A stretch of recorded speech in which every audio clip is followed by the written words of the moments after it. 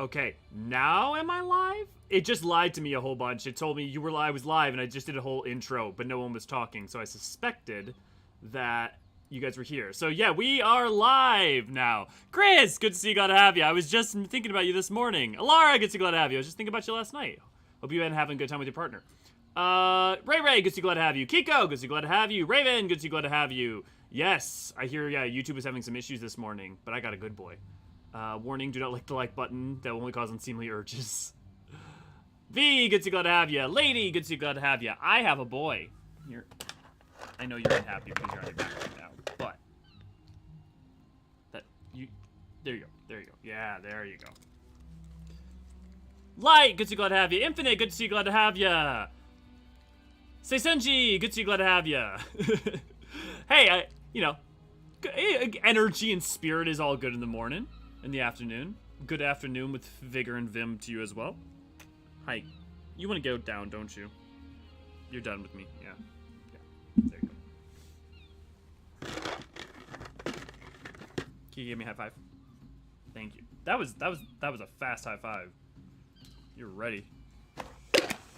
Underman, good to see, glad to have you. Tam, good to see, glad to have you. Deathberry, good to see, glad to have you. Hope everyone has a good day. Hope you're having a good day. Guys, some of the stuff I got in for Deadpool's Cryal thing that you guys funded forever ago. I'm sorry, I tend to lose things. Is I got a lot of the more of the materials and stuff, so I'm gonna be sewing tonight, and I'm hoping it will be ready tomorrow, but if not, it'll be ready on either community stream or Monday. So if you guys are looking forward to seeing Deadpool in a Cryal coat, well, it's a coming. Hi, bud. Are they a lung thing or a diaphragm thing? What?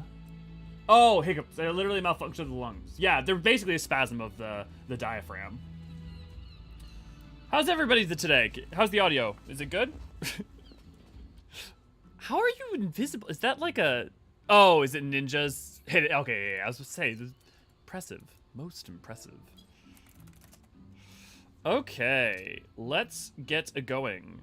So I ordered food, but it's an hour late, so I may randomly get food in the middle of the stream. And a hello to you, Raven, and a hello to you, Alara. Reminder that we're going to be continuing on our Bozjan journey today, so if you're wanting to join us for that at all, feel free to join the group. In the short term, though, I am going to hop on Paladin and do a couple of those quests. Okay. First off, Hydaelyn in Thal's name. Food random drop, yeah. Amara, good to see, glad to have ya. Actually, I don't even know if Chris is actually watching, so I don't know if he heard any of that. I'll have to make sure I message him later. How do you join? You can just come. We're on Crystal Curl. You just stop by the tea tree, which was that tree that I was just at. And then we're going to group up as we go in. Although we may... Well, no, we can just group up there. Yeah. I was going to say we could group on Gangoose, but that works as well. Should be the Chamber of Rule. Or, no, actually, should be Gladiators Guild.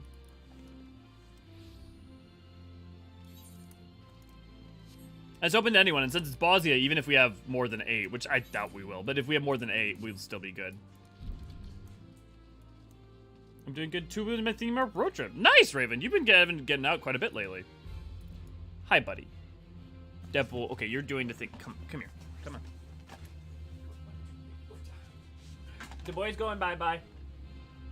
Bye, everyone.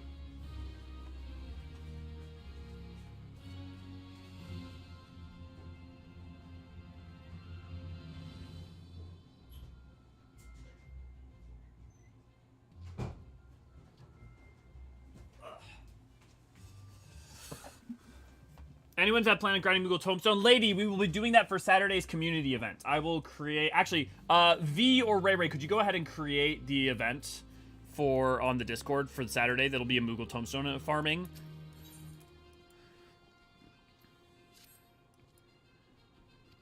It begins, Elio. There are 8 combatants in each group, meaning you must triumph in 3 bouts in order to advance to the final. And the opponent for your first bout is Bartholomew, the Sultan Sworn.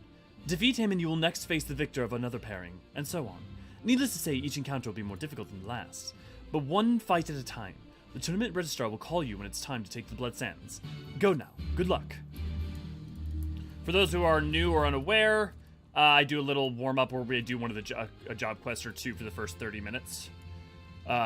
So far, it's been whatever the job is going to be for the next expansion. Since we're going into Endwalker, I've been doing the Paladin ones. You'll get more of his fluff later, Raven. He just was getting antsy, and so he starts pacing around and wants to go upstairs.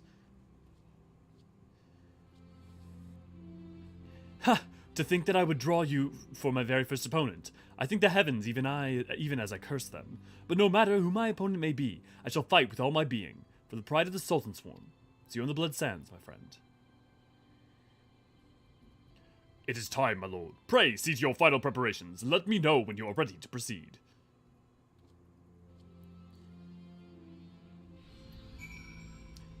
Like, they literally go back to Gladiator for the Stormblood Paladin quest. I think in its defense, so I've always said that the Stormblood and Shadowbringers Paladin quests are basically just Gladiator quests. And while I hold that's true, I do appreciate that they do bring back all the Sultan Sworn characters from 1 to 60. So it is more... Stormblood is a halfsies, but it leans too strong. And they're, like, trying to make it about Paladins. And if you think about the Sultan Sworn more as, like, about Ul'dah in general, it works, but even then, it's just... I feel like there's so much potentia that's just not quite reached. Are you ready to enter the arena?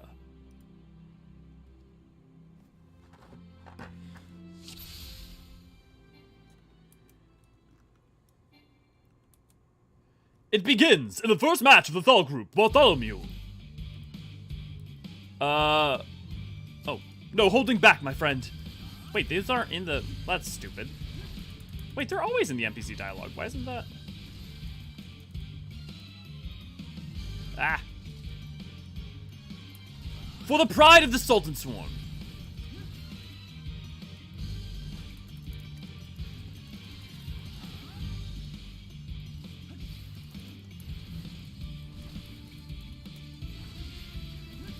For some reason, the announcers aren't in the NPC chat log.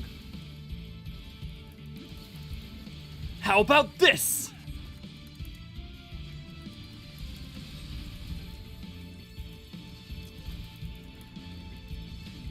Is this a version from Torn to the Heavens?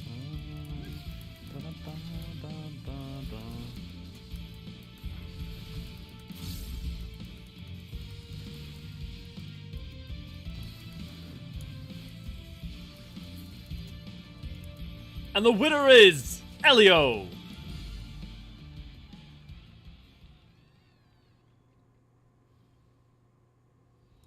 In the next match, Elio Fordrand and the Bronze Bull will fight for the next place. Combatants, take your places. You do well not to underestimate me.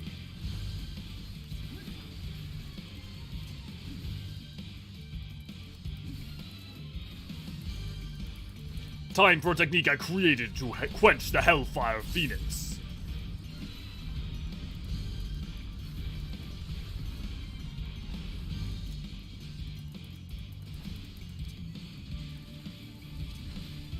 Oh, he's gonna stun me.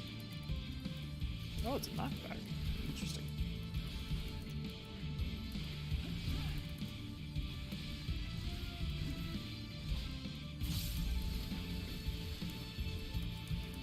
Riveting combat!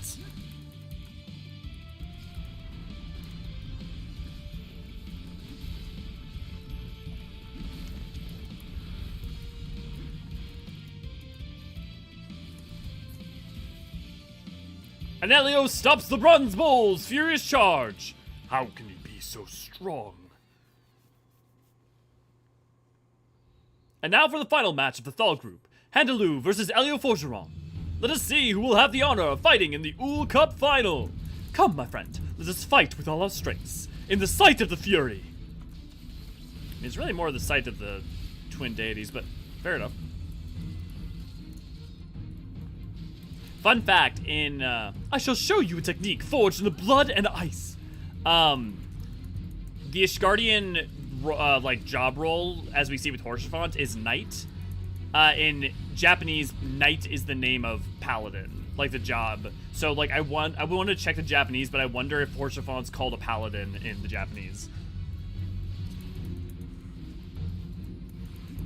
I am the sword and the shield that defends Ishgard. Bear witness to my resolve.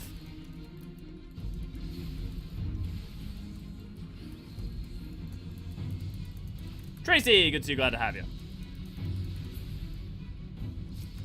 That's my most potent attack should be thwarted by this match, but this match is not over.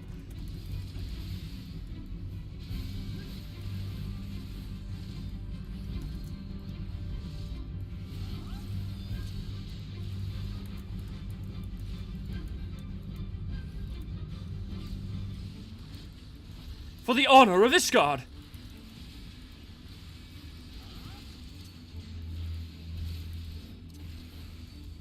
That's ammo, face tank, whatever you got. You're going down. And Elio defeats Hydaelyn to claim victory in the Thal group. Victory is yours, hero. Yeah, so he's not even just in cinematics. He was also in some other stuff too. But yeah, he's in quite a few of the Hydaelyn cinematics, including the Gubu event. That concludes all the matches for the Thal group, and what heart-stopping encounters they were. Verily, dour. The crowd expected it and the combatants delivered, not least of all the group winner, Elio Forgeron, who craved a convincing path to the final. Shall we retrace his steps for all those who came in late? You read my mind. Elio's first match pitted him against Bartholomew. The Sultan Sworn fought with his heart, but in the end he was outclassed by the Star Adventurer. Though he can take pride in the effort, unfortunately he had to take his leave of the tournament. There was no getting past Elio, who went on to face the hulking Bronze Bull. A veteran of countless matches here in the Colosseum, you could say he had a ground advantage from the onset. The man brought the prodigious strength to bear, unleashing wave upon wave of punishing attacks, but Elio calmly weathered them, all to emerge the victor. With that, he advanced to Thal's group, final match, against Hydaelyn of the Temple Knights. Employing blistering techniques seldom seen this side of Eorzea, the Ishgardian visitor looked dangerous indeed. It truth be told, for a moment there I feared for Elio, but the adventurer dug deep to secure victory, and a place in the Ul Cup final. The mere remembering of it sets my heart racing like a runaway chocobo. Take deep breaths, my friend, for there's still more excitement to come. The Null group matches are due to commence shortly, with the likes of First Sword Mila taking to the Blood Sands. What have I done to deserve such a treat? I won't be missing these matches, and neither should any of you. Canes, good to see you, glad to have you. One more quest of what? All unfolds as anticipated. Good. The free Paladin I told you about is living up to expectations, aye? That he is. Keeping up your winning ways, my friend, and win us a fortune.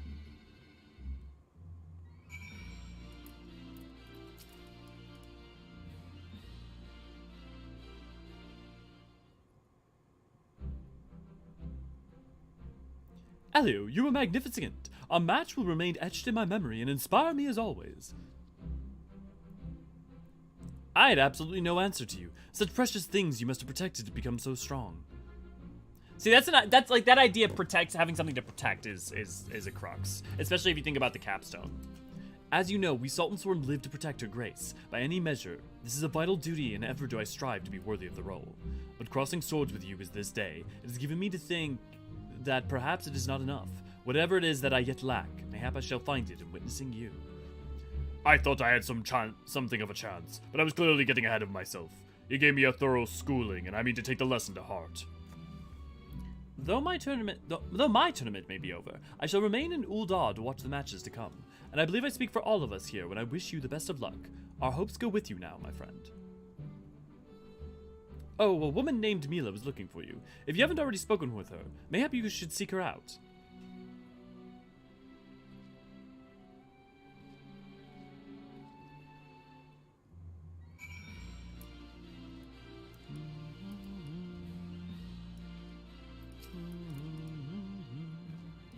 A place in the final. I knew that you had it in you, but to witness it all unfold was nothing short of awe-inspiring.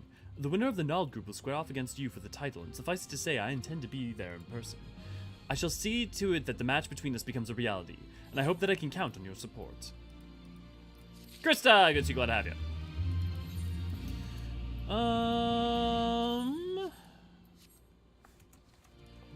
We got plenty of time.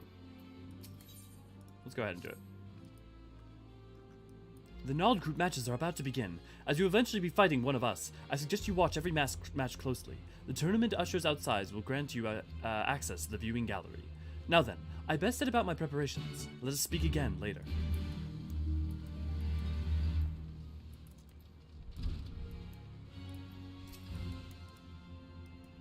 Greetings, my lord. Will you be watching the Null group matches? Let's watch a rumble! My friends, are you ready to rumble? And so the Null group has been pared down to two combatants. While we wait for the match to begin, let us look back over the group's notable encounters. In the first round, local darling Franz the Fair crossed blades with Constant, free paladin of Ishgard. Though the pundits tipped Franz at the outright favor, the young Constant refused to be coward, tenaciously staying in the game before landing a single mighty blow that ended the proceedings. Undoubtedly, one of the upsets of the tournament, and most upsetting of all for the maidens of the realm over.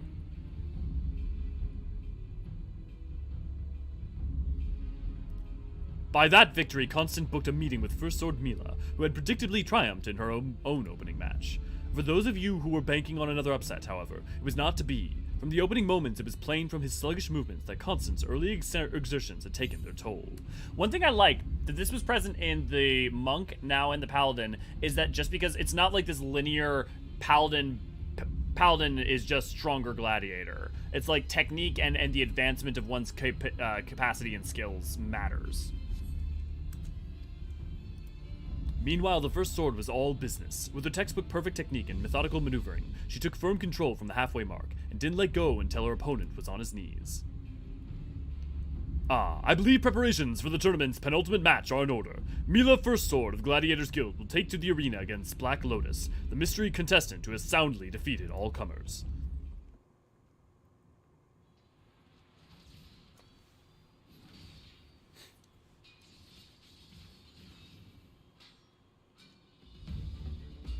This is a cool cutscene.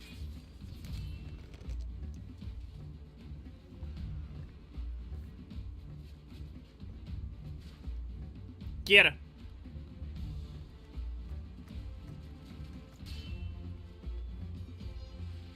Oh, dude, I wish you could do a timing parry as like Paladin. That'd be amazing. I mean, kind of Holy Sheltron is kind of that.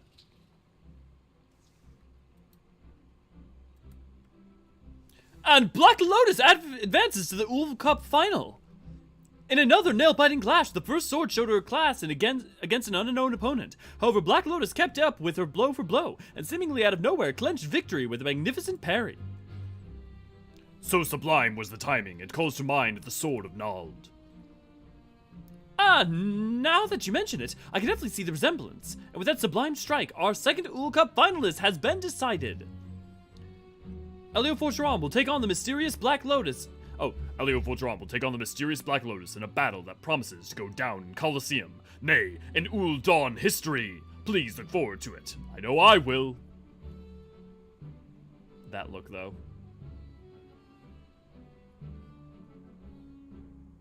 Yeah, like Breath of the Wild's parry. Yeah, exactly, Tim.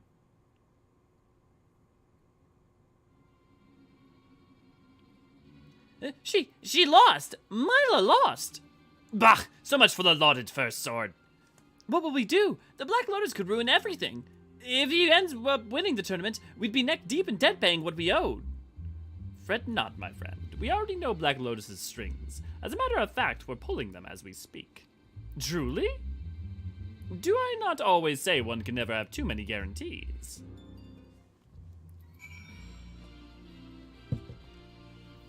It's interesting that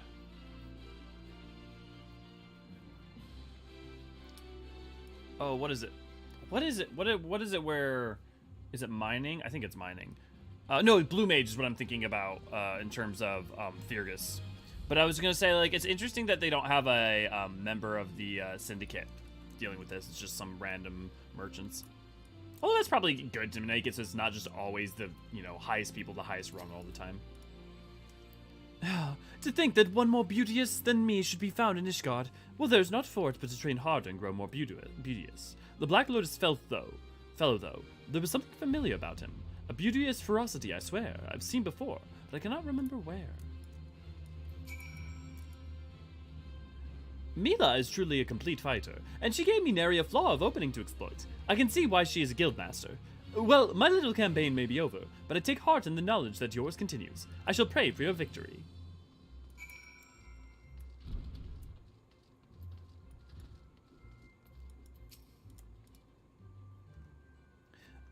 From techniques to sheer strength, the Black Lotus was a class above me in all aspects. What's more, he fought with a ferocious style that resembled... But never mind that. Dwelling on it won't change the result. I was bested in a fair contest, and I shall give credit where it's due. My only regret is that I could not meet you in the final, Elio. It falls to you now to bring pride to our guild's name. Oh, and after the match, Black Lotus came and said that he wished a word with you.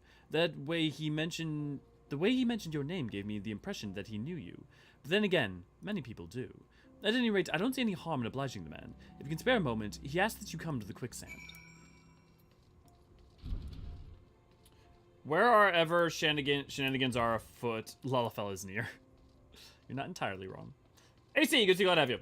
I don't think Danelin has jurisdiction or major trade routes to the New World. Not even... Well, I mean, I would disagree with that. What's his face from the Blue Mage quest would disagree with that. Let me make sure that he's... Let me...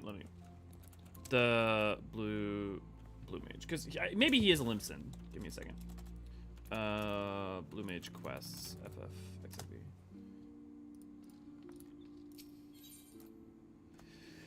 Ooh, bless me. Sorry, guys. I always forget they call it the Adventurers Guild. Because it is the Adventurers Guild, but... job quest.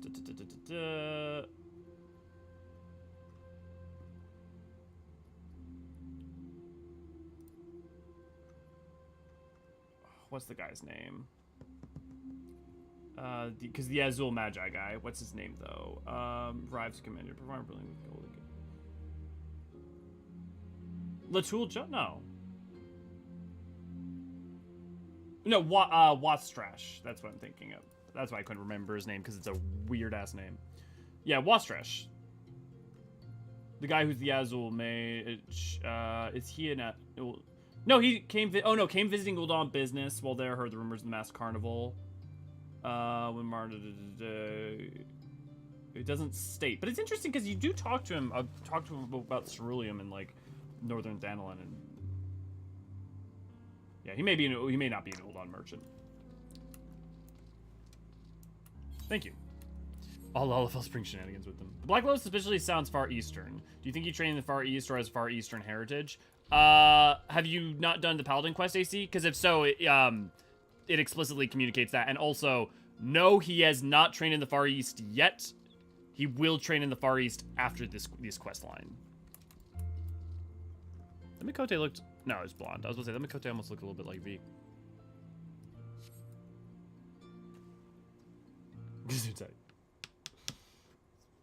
Thank you, Tam. Tam, I for a second thought you were saying the Rogan's name was Gesundheit. Like, because that looks like a Roganin, Seawolf Roganin name. You can threaten me all you like, but I ain't pulling out. It's poor form, see? Well, far be it from me to ruin your form, but there's a trivial matter I would bring to your attention. You bastard. Very trivially, yes? I'm sure you'll make the right decision.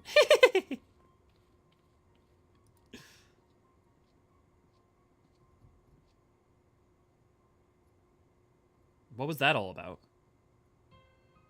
You were listening, eh? Don't worry, it's nothing I can't handle. Look, I know I asked you to come here, but something's come up. I'll have to do this another time.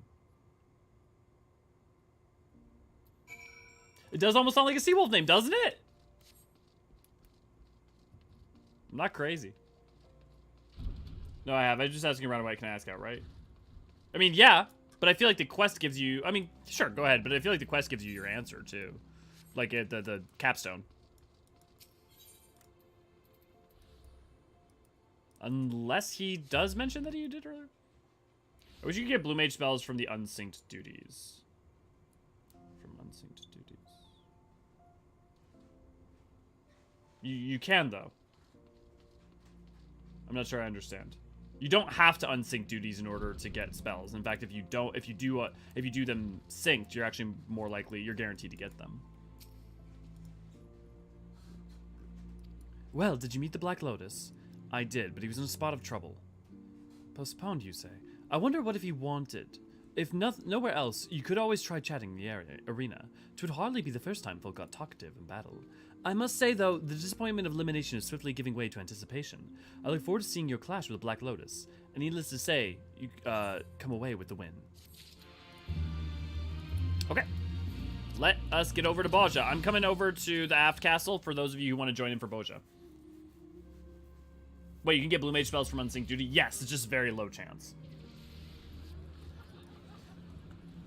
It's like sub 10. I don't know what the exact numbers are, but it definitely is like well below 10%. Heyo, look at all these cool peeps. Zeke, are you joining us, or is this someone else? In the short term, let me go ahead and at least invite all y'all.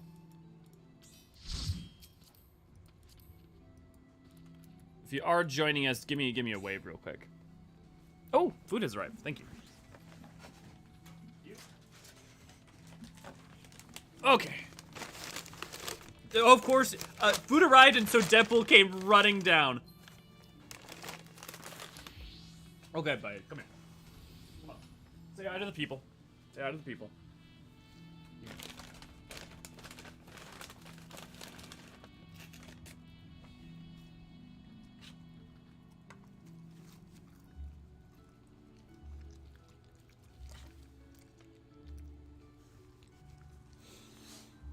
Okay. Okay, Underman, you're sick, Zeke? Sounds good. Let me pop you a friend request so I can see you around in the future. It just makes it a lot easier to find people. And then let's get you a party invite. And let us go get on into Bozja. So I will pop us the teleport to the Doman Enclave. And we'll get thee going. Yes, there is your Deadpool. Hi, buddy. Oh, you can't. No, you can't do that. Stop giving me the eyes. He's just staring at me longingly because he just loves french fries so goddamn much. I just gave you one. You should not even have had one. Hi. No. I know. You're very cute. They can't see it, but they can imagine it. It's very cute. Got these big eyes. Your ears are all perked up. You're going like... Tilt your head. Huh? Tilt it one way and the other way. You listen in very intently because you think I'm going to give you stuff. Why must you play me like this? Oh, don't you lick your chops. Okay. Yeah, V, you're welcome to join. You can, if you want, you can meet us in Gangoose. Oh, okay. Sit. Lay down. You fucking dapper lad. Okie dokie. You can Aether it to Gangoose. Oh yeah, I always forget that. Good reminder, Tam. Dog makes stuff better. Food too. It's true, AC. Truth universally acknowledged. Also, the knife stab spell from the Tom Bears are my favorite blue mage spell. It's pretty good. Don't forget to pick up, if you haven't already, don't forget to pick up the quests so that you can be working on those. I'm gonna be waiting for V to arrive real quick. In the meantime, I'm gonna... There are those who call me Tim. There are those who call me Tim? But I am nothing but fluff. Yeah, he is very good fluff. It so depends, AC. Decoy, good to see you, glad to have you. Decoy, you have been incredibly lucky then. I have run one unsynced 30 times and not gotten a spell before. Also, Laura has shown me the way of trying to intrinsically enjoy the process of getting blue spells and seeing it as problem solving. Am I ready? Check.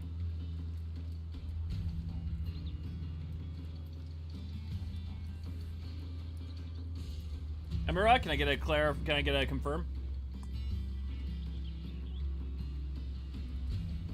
Unless you are overdoing something. Oh, you're grabbing the relic. Now I imagine a horror scenario of somebody with similar name of viewers just standing under a tea tree, admiring the scenery, and suddenly gets sucked into Bozja Farm. That's why I try to check.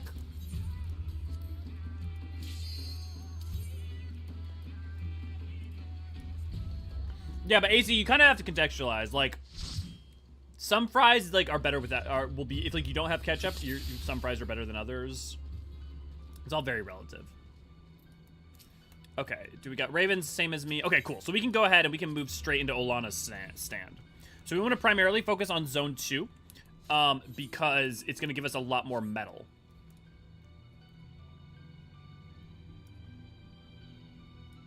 Although, actually, I just realized I have a quest to accept, don't I? So I'm gonna head back. But yeah, for those of you who are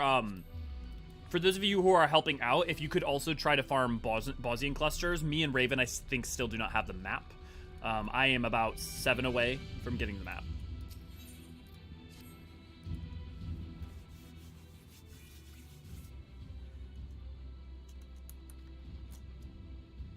Apologies for the delay, but as you can see, the Aether monitoring devices have finally arrived.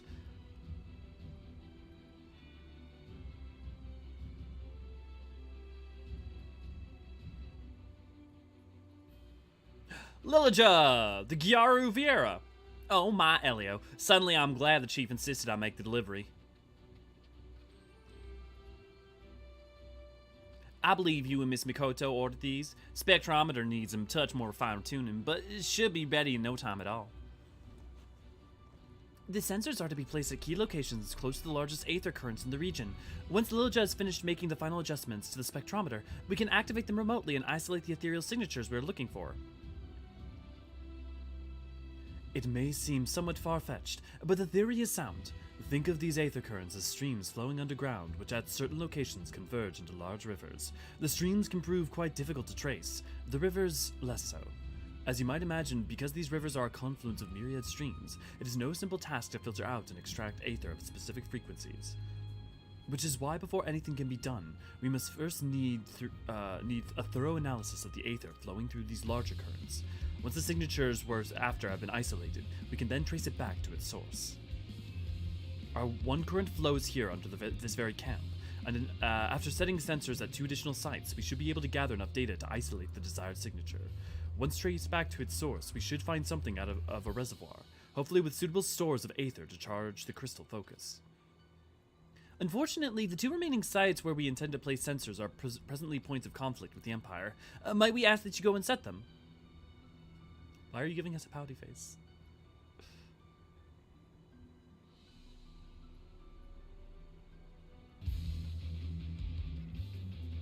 I'll mark the locations on your map. Once the sensors are in place, use this link world to contact us. I know this all sounds rather hazardous, but if anyone can make a success of this plan, it's you.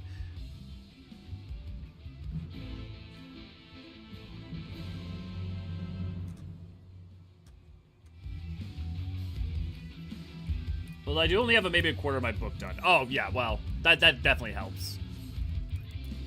As a function of time. Okay, let's see. Okay, just one moment. Devil, but go upstairs.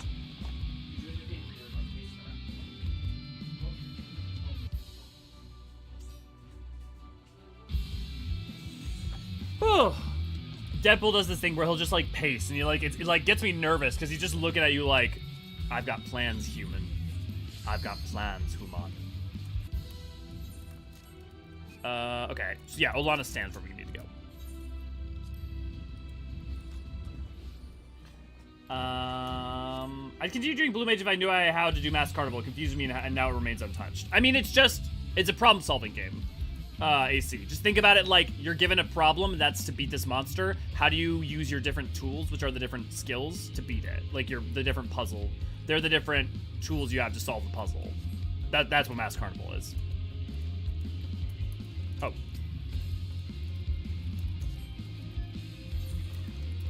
Okay, so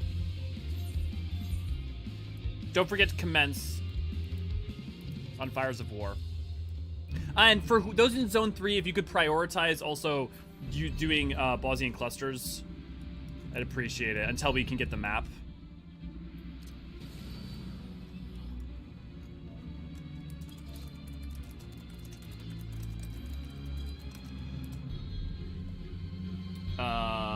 They're like yo-yos in, out, up, down.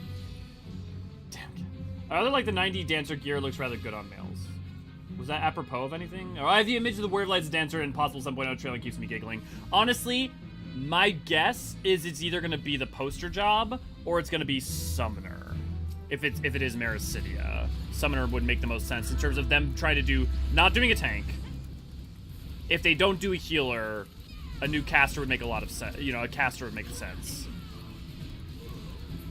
And in terms of like what's representative of the legacy and history of Mericidia, assuming it is Mericidia, that would be what would make the most sense. And if it's the New World, I hope it's Machinist, because I want to do like a fucking cowboy thing with it.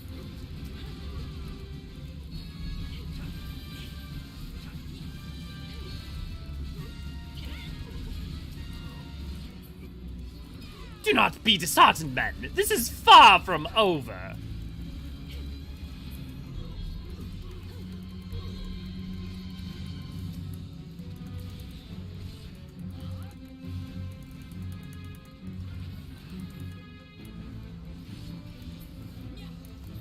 I mean, AC, you get an explicit answer to that in Endwalker, so I'm just gonna say go play Endwalker. Go replay Endwalker in the Garlemald map.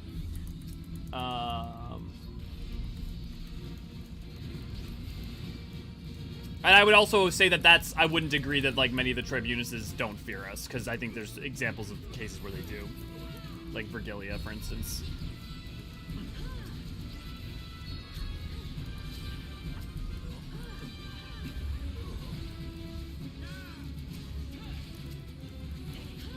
To greater or lesser extents. It may not be a fear that's incredibly palpable.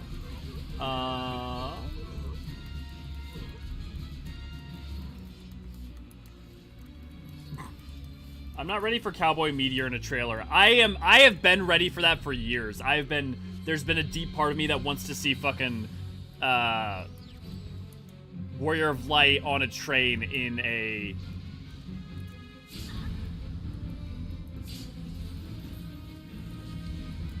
like a cowboy outfit or something.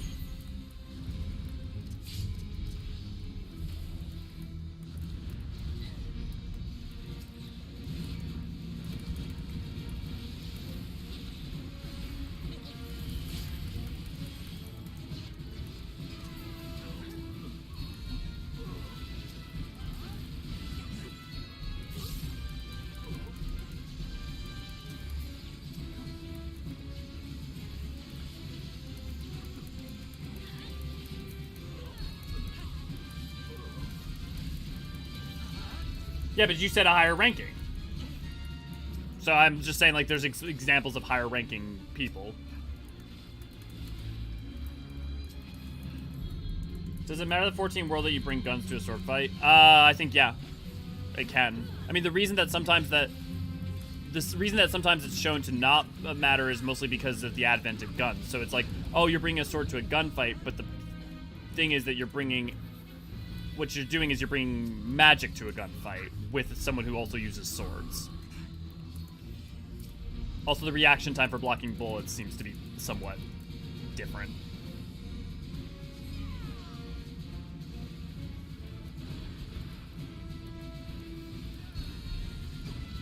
Damn.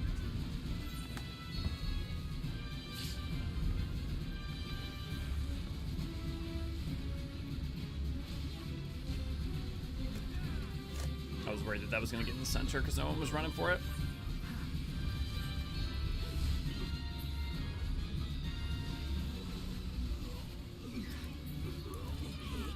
I feel like there are a couple good dusters, but I don't know. Maybe there are. Well, I mean, it depends on what you mean by a good duster, right?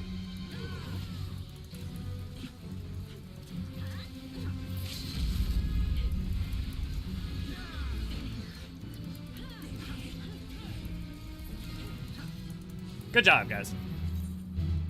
Can we even register for Patriot Games? Yes, we can. Okay. Okay, registered for that. I missed out on that because I'm doing the quest, but we're registered for it, so everyone should be able to do it. Guardians bring guns to sword fight. I mean, honestly, it's bring gun sword to sword gunfight. Right? And our good to God, Bosnians invent entirely new martial arts to destroy guns with swords. Well, I mean, more like combine the two.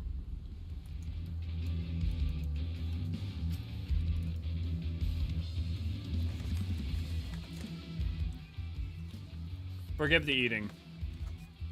I tried to eat way ahead of stream, but everything arrived late. .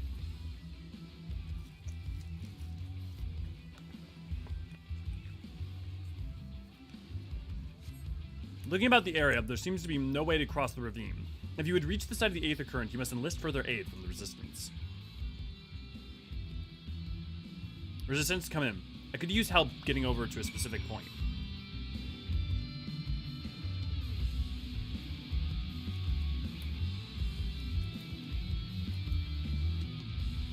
Oblivion! Good to see you, glad to have you.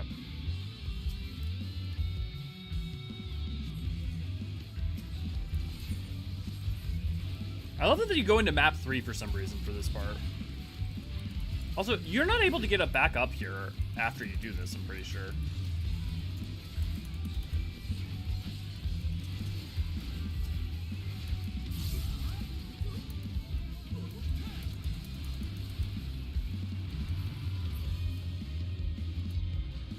I was about to ask, so Raven actually does show it's not instanced. That's fascinating. I wonder if, like, the first day this came out, if there were just, like, 50 plus people just all up here at the same time.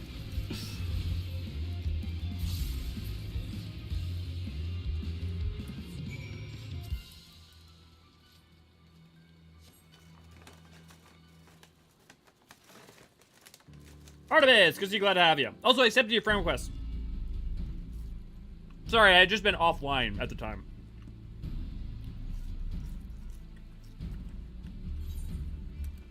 Command Resistance. I've set up the Aether measuring machine. Oh good, initiating the data collection protocol.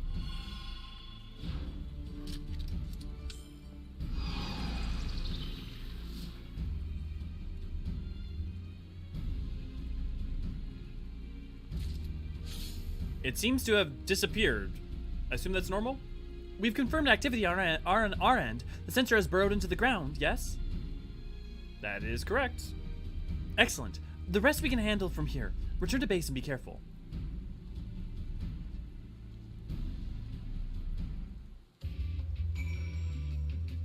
I mean, I don't... I feel like the dichotomy you're drawing there is unnecessary. I feel like both of them just are, you know? Both of them emphatically are good representations of a battlefield. And then also, like, trench warfare isn't the only form of warfare, right? So, like... Are you, like, saying it's one, like, a better representation of, like, World War I? Do the trenches literal wrecked war machina? Because, like, both have trenches and wrecked war machina, so it's, like, both succeed on that metric. I mean, I would say that, like, the Gimlet Dark is, like, an active battlefield, whereas the Bozjan Southern Front is an active war zone. I mean, like, that's, like, probably a not even accurate distinction, but if, like, if you had to give a distinction off the top of my head.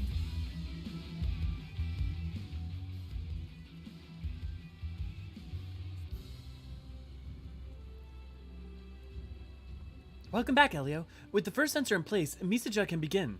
Wait, where did she...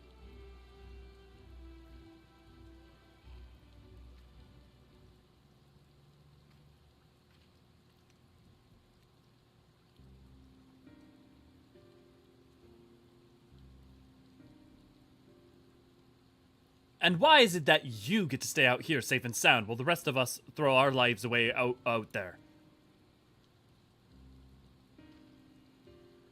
Oh, how she must have begged and pleaded for the commander to let her stay. Please, Commander Bozjan, don't make me go. I'll do anything to remain in camp. Pathetic. Though I suppose you've never been one above begging, have you? We'll see who's begging when I gut you like a fish. That is enough, all of you. Our fight is with the Empire, not our brothers and sisters in arms. Should I hear so much as a whisper of such demeaning marks again, you will find judgments not before a court-martial, but here before my blade's edge. Am I understood?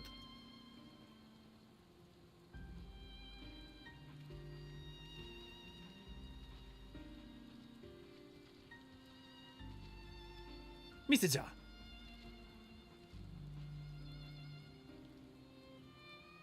Let me speak with them.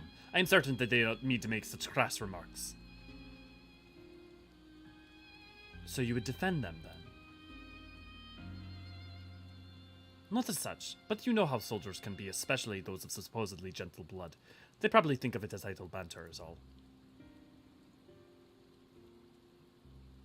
You and I are from different worlds, Marsak.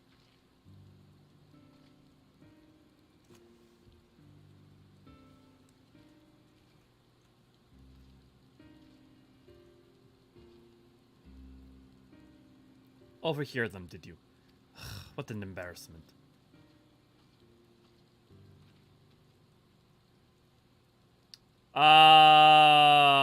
I feel like that's useless. It's just, if you ask my opinion, I feel like it's a useless distinction. Both of them depict the horrors of war in different ways. And honestly, very similar ways. So, like one's just more active, like, one's more grueling, the long toil and the loss of a land, and the other is a much more active and horrendous field of blood. So, I mean, I think saying which one's better is weird. Does it make sense? Those buffoons are an unfortunate reminder of our past. You see, Bozja rose above its humble beginnings to become a prosperous nation, due in no small parts to contributions of the nobility. To outsiders, it has exemplified the qualities of an ideal republic. Appearances can be deceiving, however. The disparity between nobles and commoners proved a chasm that could never be filled. Even under imperial rule, vestiges of that great divide would remain. I wish to believe everyone shared my vision of a unified Bozja, where all are equal in dignity and rights. But there are those who would long for the status and privilege of what's supposed to be a golden era, when wealth and power were one and the same. And for everyone that they haves, there were thousands of have-nots. Misaja's family was one of the latter. As a child, she walked for hours each day to and from school in the hope of a better life. The Imperials recognized her dedication and saw fit to educate her. Her talent has earned her no small amount of envy from her peers. Nevertheless, she is a thoughtless example of what a good soldier should be. That anyone would take her being lowborn as justification for ridicule is absurd. I will not stand for it. Might I ask that you keep this between us? While I am loath to sweep such matters under the rug, to address them here and now would very well undermine all that we have fought so hard to achieve.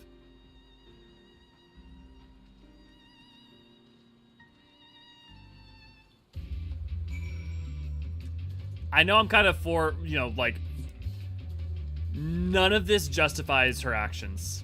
It just, none of it. Just not even a little bit. It can make me deeply empathetic and, like, sympathetic for her, but her future actions, none of them are justified by that.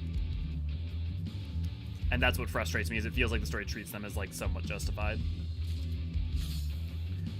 I understand that you are no stranger to battle with the Empire. Having crossed blades with such a redoubtable foe before, I must ask, do you believe there's any chance of success for the Resistance? Now that the fighting has begun in earnest, I cannot help but wonder if our troops can endure the bloodshed required of them. They say that they are prepared, willing to lay down their lives for Bozja, and yet? Forgive me, such dispirited thinking will accomplish nothing. If there's nothing else you wish to discuss, I will leave you to your affairs. Oh, okay, interesting. We can ask her about some of the... Oh, wow, you guys are going ham on the Bozjan clusters. So tell me about Queen Gunhilda. During the Third Astral Era, Queen Gunhilda united the fragment tribes of the Hrothgar to rise up and drive off the Allagans, eventually go on to found the nation of Bozja.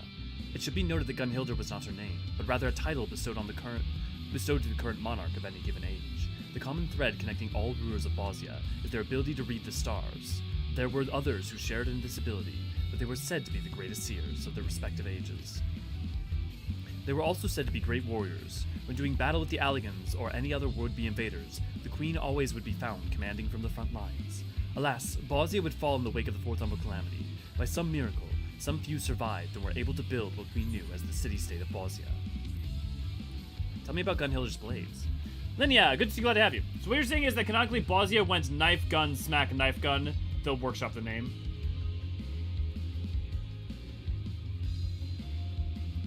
I don't know that we know for sure that it went knife gun and that it didn't go knife gun. But it possibly. They were the elite guard of the Queen, master of myriad arms and magic, said to be the greatest warriors of their age. Their combat prowess was matched only by the devotion of the Queen Gunhilda. They would not hesitate to give their lives in her service, and should one of these warriors fall in battle, their holy blade would be passed on to a suitable successor. Over time, their title as Gunhilda's blade would become synonymous with the Gunblade, which gained great renown during the war against the Allagans. So, see, the fact that they had... So, the fact that the Gunblade exists as early as the Third Astral Era, to me, would imply that they kind of just went... that they went Blade, Gunblade. Keelhaul, good to see, glad to have you. Can't say... Yeah, no worries, thanks for popping in. There is not a Bozjan alive who does not know the tale of their heroism. I have no doubt reforging these weapons will lend us both the strength and resolve we need to succeed. Tell me about the weapons you plan to forge. With Master Geralt's help, we have nearly all that is required to reforge the weapons of Queen Gunhilder's Guard. While it is true that the legends of their might are duly inspiring, to simply call them the Blades of Gunhilder would do little to differentiate these new arraignments from the weapons of Eld. After all, we do not wish to give the impression that the originals have been recovered. After much thought, Master Geralt offered a simple and surprisingly satisfactory suggestion of resistance weapons. He also went on to make a rather curious remark about the steps to be taken in their forging.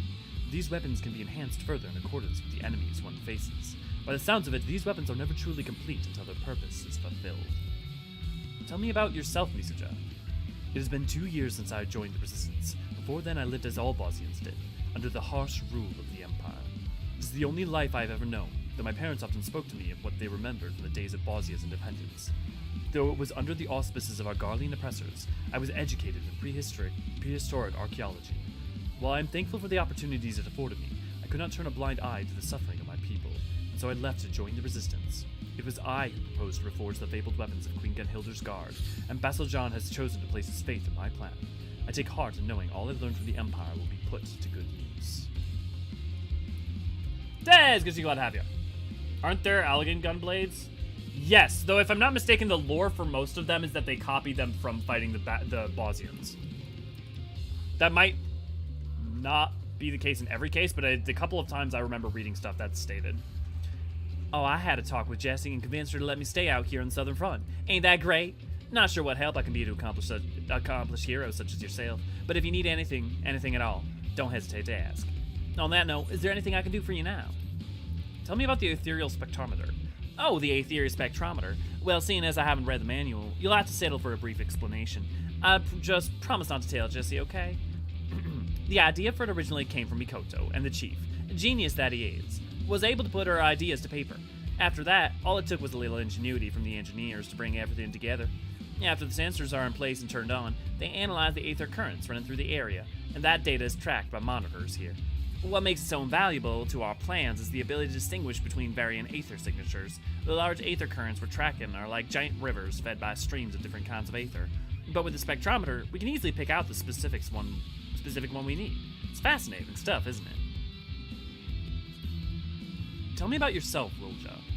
Me? But why would you want to know about me? Can't imagine we have many common interests. I'd make for terrible company, what with you being the savior of Eorzea, while I'm just oh gods. Lilja's face begins to turn red, her speech becomes increasingly incoherent. You think it's best to leave her be.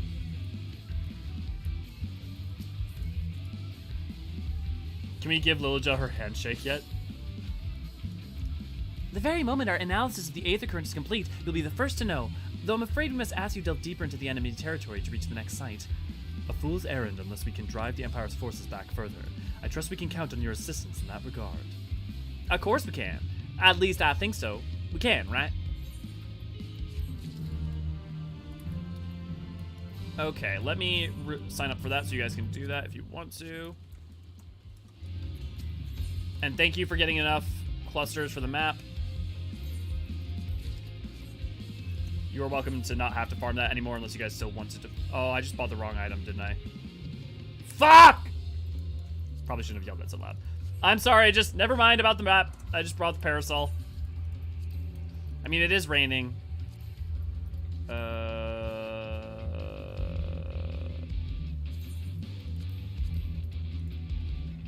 Oh, right, you can't use improve.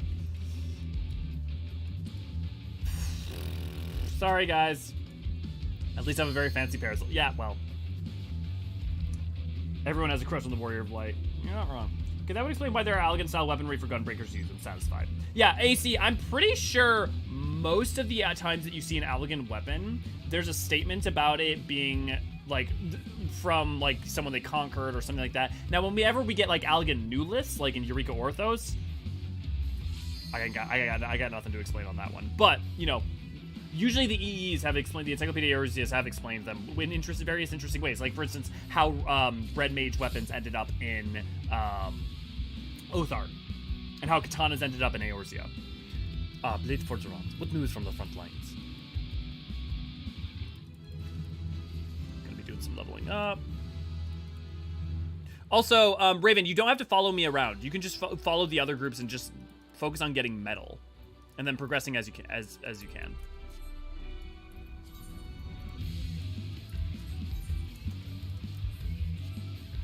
I'm gonna go ahead and I'm gonna commence that, and what I will do is I will pull up the notes.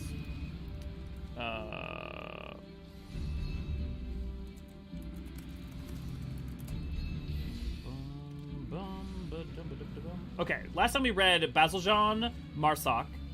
We said Zivin, who was the Black Mage, the wielder of the Black Mage Gunhilder Blade. And thus, I'm just curious because she said her and Marsak were from different worlds. But there's not really a lot.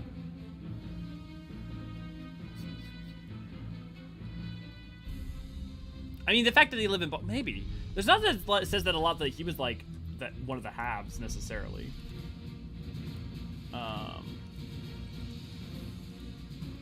yeah. Okay.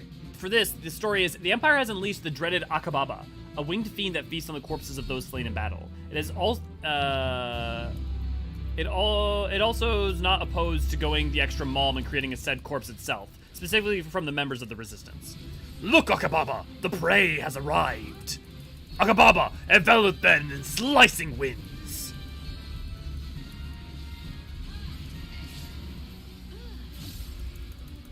Send them sprawling. Northern wind, which means pushes northerly? Yeah, I'm gonna push from northerly. No, Akababa, are you hurt? So in order to know where to get pushed, it'll say, the Akababa will say one of the wind's directions, and you wanna go stand in that direction. Come to me.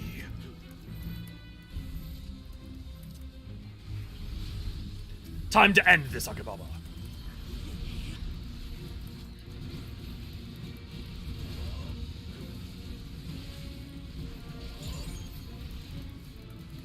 No! Akababa, are you hurt? Man, this guy really cares about his burb. I guess that's understandable.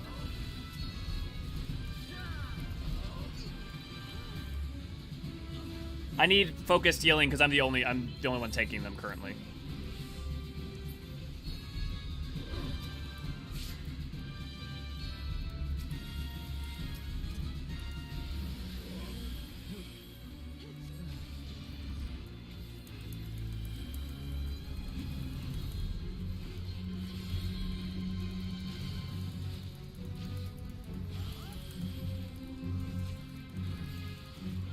Fuck.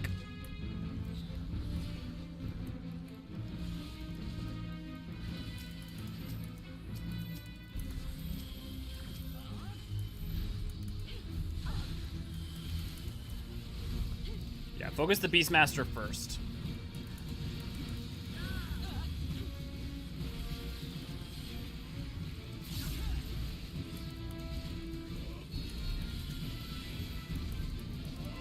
Oh boy.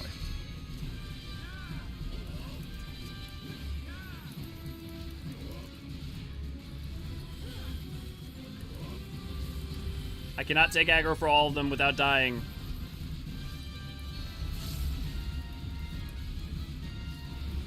West wind, get to the west.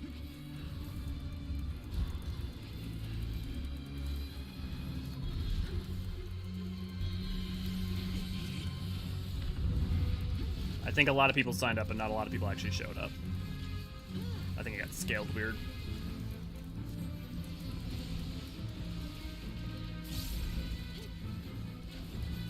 Get behind him.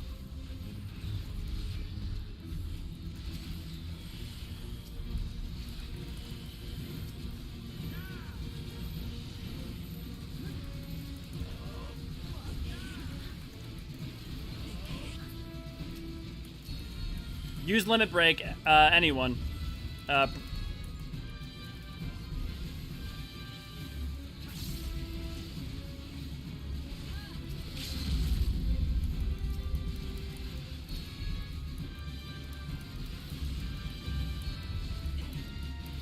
Now you just have to pay attention to the verb and its abilities.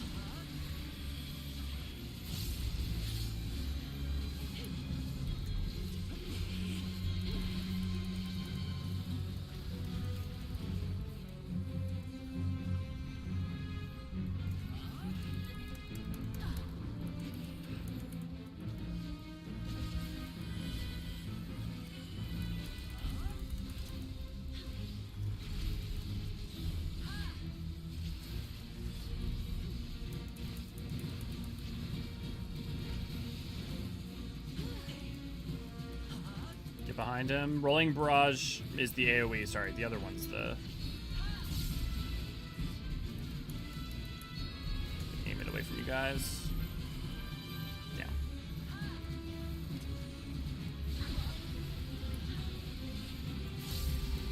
That's one. Get behind him. Broadside barrage. I'm just gonna...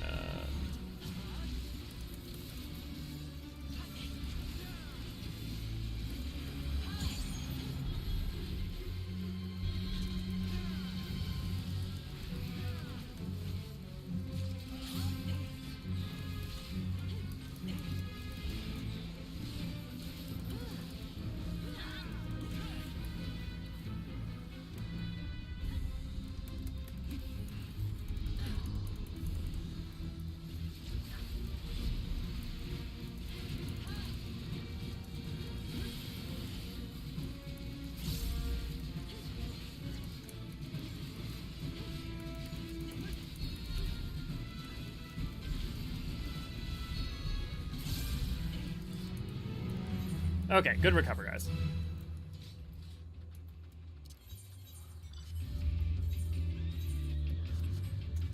Okay. So we need to go to zone 2, because what the main thing that's going to happen is that me and Raven are going to need to get some extra metal.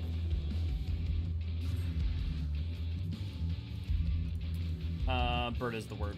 Yeah, most qualified among their number despite not being masters at their craft, just better than your average soldier. Do you know where the resistance found experts in the various types of combat to build resistant weapons and join the blades? It just seems to me for some reason they went down this. No, I mean, go read the notes. Like, we remember we read the Black Mage note already, and we're going to continue to read the notes, but they literally explicitly give you the backstory for those characters and why they're specifically proficient in those weapons. Mango, good to see, glad to have you. Dang, I forgot Bozja event was happening. I would join if I didn't have work today. You got... I mean, we have Bozja tomorrow, too, because it's just, we're doing Bozja... we're doing Bozja... we're doing it for story. It's not an event. This is the MSQ stream. But, like, Bozja is an important part of the MSQ as far as I'm concerned. The difference between doing Zone 1 and Zone 2 for metal is quite big, so we'll be focusing on doing... Oh, that's going to run out. Damn it. Okay, well, I'm just going to kill some guys here then. Just try and spawn one.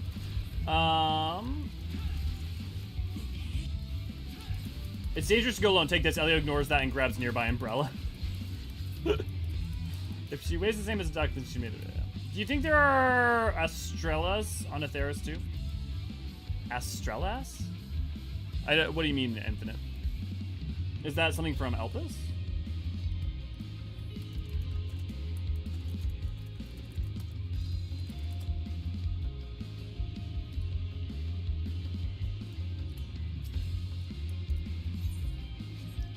Nope, that's fun.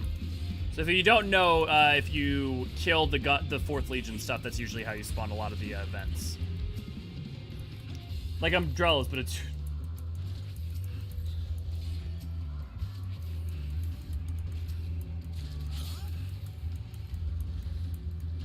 It's Umbrella because you're...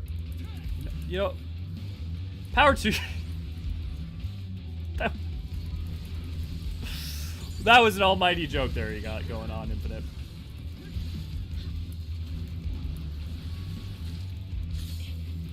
Yeah, you're good, Raven. Just, I would recommend following some, like, unless you need to follow me for some reason, I would recommend not following me. Okay, I need to focus if I'm actually going to do stuff like that.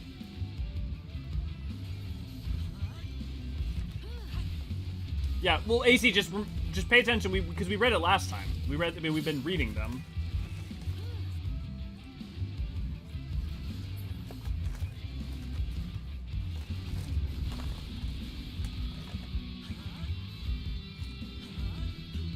Also, in general, if you have any question about Bozja, the first thing you should do is just read every note.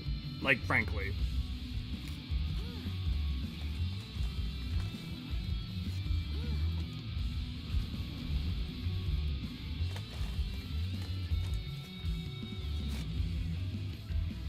Thank you guys for picking up for my slack.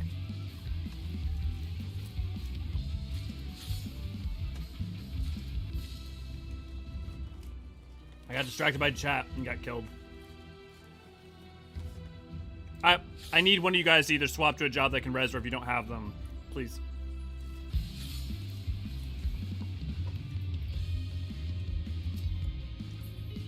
Emira, could you please actually swap to a job and get me up? Because I only have a limited amount of time to play the MSQ streams. But, like, the reason I get like so specific about time, guys, is I don't have a limited amount of time. And if you don't have one, that's fine. Astralis just rain on you when you open them. Now that would be something. That, or just instead of going down, it goes up. Specifically, Crafted Umbrella could be a decent magic weapon for blue mages. I mean, blue mages, seeing as you're just using, I mean, I guess no.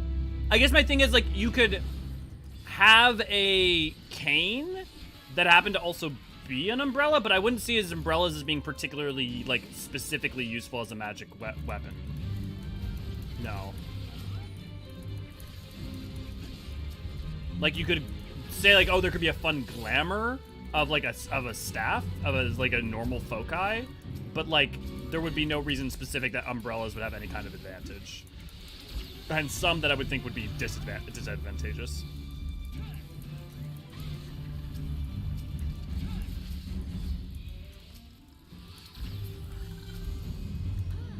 Oh boy, I'm gonna get hit by that. It's kind of criminal they put the music that's good in optional content. I mean, honestly, hey, more reason for you to engage with it, right? But yeah, the Bozjan theme does slap.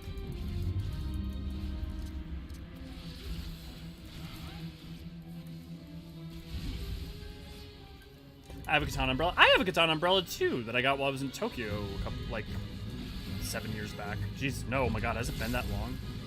No, it was like 2017. So like 6 years back.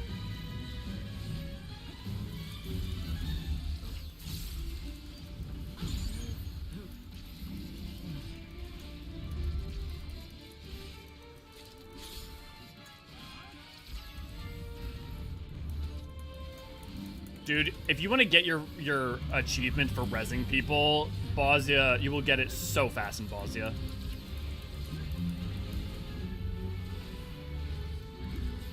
I do like that Bozja trains you to, like, look at attacks rather than just expecting to, like, dodge orange. It's like, no, you have to preemptively pay attention. Okay. I'm gonna go ahead and do the next quest then. We found the source VST files for Bozja and the Raktika Lahi's melody a while back. Cool. Like, I actually don't, I guess off the top of the head, I don't know what a VST file is, so give me a second.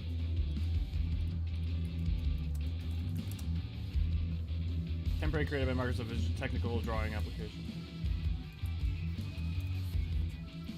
Is there something useful with that? Is it like a prototype version of it, or? Join our YouTube channel for the low price of not much a month. You get custom emojis, special badges, and the warm fuzzy feelings of supporting your favorite archivists. Thank you, Ray Ray. I love graveyard days in Bozja when lots of people need rezzing at once. I like being a healer then. Yeah. Machinist having a gun umbrella like in King's. See, but I feel like all of this is that's just a joke weapon then. That's not like that's not a fundamentally interesting weapon. Sorry, just one moment. No button.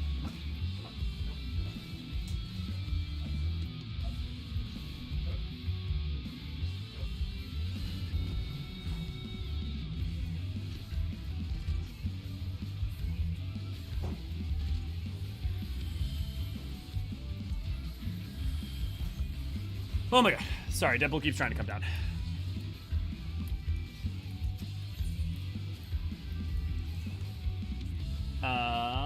Katana umbrella when you need to fight a war but also don't want to get wet. Well, you don't just slice through the rain? I do wish we got lyrics to Bozjan theme. I don't know, I'm torn. On the one hand, I like it a lot of times when they start out. We don't have a version with lyrics for a long time and then get lyrics later. I mean, something like, it's not really a great example, but it's The Edge, or the Amber, you know, like with the Amber Team theme in general. Your timing is perfect as always. We've just located a third current. I'll mark the destination on your map. The third site should provide us ample data to trace an ideal etheric signature. I should also mention that this site is host to ancient Bozjan ruins. Our data suggests they date back to the Third Astral Era, but I cannot say for certain. What I can say is that the undead are known to roam the lands there at night, so stay on your guard. I wish I could accompany you, but I'd only slow you down. Please be careful out there. Dude, I'm glad I picked this up now and not later, because, dude, trying to get through that area at nighttime is a nightmare. 20, okay, I'm still 5 away.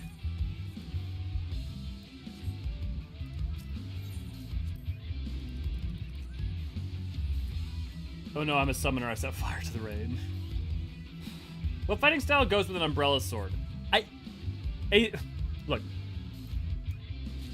I feel like I'm just going to be a party pooper no matter what's said here, because I just feel like the answer is I think it's sword adding weapon plus umbrella is just inherently a joke to me. Like, there's not a benefit.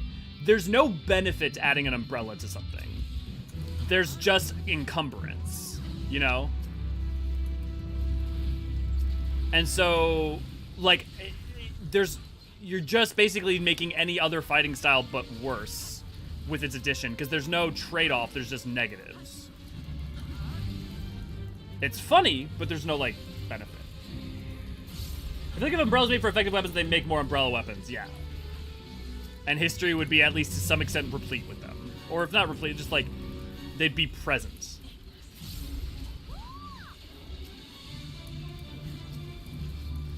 But it's kind of like umbrella sword, that is kind of more just like a shonen. It's a weapon you'd see in something like a shonen anime. It's not like actually a useful weapon. Like, for instance, the part of the reason that a gunbreaker's weapon is good is because it's not just because it fires a bullet or something. It's because the magic charges give effects to the sword, and it, you know, can cause extra explosions on a hit. Like, there's specific advantages. Can't you just summon Bismarck, Eggy, and just make it unrain? He is the bringer of the storm. I feel as if the Britty Avenger is something I should know about, all things considered. Like the 60s show? Like the TV show? Yeah, a cult 1960s TV show. It's great. You should check it out. Yeah, it's definitely... It's a type of vibe, for sure. Umbrella gun versus Kingsman, all I can think of is inconspicuous spy weapon. Right, so like in history, there was the umbrella that they used, so it wasn't a gun, right? But in like World War II or I think it was 2, they made a, Des, you might even know, they made a poison delivery mechanism that was hidden in an umbrella, right? So there was like inconspicuous, like it was meant to be inconspicuous in that, but you're never looking to be inconspicuous with your weapons as the Warrior of Light, you know?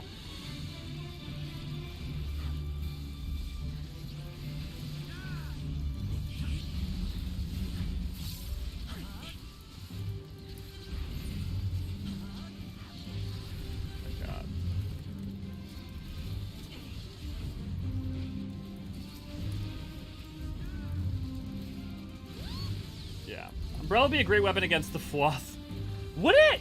I mean, I guess it blocks out rain, but like, would it block out that much, like, a blast of water, necessarily? You know? Inconspicuous tool for assassination and a weapon you use in stand-up fight are two different, often irreconcilable criteria, yeah. So again, it's not that it's not funny. It's not that I'm even arguing that there shouldn't be a glam in the game, but like, if your argument is what would be a good fighting style or what would be the advantage of it, there isn't one, you know? American discarding troops had firepower umbrella swords for use in the Dragon's Tongue War.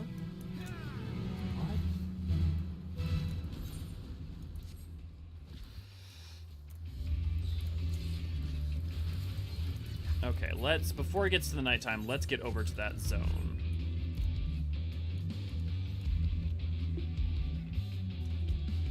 There was that inconspicuous cane dart rifle in Sherlock Holmes' Game of Shadows no one saw coming. And I realize we're talking about a video game with video game logic already in this, but I would point out, just because something used it in media doesn't mean that it's practical. But yeah, fair enough. You can be discreet if you're a monk with Emperor's New Fist. Your weapon is in plain sight. The capacity to use one's own body as a weapon, though, isn't a demonstratable weapon that someone could necessarily think to look for, right? So like it's to me that there's like a difference there. Do you have any idea how flashy monk moves are? Right. I mean, by the logic of the benefit of concealability, the blue mage cane isn't that off-putting, like, you know, in and of itself. So if you don't know, during the nighttime there are Dullahans. I think they're Dullahans, but they're basically either Ashcan or Void Synth that get summoned here. If you want to avoid getting got by them, you have to walk. If you do not walk, they instant aggro you and just kill you.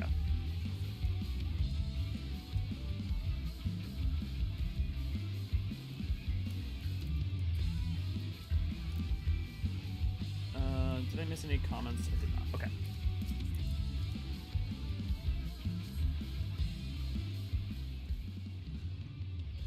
The monks smuggling their hands through checkpoints.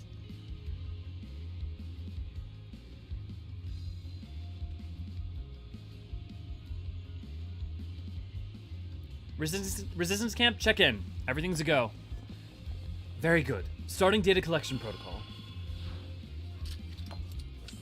Yeah, Mango. Oh my god, I had such egg on my face. We were doing an event and I was like, I was with someone and they were like, I can't deal with these guys. And I'm like, well, I've got like the metal like marks. So I was like, I bet you I can deal with them. So I came over and I was just like, yeah, I got this. And then I go in and I just instantly get downed because you're not meant to fight them. You're meant to sneak by them. Oh my god, it looks so silly. All systems are fully operational. You're free to return to camp.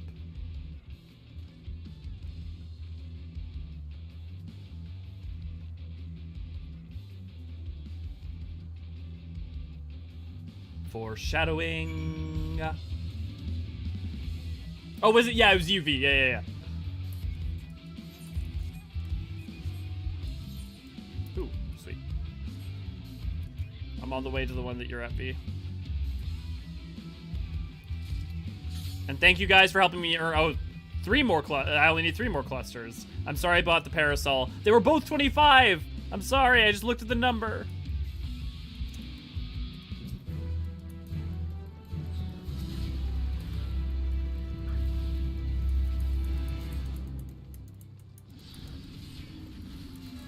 By Gunhilda's blade, we shall be victorious. Hernaeus the Tenacious and his menagerie are poised to strike at Olana's stand. They must be repelled before the resistance outpost is overrun with fiends. And so the people fighting with you here are Bozjan. Oh, it's just Bozjan the Righteous. So if you pay attention, you'll see the Gunhilda's blade fighting with you. So that was Hernaeus, a worthy foe. They will just join up with you and fight all throughout the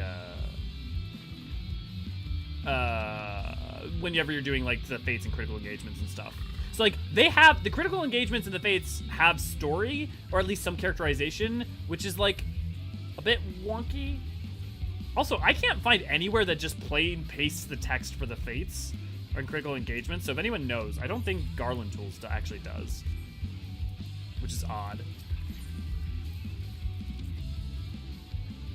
So you could do the funniest thing in the world and buy a second parasol, Elio. That would be more trolly than funny. Oh, I forgot to buy the fucking, new umbrella mount. Ah, damn it. No worries, Tracy. Have a good night. Hope you get some good rest. In the likely event that you enjoy stream and aren't a member of our Discord, why come join us at discord.gg/Asian Archive. Thank you, Renee.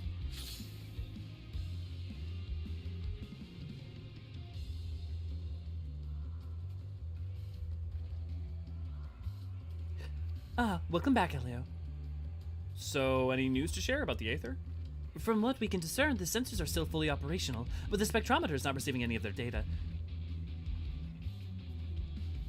One of the contact plugs to the transmitter appears to be damaged. I can't fix it, but in all honesty, it'd probably be faster to get a new one from our facility in Doma.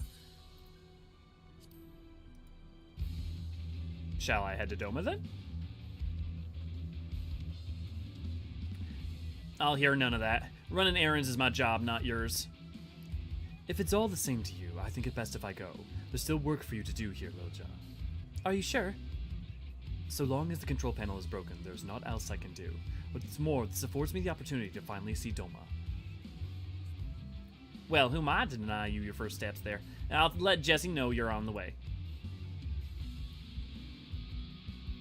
Yeah, Jesse, we got some visitors coming in.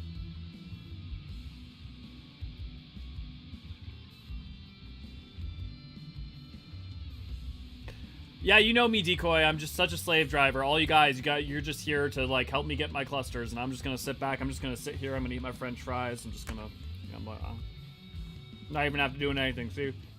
No.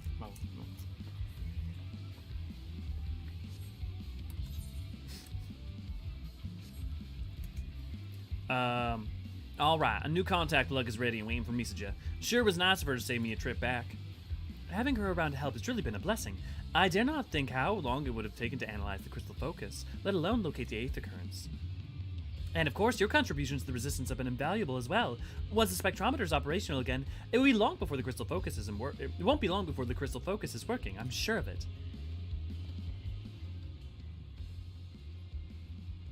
Would you prefer I use the term freedom fries? Because in America, those are your two options. Yeah, the effect of the umbrella is $24. It should be like an $8 amount at most. Meanwhile, the Eorzeans in Bozja. I don't, obviously I do this for work, so it's like I can justify it a little bit more. But no, it is a little bit obscene in terms of pricing. I also don't mind as much because it goes towards supporting the game while there's like so many other mounts in the game. It doesn't, I'm usually not a big fan, and I'm not saying that I am a fan of it currently, but I find it less obtrusive than I have in other games in the past. The personal bias. Hurry now, the commander hasn't all day.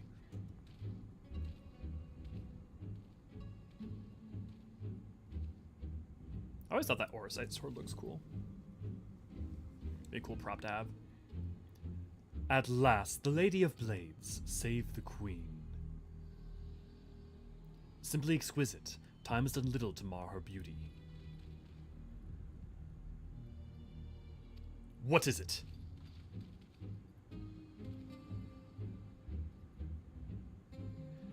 We've captured an intruder, sir. We believe them to be of the Resistance. Yeah, definitely agreed, V.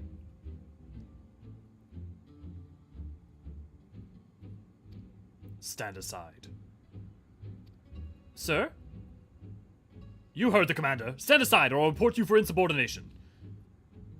Sir?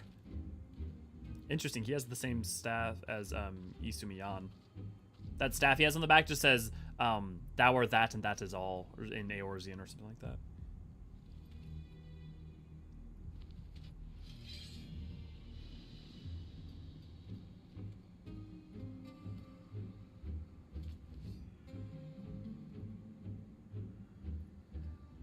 It is indeed the blade we have been searching for. Yes, there can be no doubt. Only the blade of the Queen herself bore these inscriptions. Then our plan proceeds apace. Excellent.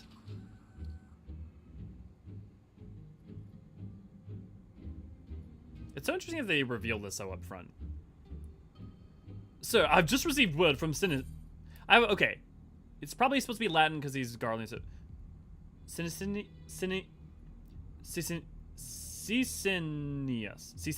I'm gonna go with Cisenius. Cisenius. They found it. Very good. Then let us return to the Castrum Legislatore. Another relic. Nothing for you to concern yourself with, my dear.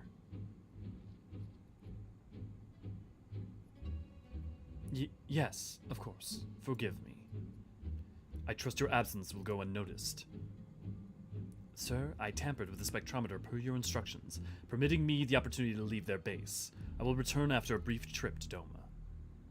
Well done, Legatus Gabrant. Well done. Legatus Gabrant will be certain to hear of your deeds thus far. But lest you forget, though victory is close at hand, any mistakes will have dire consequences. Am I understood?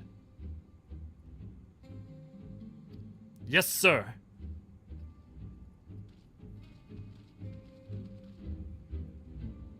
Wait, what do I... Every time I go to Canada, I make sure to grab some amount of poutine. Poutine is still fries. I mostly think of the $18 for a single person glam set is ridiculous. Yeah. I mean, one of the big reasons that I don't mind the cost, even though it is, I agree, like double at least what it should be, is mainly the relative infrequency of things that are added, but that's not really a great counterpoint. But more so the fact that the money from it goes towards funding the game in specific. For instance, the servers, like server expansions, is usually what a lot of times the money from them go for. Fries is not an ingredient, but a component of a dish. A component of a dish, is a component of a dish that different than the ingredient?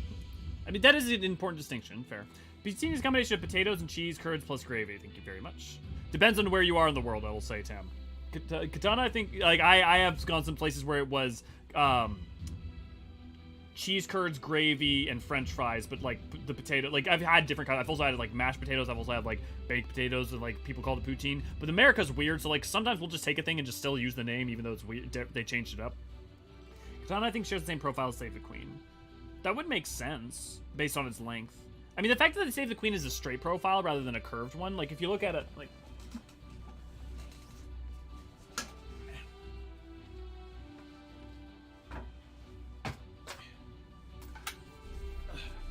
Like, if you look at a katana, right?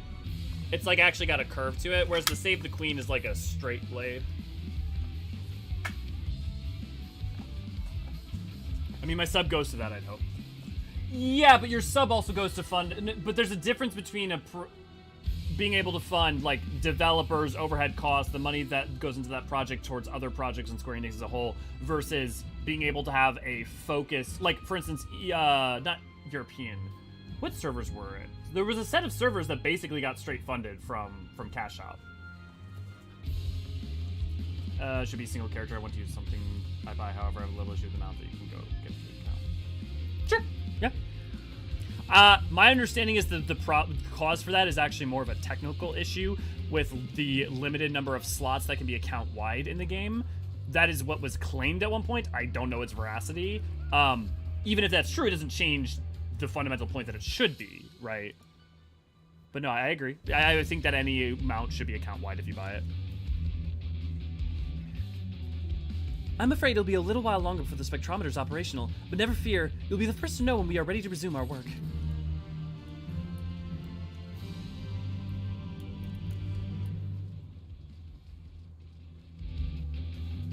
Specifically, the resistance katana is almost the same profile. Oh, let's pull it up. Resistance katana.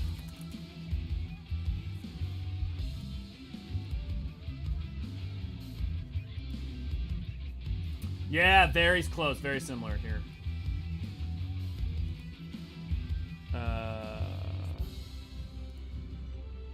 Oh, you guys can't see this. Give me a second. Oh no, you can. Okay.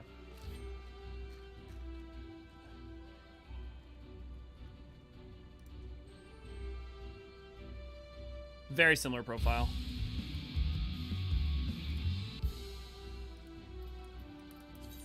Sign up for that. Oh god, I don't. Well, hunt for Red Shocktober. Blade Footron. What news from the front lines?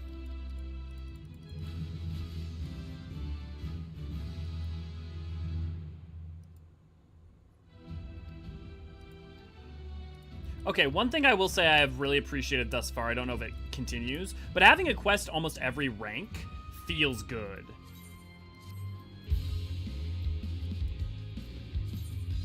Okay, I'm gonna do that, and I'm also gonna I'm gonna read. Oh fuck, I just turned off the thing I needed turned on.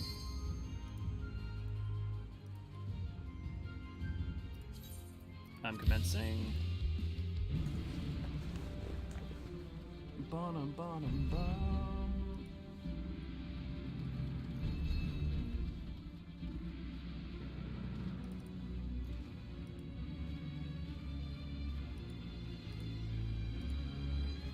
Okay, but let's pull up number 5. Stanik Alubov. So, he is the wielder of which one of the gun wielders? Well, we'll find out. But so this is one of the blades. Oh, this is the Paladin, the sword and shield wielding blade of Gunhildr. So him, the bow wielder, and the black magic wielder are kind of like a 3-part pair that are worth remembering. Long before he joined the ranks of Gunhildr's blade, Stanek had dreamed of becoming a hero. Life under Imperial rule was, for the great majority of Bosnians, a daily struggle against poverty, and the same held true for Stanek's parents. A slow day at the little stall they ran meant no food on the table that night. No coin could be spared to send Stanek to school, and that too was not uncommon. Stanek himself did what he could to earn money, whether that be minding the neighbor's children or polishing boots on the street. But no matter how bad things were, he never resorted to thieving. His parents had always taught him that being poor was no excuse for poor morals. At the age of 15, Stanek presented himself at the Imperial Army's conscription office for evaluation, and he was accepted as a soldier. He did this not because he sought soldier's glory, but rather to ease the burden on his parents by giving them one less mouth to feed. Of his meager wages, he sent home what he could. Though it be but a pittance, he sometimes helped Stanek feel like the hero he yearned to become. The letters he received in return were his sole source of comfort, as evidence as they were that his parents yet survived. Stanek was stationed at a distant post when the reports of the incident flooded in. A message arrived from his parents 5 days later, and he felt a rush of relief, until he saw the numbers neatly printed in the corner. It was dated 1 day before the Bosnian citadel all but ceased to exist. Oh, that's heartbreaking. That's a good story. I wish it was in the game I wish it was, like, part of the narrative in some way rather than in a note.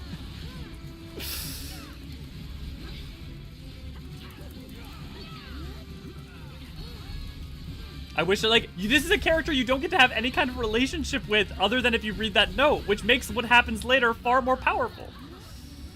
Ah! Bozja, why must you be structured this way?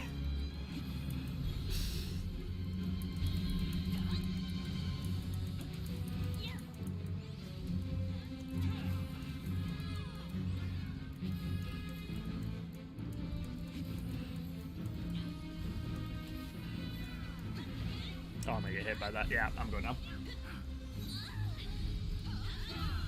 PS3 limitations. Good job, Tim. I'm scared. Red Bird of Doom. Yes, as you should be. I'm gonna wait till that passes before accepting that. The servers were funded just by Fantasia cells, so I've heard. I know at least that's true of at least one server. I think it was some of the NA was. It wasn't Oceania. This was before Oceania. Though Oceania probably was in part funded by that. But, like, for instance, you'll notice that there's, like, not a coincidence that almost every time Yoshi P announces that they're doing some kind of server expansion or hardware upgrade or something like that, there's almost always a mount that starts getting sold in the cash shop a little bit after or a little bit before.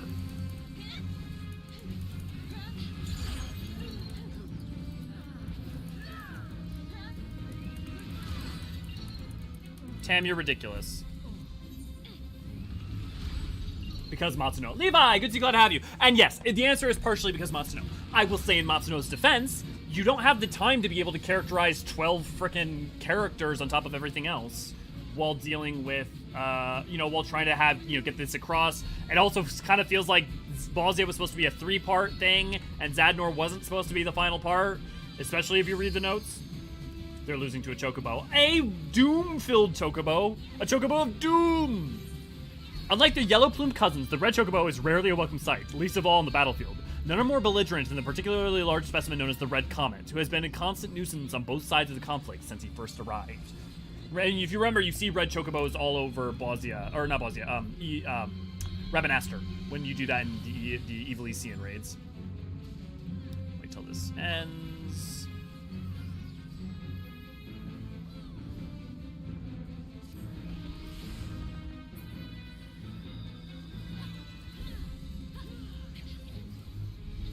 I'm also trying to fight this chocobo while talking to stream and thinking about the implications of some of the lore notes, okay? There's a lot going on.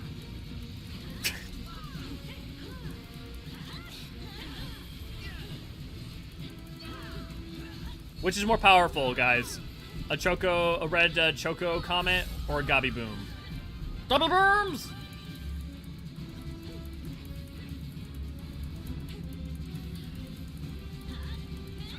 I also didn't realize until recently how much Brayflox says the line Gabi Boom over and over throughout, like, Brayflox Long Stop, and I adore it deeply.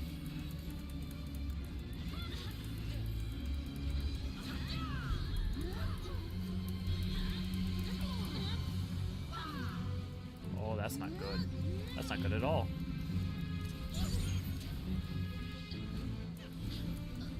Oh, that's super not good.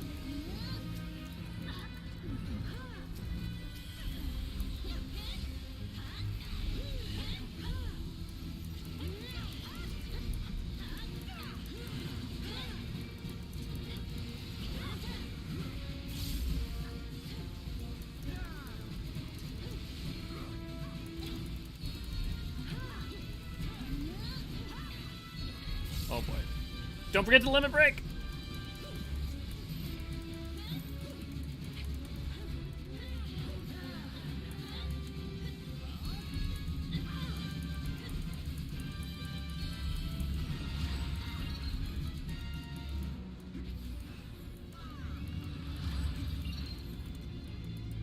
Oh, I'm gonna die. Someone max heal me! Oh, I'm not gonna live.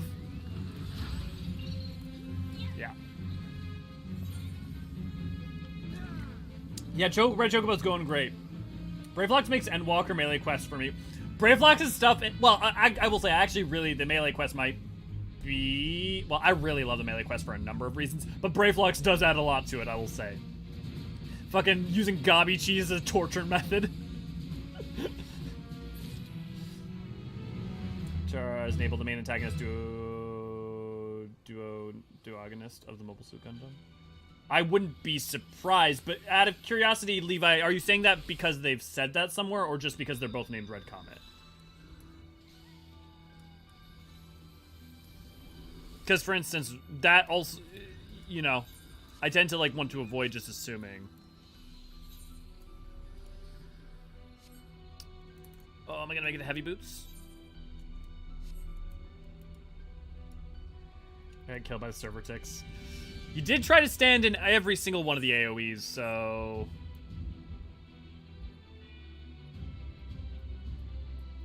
Wait, why do I only have 22 Bozjan clusters? I should have 23. Weird. Welcome to the death floor, Elio. We have cookies.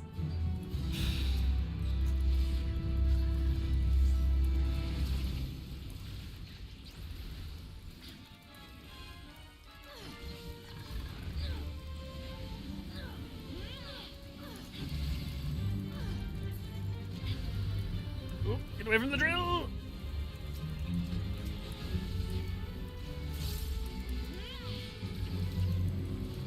But Big Daddy Robo, I don't want the drill! But I don't want a pulverizing.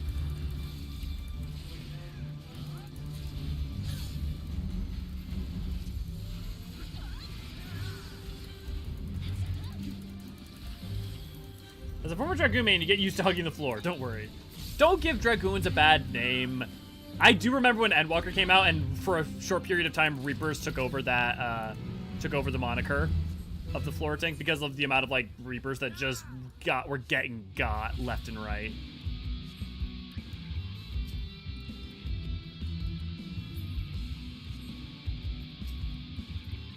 Is anyone here on a two-seater? Wait. Sweet. Okay, Tim. Take me to the help wanted.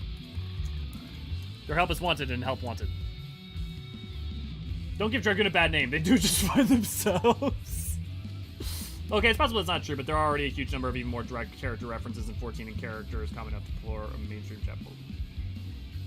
And I'm assuming, oh, Char is a common enough part of mainstream chapel. Yeah, well, I mean, I would wonder if it's not specifically more of a tactics reference, because, is Char as Nabal from a more recent one or from an older one? Because...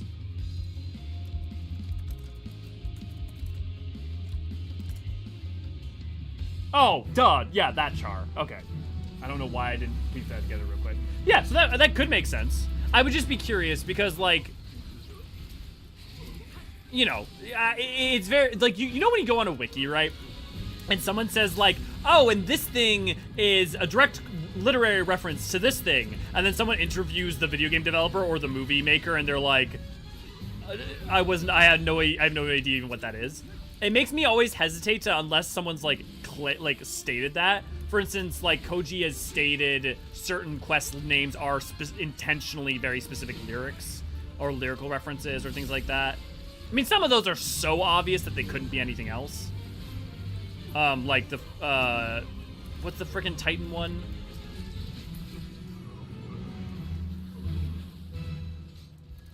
Yeah. Stop dragooning their name, good name through them. Oh, it does. Use that phrase without specifically bringing him to mind. Yeah, it's a fair point. I think my tactic for picking up new jobs will just be pick up the ARR ones that start at level 1 so I can actually learn the job from level 1 instead of 50. Well, there are no ARR ones that start at level 1, unless you mean the classes?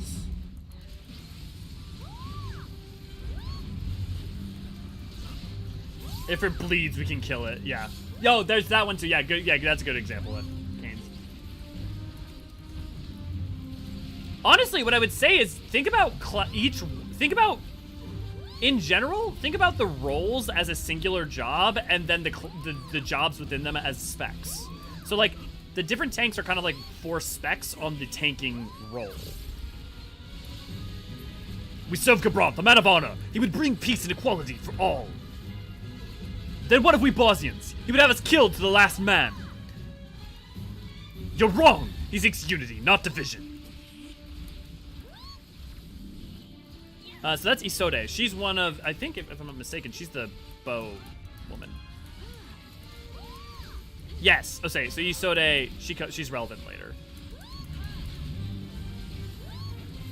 But her, the Paladin guy, and the Black Mage guy have like a really, not a relationship, literal relationship, but are like kind of a pair. They're kind of a setup.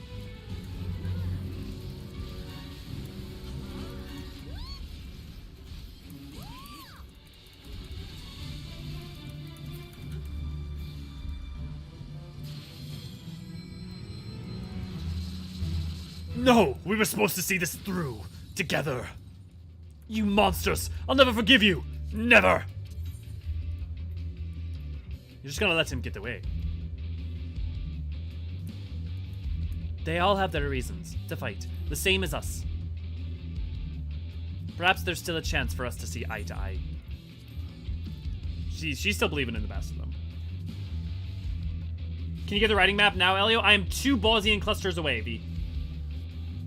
Cathra, good to see, glad to have you. Violent Mooring Glories? What? Heavy boots of lead from the Iron Man fate there. Yeah, there's definitely lots of like very explicit. There's like some though that are like whole like sentences that are just from a song. Yeah, I'm confident I could pick up any of the tanks and do reasonably well, same with healer. Yeah. DPS is an interesting thing. She's also the one with the really annoying Femme Mikote voice. I didn't notice it, but they use every little thing she does as magic for 2 different quests. Yeah. If that is not a Predator reference, I am turning my nerd card in. Okay, you know what? This would defend Levi's point. Almost all of these, especially the ones that are like up in here, there's like Demolition Man references. A lot of these are, so I wonder, Levi, if you're not right, either if Red Comet came from this, or if Red Comet also came from Tactics name referencing it from Gundam. Are cluster drops individual? Because I already got so many. No. If you guys, I don't have to fight them. If you guys kill, or I don't think it's we all get them at the same time. The flower you just fought looked like a Morning Glories, and I've been posting for the last 5 minutes. Oh, so you have. I don't know why it didn't. I swear to God, I didn't see it. Hello, guys. You guys are fighting Chocobos. Yes. Can I teach Rowdy? Yeah. Sorry about that, Cathra. Sometimes I just miss people.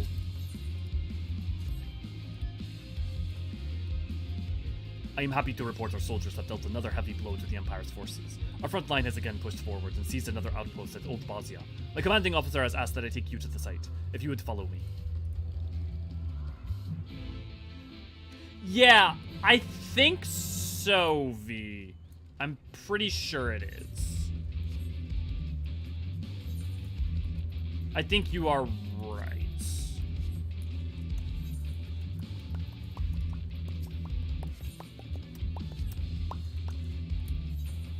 Wait until you guys. There we go. If you just got one, then it's not. But okay, I'm pausing. Pleasant Dot Parasol, right? Blood on the Wind? I mean, the music is pretty slapping. Are you sure we shouldn't get the orchestrion roll first? See, I mean, you guys are we're already 1 out of 25 to the next, onto the next one. So I mean, like 2. I mean, maybe I should just sit here, wait. I'll just get the blood, the music. 3. I mean, look, we're on fire. I'm buying the writing map.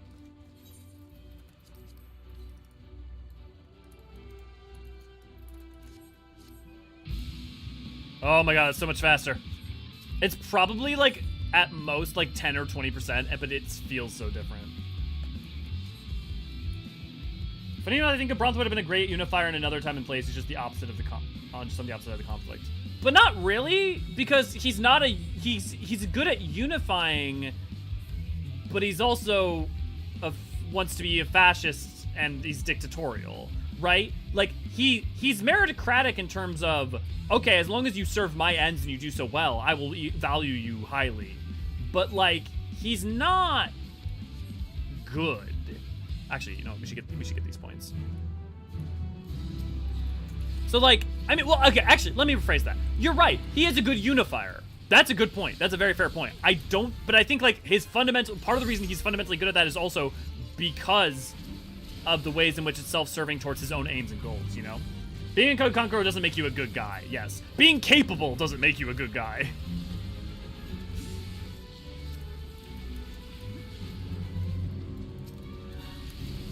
So I don't know that I would say that about Gabronth. You know?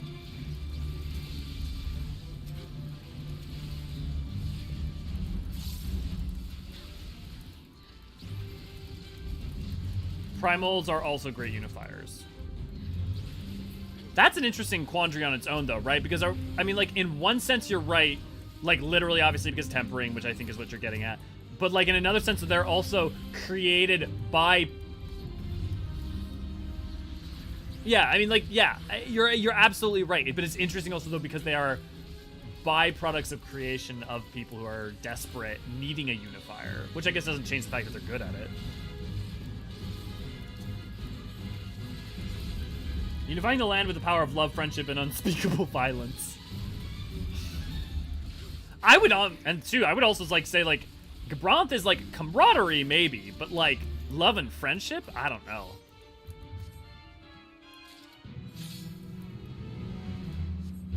Okay, pressing forward onto the next part. Actually, does pressing forward means that we're almost at stage 3? Fuck yeah. Oh, on current pace, we're getting, well, I'm going to speak too soon. I know I'm going to speak too soon. On current pace, we're going to get to Lacus Latore. Or we're going to get to Zadnor, which we'll see. Because we have to do Lacus Latore and Delibum Reginae. And because we have a low amount of people, it'll also depend. If people don't bring lost actions and people don't know Delibum Reginae very well, we're going to struggle a bit. But otherwise, I think we should be okay. Are you going to fight the Chocobo again? I mean, if it pops, yeah. Why not? Also, friendly reminder, if anyone would like to join us, we are on Crystal Curl doing Bozja for this story.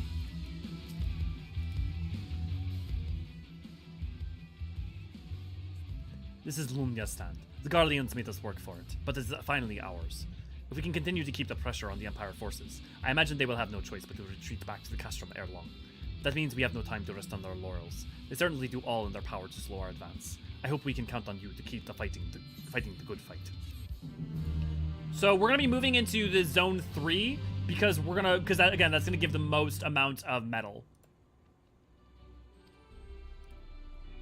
Where history is littered with unifiers that aren't necessarily good people. You could say the same thing about Gaius as Gabronth. Yeah, could have been someone to follow in another time and place. I get what you're saying. It's not that I necessarily disagree fully, AC. I guess my point is that Gaius is the reason that he was unifying in that way to begin with was because of an ideology that was rooted in what it is. Now, to be fair, Worlet shows that he can still be a unifier even after that. So, like, to your point of another time and place, you're right. Right? Like that skill set was still present not just because of that ideology, but it was bred partly because of it. You know? Could being the operative word. Yeah, totally. Okay, I'm gonna go unlock the Aether net over here. The braying of the hounds. Okay, that's down there. I'm gonna get over to... Also, I want everyone to just, like, please chant right now to tell me not to get the note that I've been working for 2 years to get on this map. It's the critical engagement that will show up, or not even critical engagement, the fate that will show up here. And if it shows up and I get the note on Elio, you're going to hear noises and see things that you didn't know could come out of a man's mouth.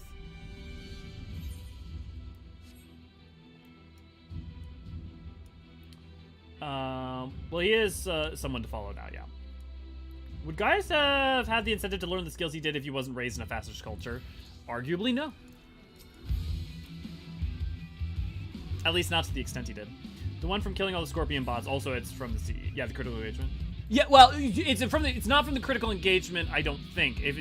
As far as I know, it's you have to complete Fox perfectly, and if you get the duel, you can get it. But I don't... At least... Everything I have ever read has told me that it's not from the critical engagement, that the critical engagement does not drop it. Maybe I don't know what I'm talking about, though. I will say 2 years of farming, it makes me think, yeah. Thank you for the chance, yes. Save the luck for later.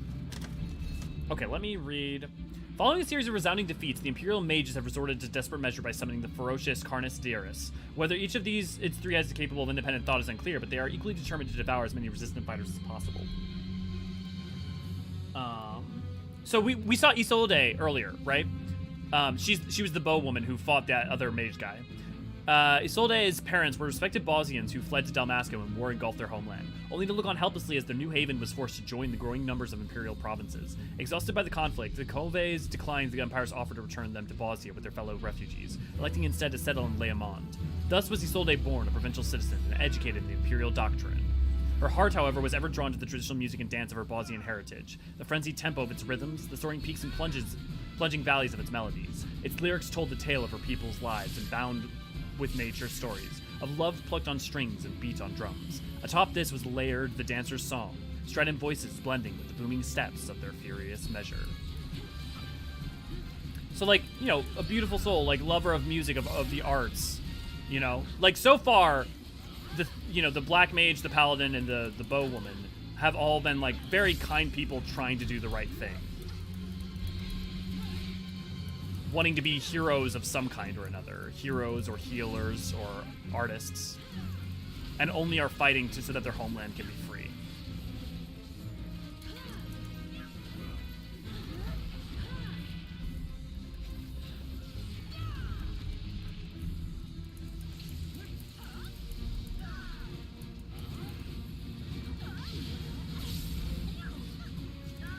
You have to look at the mouths to know where to stand.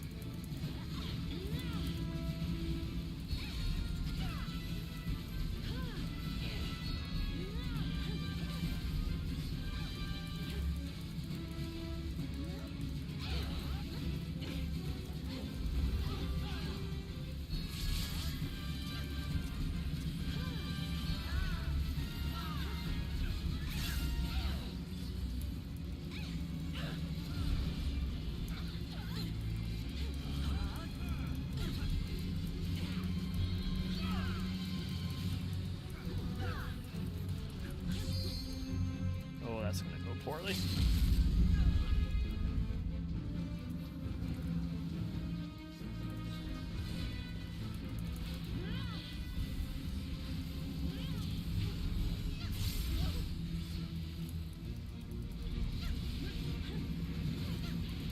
Oh, I think I evoked that off a warrior. Oh yeah, that warrior had it. Sorry, my dude. I thought it was on a Reaper.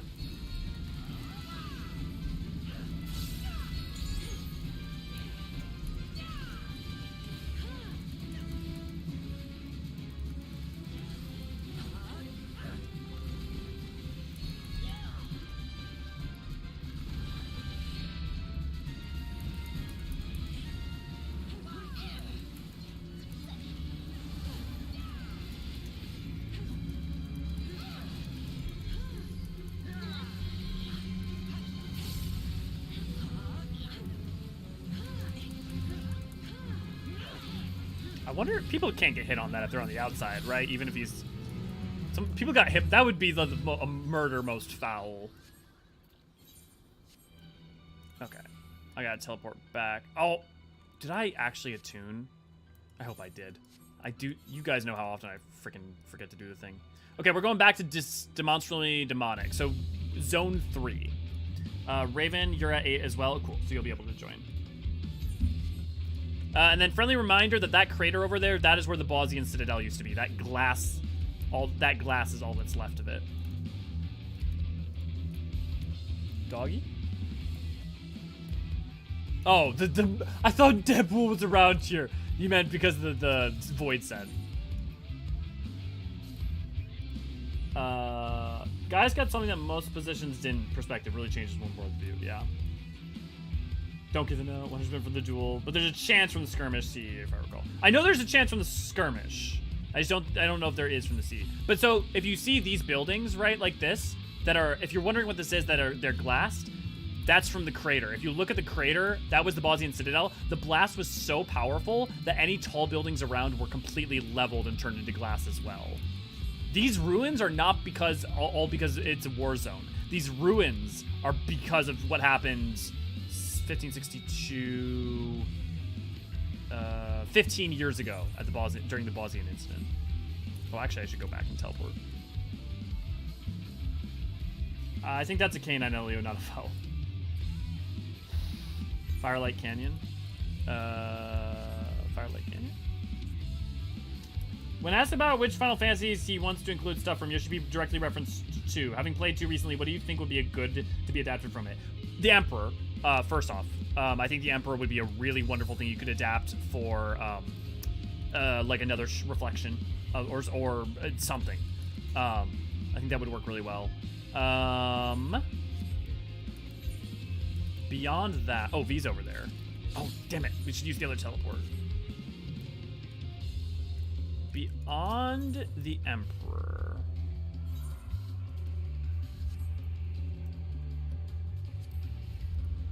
Oh, fuck, I forgot. No, it's a Linus stand. I did the wrong one.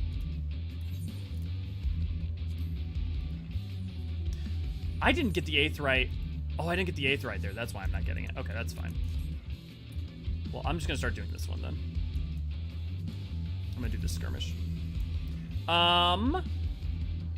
What other than the Emperor from FF2 would I like?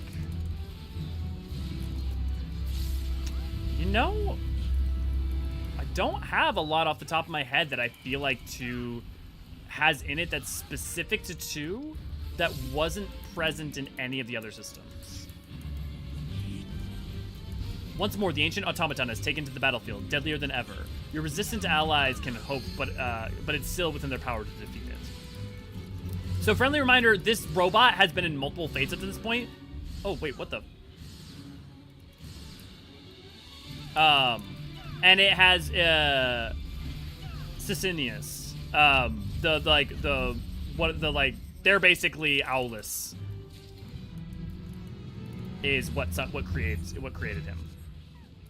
Thanks for the help, guys. With a few more modifications, my War Machina will be unstoppable. Your assistance in this new trial was most appreciated, Bozjans. That's Sicinius, the methodical. Don't be Castrum. Yay, it's not Castrum. I'm hoping that we won't get a Castrum until we're actually able to get in. 1 is not a prime number. I kind of wonder about that. The Emperor is literally all I can think about from 2. Yeah, I mean, because like none of the systems come over particularly well. And the thematic elements, there's not a lot that either hasn't been done in 14 or isn't that interesting. I hope there's a giant boulder that falls down a giant alleyway and we have to run away from it.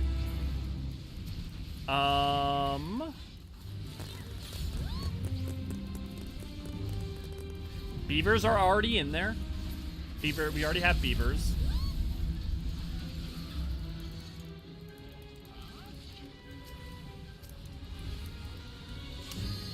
How intriguing! Time to conclude the test and dispose of these specimens. It appears there's no end to Sicinius Malvelutios Magitech monstrosities. Archons. As yet more of his unarmed warrior take to the field, with each of his creations deadlier than the last, the resistance will be hard-pressed to repel them without your aid. No wonder I'm dying so quickly. A bunch of my stuff is broken. We need to make sure to go fix that.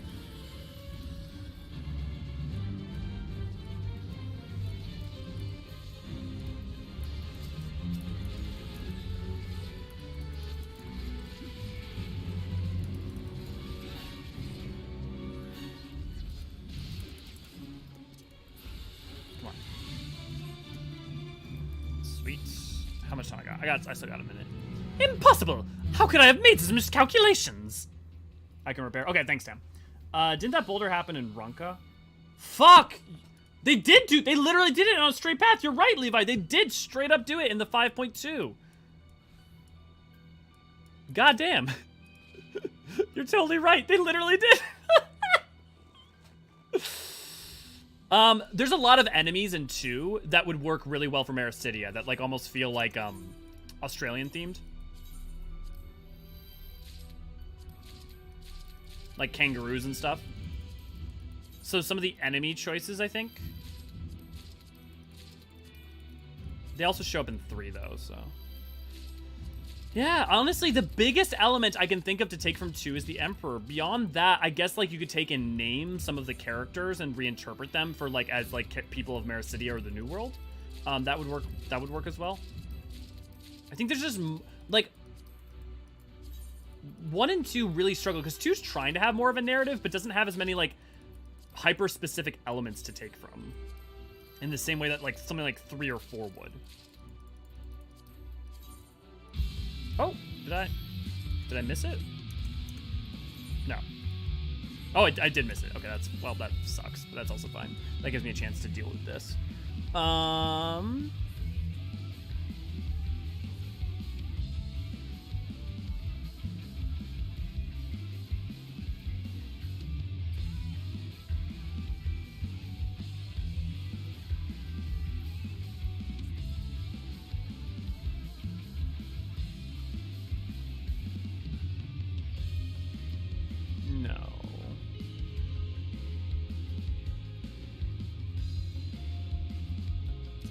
Honestly, Lost Bravery Award is just pretty nice.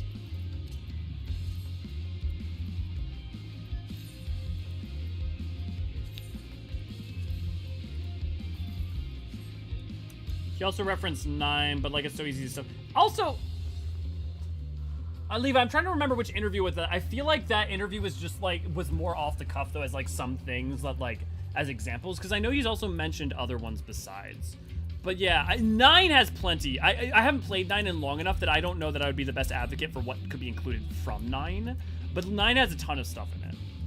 It's so easy to see stuff from come 9, come here. I would also bet money on my life a tree from being 9 where Sephiroth's tribe lived probably in its own zone in Mericidia. Yeah, something like that. There's a bunch. Like, I wouldn't mind the final boss. Something like Kuja. Yeah, Void Sent and the Void are the only equivalent we have so far in 14 to Demons in Hell. No, I would say the 7 Hells would also be the equivalent to Hell.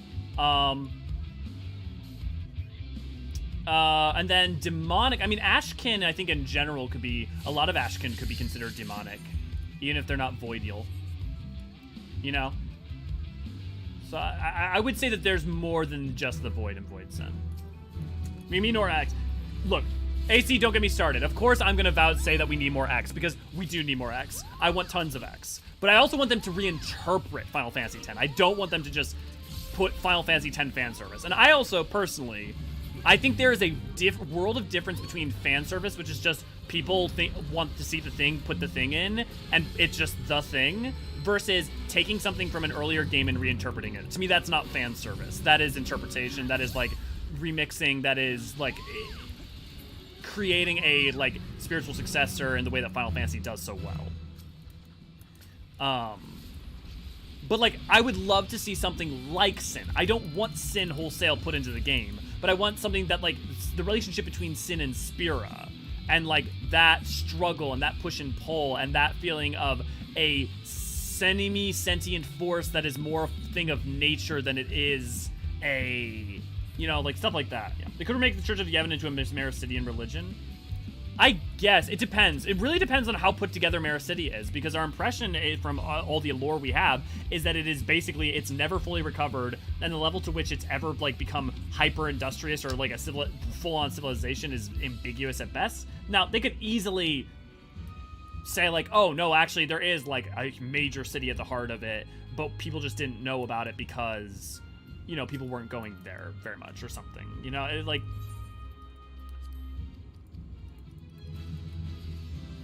But, you know, like...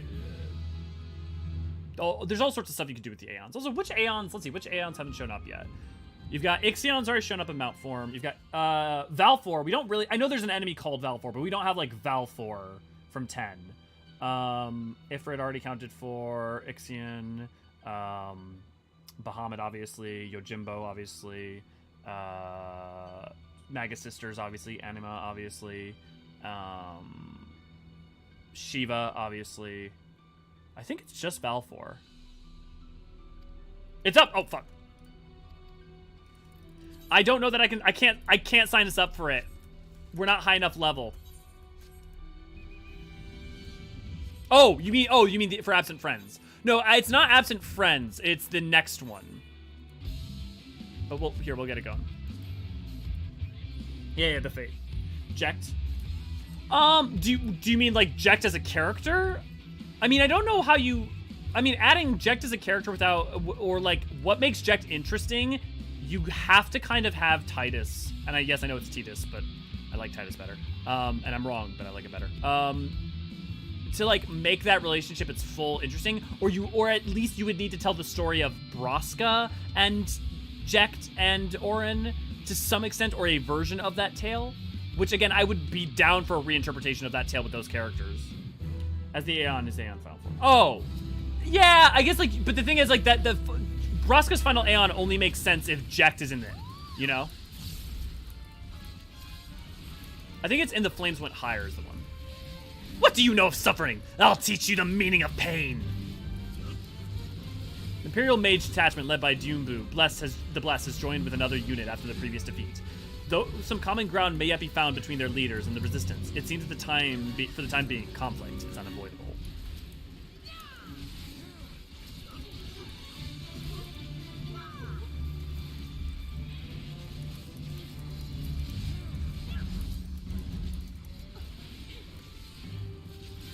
So, like, if you notice, the stories for all of these skirmishes, like, progress. So the ones that you fight here, some of those stories progress into here, like. The resistance! Not a moment too soon! Now you shall face the might of my Magitech. This is the one I'm talking about that we have to do. More worthless toys! My blades will make short work of them! Oh, that was Blaz. Be careful of this guy. He's dangerous as hell.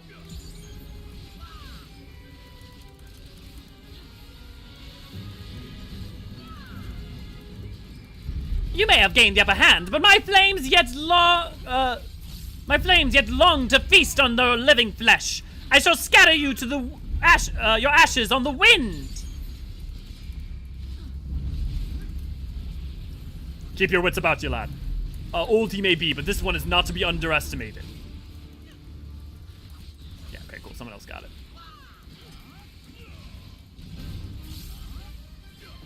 There is only one thing for it. Fight fire with fire. That's the red mage, I believe. I hope you saved a few more for me. Oh no, that's Zevin. That's the black mage. Never fear. These paltry foes shall be dashed against my shield. So this is the threes. Oh, my. More and more of them are crawling out of the woodwork. So, like, trying to read this while also doing these fights is just... Strength in numbers will not spare them from the inferno. So the three, the Isolde, the Woe Woman, the Paladin, and the Black Mage came to your aid.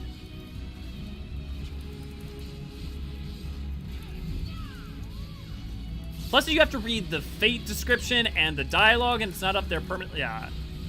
I'm sorry, but there's too much story trying to be told, and it's not... Yeah. It's not even bad story either.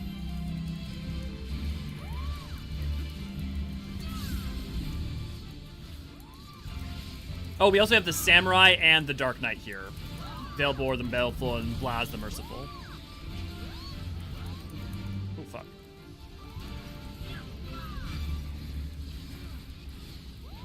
Got him.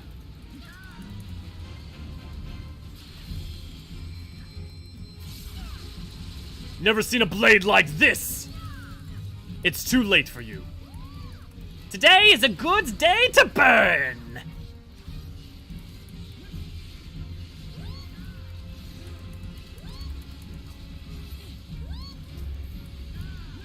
I swear to fucking God if I get this note. On the first time on Elio. Ooh, that's not good.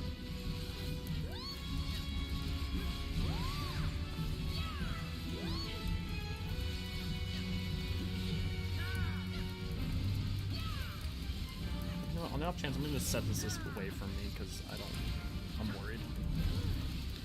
Fear not, your death will be swift.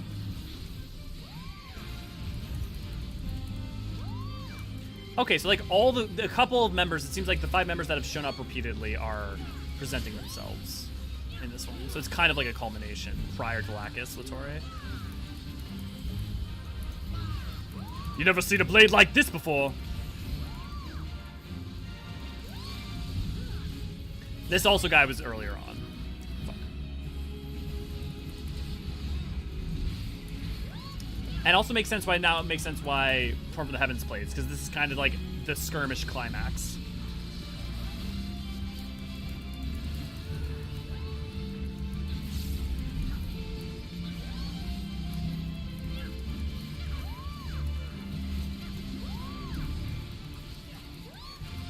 Today is a good day for you to die. Your life is mine.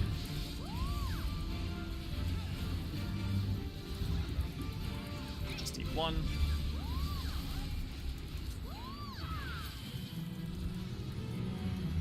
Oh, thank God. Whew! Oh, thank God. Yeah, that's not it. I had judged them to be no better than the rank and file, but I was mistaken.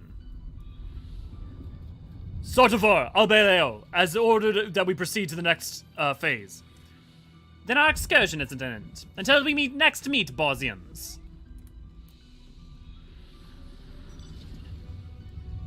I fear we haven't seen the last of them. So see, you can see the Dark Knight one. This is no, that's not Isode, but next phase, eh? I don't like the sound of that. Ah, do not be fooled, my friends. 'Tis merely cowardice, and now the path to the Castrum is before us. So yeah, so this is supposed to be like the path to the Castrum. There's a still day.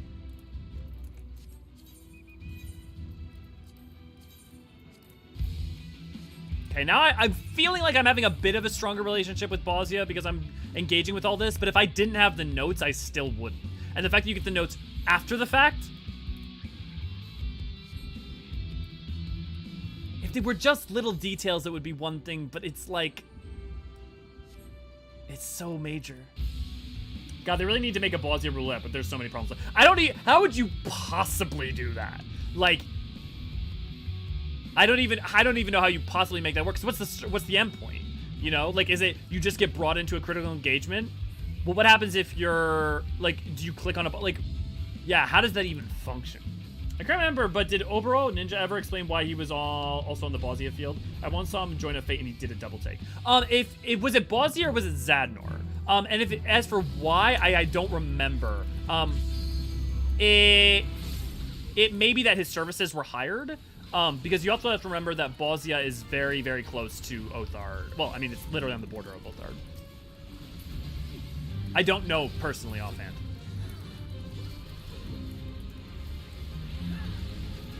Never been so happy to not get it. Yeah, it's a new feeling. But I'm looking forward to trying to get it on Lent sometime. Do fates not always follow in order? So for instance, that one, if you've done that one in like the past 20 minutes or something, it won't spawn again after you finish the first one. There's a chance that it'll spawn. There has to be a big city in Mirror City. You don't have a place to be in apparent wasteland and not have something hidden there. We have yet to have a cool underground city in 14. Give us that. Not necessarily, because the point of what happened with Mirror City, there's a difference between like having a Crystarium or a Charlian or like a big like industrialized city versus a big city like that could have been like natural as a part of like Sephiroth's people or Zavon's people. The other thing is that it could be that just there's no A or B city, the A city isn't in the A city is in Corvos for a Mericidian expansion, or is Volnane or Le Monde, you know, and so it's like it's not just that you know.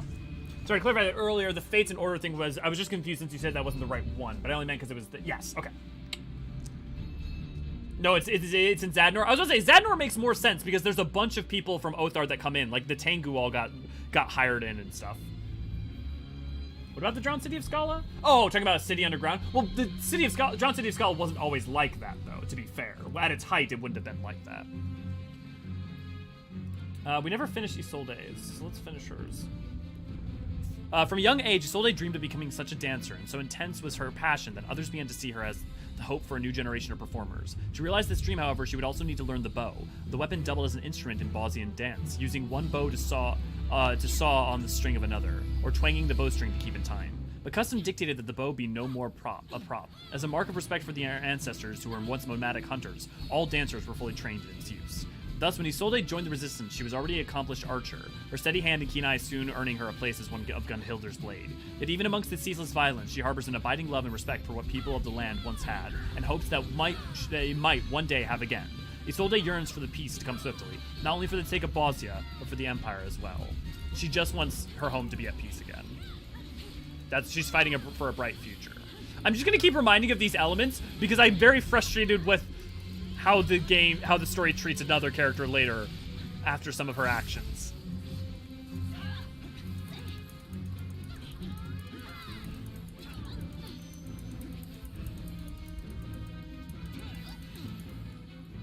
Oop.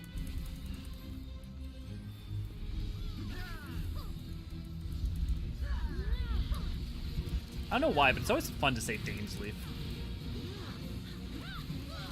Like just the name Dainsleif.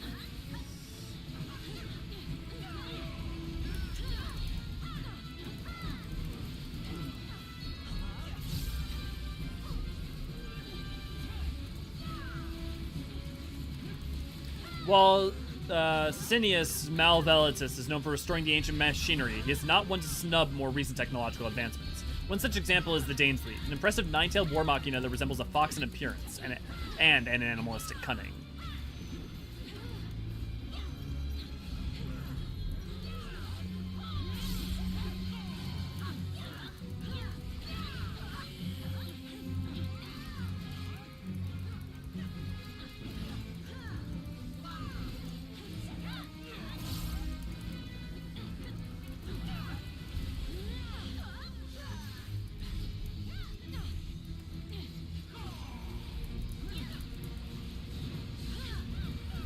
Thank you, Jade, for helping me in the past, wherever you are.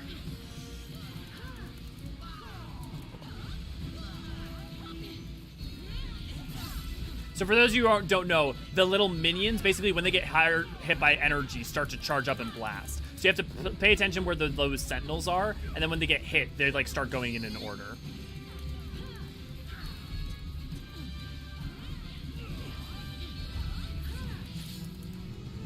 While Dainsleif has performed below expectations, the data obtained is valuable indeed.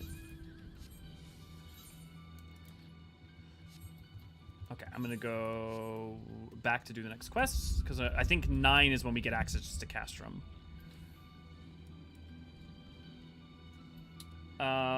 Someone came to the door. I don't know if you answered me. What does Bozja's role play in the story plot? Not really any. The name is mentioned a handful of times, I think. I disagree.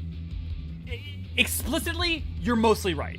If you think about it, Bozja is, if Whirlit, so the Gimlet Dark into Whirlit is the, well, I guess it depends on who your perspective you're talking about, but let's just say is the, eastern front of the war, and, that means that Bozja is the western front of the war in Dagorlimold, and so it sets up the lead into getting into Dagorlimold in Endwalker. And also, its characters are a part of the fight and part of the Ilsabardian contingent. So, in terms of how much it matters about as much as Whirlit matters.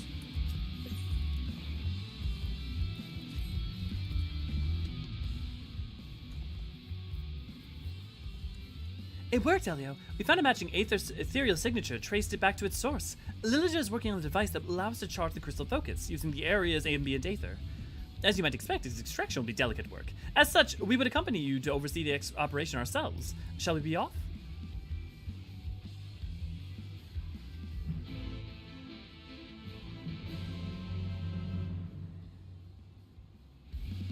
Those relic weapons are complete pain in the neck. Which ones? The current one? Or the ones in Bozja? Because the ones in Bozja are great because you can just pick up all of the quest things and I have gotten all but 2 of the relic weapons without even trying.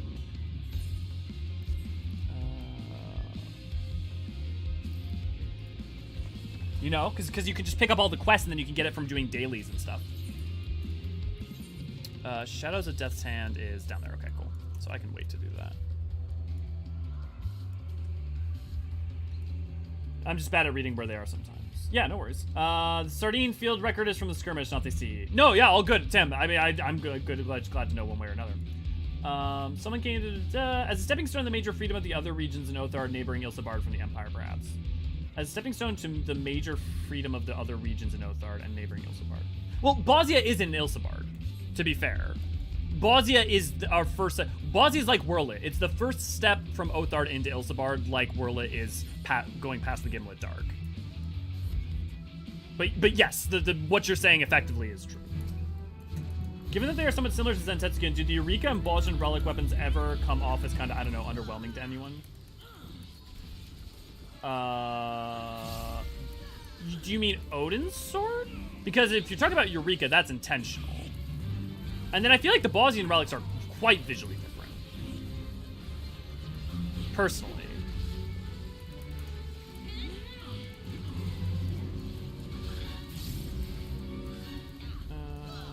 Oh, in terms of themes and lore, Bozja is vital, but not doing Bozja doesn't create any sort of plot holes in the MSQ is what I meant. Oh, yeah. Yeah.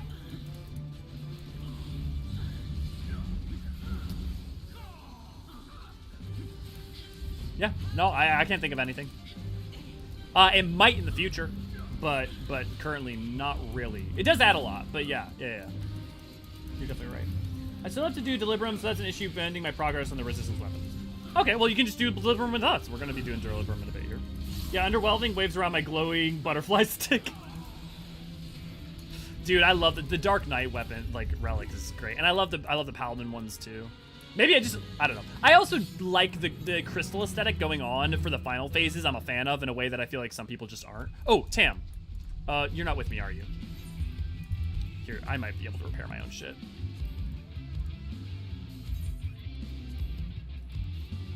I forgot to get dark matter. Okay, well that's fine. Well, I will continue the quest and then I will have Tam.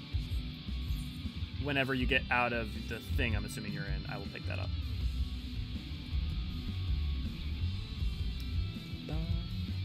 Paladin stained glass looks real nice, yeah. I really like I think it's the second part. The one that you see later on, I think it's the one that the Paladin guy uses. I really like that one. And before, when I was going into Endwalker, my glam for Paladin was you used that.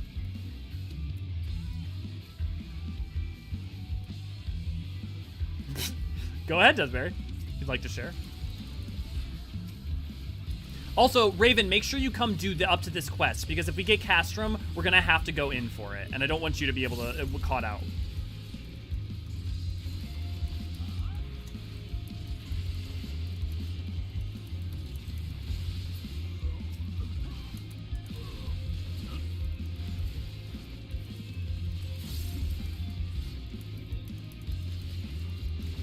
Yeah, the Recollection glowing weapons are beautiful, yeah.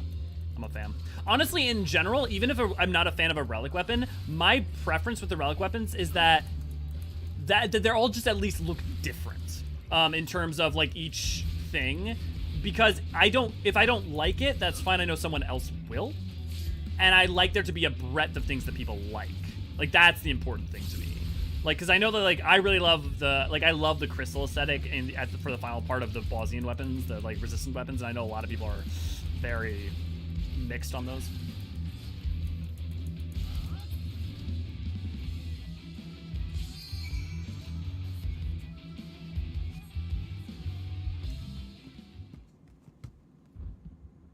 think I mean more from a lore perspective. Like, aren't the Euchre weapons and Bozjan weapons both basically the same thing as what Zantetsuken is?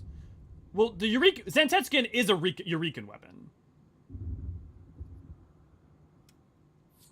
Like, Zantetsuke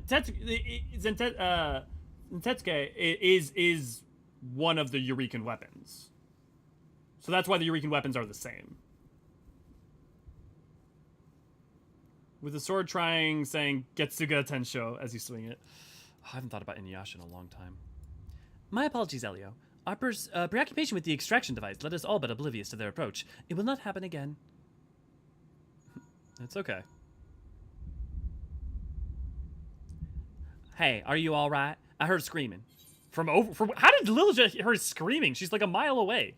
And ambushed by the Garleans. Thankfully, Elio arrived before we came to harm. Another missed opportunity to see him in action. At least you're all unharmed. Getsuga Tensho. Oh, is that Bleach? It is, isn't it? Right? That's the Zantetsuken. Yeah, Bleach. Yeah. Which makes your joke make a lot more sense. But also, it made me think of Inuyasha, so thank you for that. Little Joe, we have reached our destination. I'm picking up a huge rise in levels of NRG 108 waves. It's definitely the place. Then let us begin.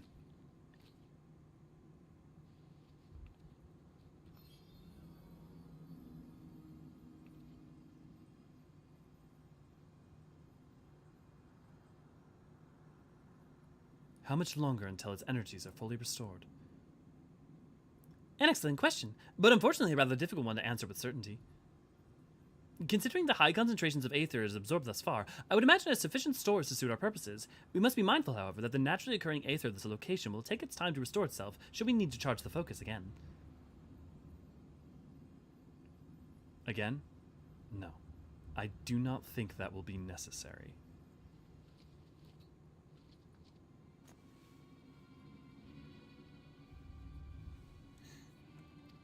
Pardon?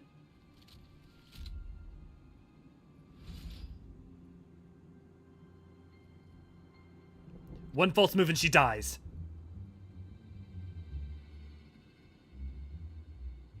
Misaja, what are you doing? Here's one thing that frustrates me is that they make her grin. Oh, don't you worry. I still have need of you yet. Like it's... Though she refuses to stand down, they make her delight in what she does, and it's yeah.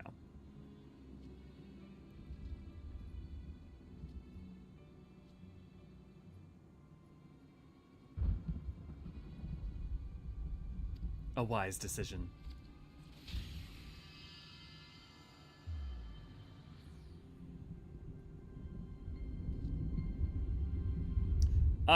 Yeah, AC, I don't know why you would, but yeah. You can always just throw it in on a retainer. Aren't the Bozjan weapons based on the same principle as the Eureka weapons? No. The Eureka weapons are effectively just part of a primal. The Eureka weapons are just part of Eureka. And they are just extensions of its will and its power. The Bozjan weapons are just powerful weapons that have used the power of memory. Basically, are weapons infused with soul crystal-like energy and memories to give them power.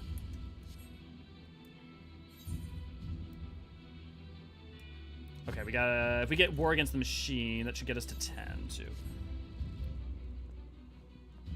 I call BS. You could have easily knocked the musket out of her hand in the space of that time. I mean, we've seen multiple occasions like that where, like,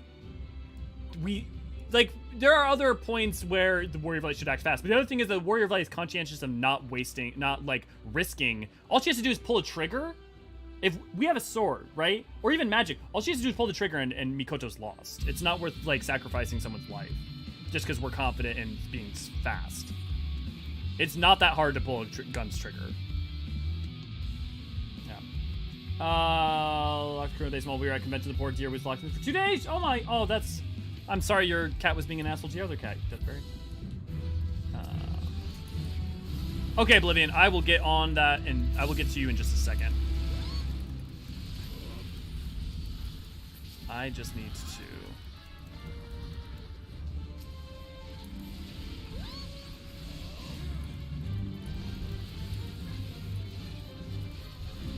Just because if I get a good amount of metal from one of these, I'll be able to get to 10 in case I need to level up again. Okay.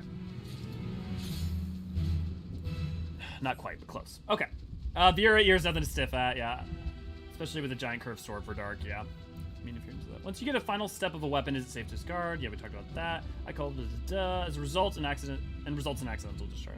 I call it the alpha effect. Every cutscene has to be scripted with the idea that the warrior light might be tiny. And even if they're tiny and fast, oh, here. Request repair. Sorry, I didn't realize you were following me. I get very tunnel visioned while trying to play and talk to chat. Thank you, Tam. It's good to have stats again. And a third of my health back. I want to say mean things about Mikoto here, but my dislike of her is totally irrational. Mikoto? What did she do wrong? I mean, she didn't do anything different than the rest of us. I mean, like, she's not a fighter. Her trying to fight is just going to get herself shot. That was so much broken gear. Mango, it very much was, and it was unacceptable.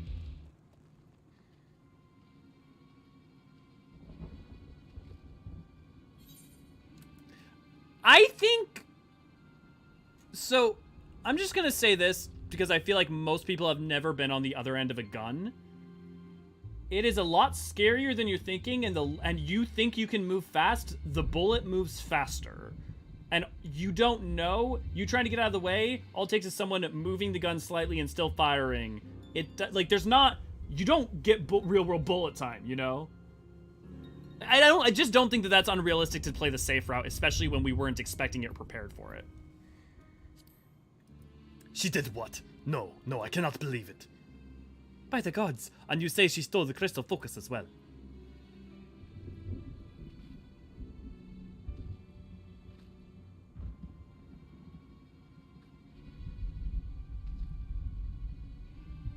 I fear we have little time to determine how and why of her betrayal. Mikoto's rescue must be made a priority. Be that as it may, Mrs. may not have been working alone. I need you to bring me a list of any close acquaintances she had within the Resistance. I have questions for them. All good, Raven. Yes, sir.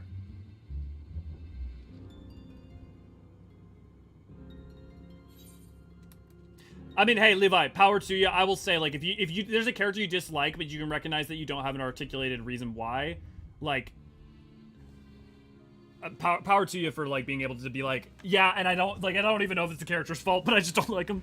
You know, I can be sympathetic to that, as opposed to someone being like, I don't like them, so they're bad. You know.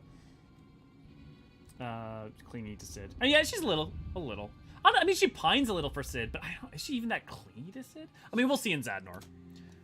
If I'm to be completely honest with you, we haven't the troops to spare for Mikoto's rescue. We've stretched far too thin as it is. But we cannot very well leave her to the mercy of the Empire. That they would capture her alive suggests a plan requiring her expertise and preternatural gifts. Until we can determine precisely where she is being held, I believe what few resources we have would be best focused on storming Castrum Lacaslatori.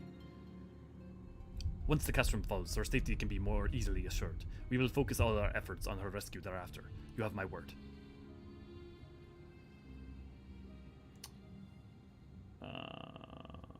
Yeah, you're all good, Raven. Agree that there are so many moments like that in 14.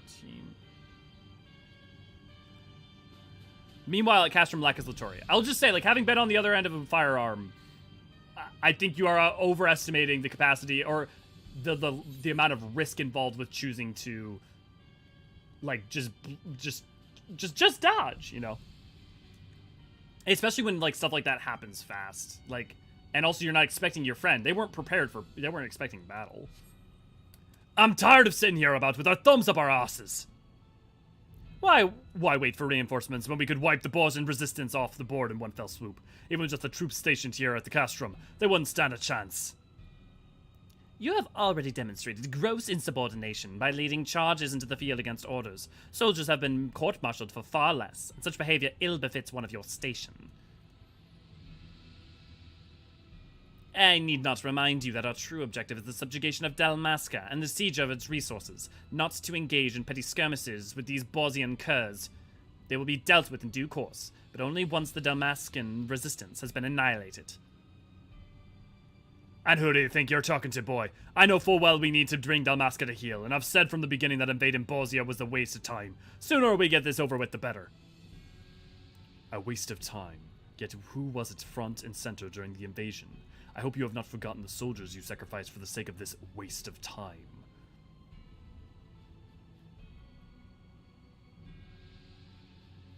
Retaining our foothold here is essential to our plans. Now that Doma and Alamigo have reclaimed their independence, the Bozjans have been inspired to follow suit. Should they succeed, the Dalmascans will be next. We cannot hope to withstand the united resistance from all sides. Don't waste your breath, Albeleo. The only thing this rabid dog understands is bloodshed. Watch your tongue, or it's your blood that'll be shed next. Snarl at me all you like, but there's no escaping the truth. The Empire is doomed to fall, and before long, the 4th Legion will have no home to return to. Your point being? So, like, this is why part of what I'm talking about, how it's good setup for going into Endwalker. If Gabranth is to build this new nation, we have to regain control of these provinces. Well, you know our old dear boy Noah better than most, and I'm sure you've made plans of your own for this new nation he's building. I don't appreciate your tone. Are you implying that I would betray his trust? Oh, would you stop? If anyone hates this pedantic pageantry more than me, it's you. Perhaps, but so long as I have a hand to play, am I wrong to keep it? That's the way of it, eh?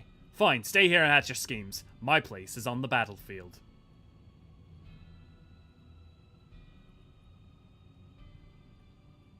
Very well, if that is your wish. But when the dust settles and the judgment bells toll, I pray you will be ready to answer for your transgressions.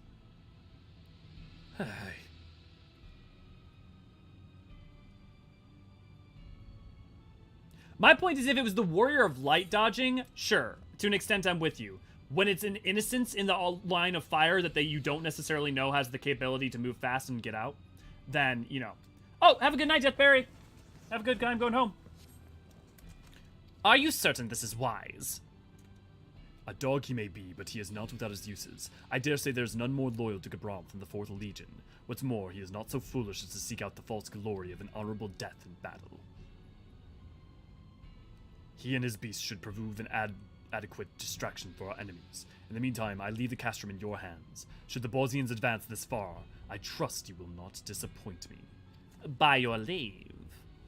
Oh, hey, he has the Eorzean thing. The smoke sackle thingle bookabakaba. Our scouts have yet to find any trace of Mikoto, but I promise we will bring her back safely. For now, let us focus our efforts on retaking the Castrum.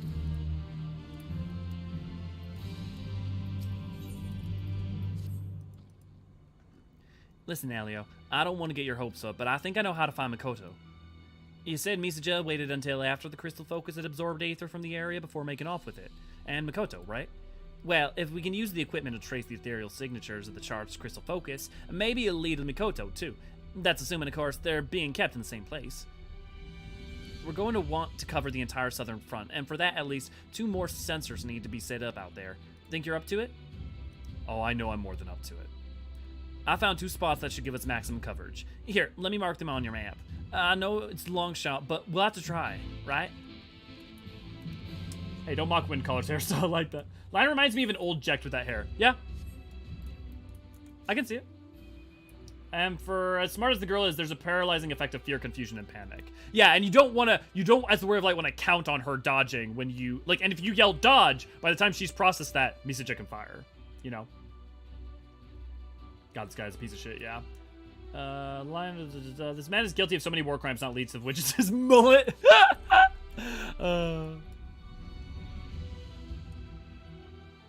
Infinite, this isn't Dragon Ball Z.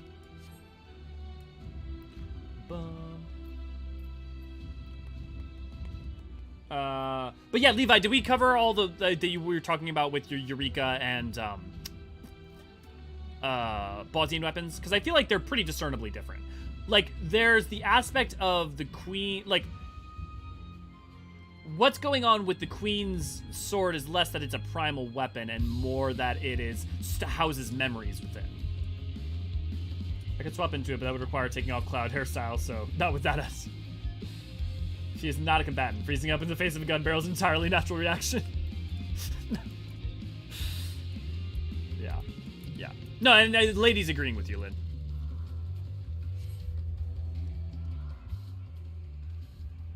Also, Ray, some of these cutscenes, like I believe placing these down, don't get recorded in the thing. So if you ever wanted to do a full Bozjan archived, there would be some benefit. It's placed, ready to go. All set then? Then I'll start up the remote scanner. Well, we'll keep an eye out for it, Levi. I mean, there's correlations with, broadly a primal, but there's not a lot of memory stuff really rooted in the Eorzean. That should do it. One more, and with any luck, we'll track down the crystal focus of Mikoto. You were agreeing with her, but do you agree with her you're agreeing with her? And are you sure that I'm agreeing to your agreement of agreeing with her so that we can all agree to be agreed? And not agree to disagree? I'll shut up now. How much faster is the riding map? Because I swear to God, it feels like 50%, but there's no way in hell it is. Oh, that's gonna catch me out. Fuck. Let's just say yes. Yeah, but Geralt, Lion, and Godbert even removes pants too and becomes more powerful being on Aetheris. Well, after his life, of course.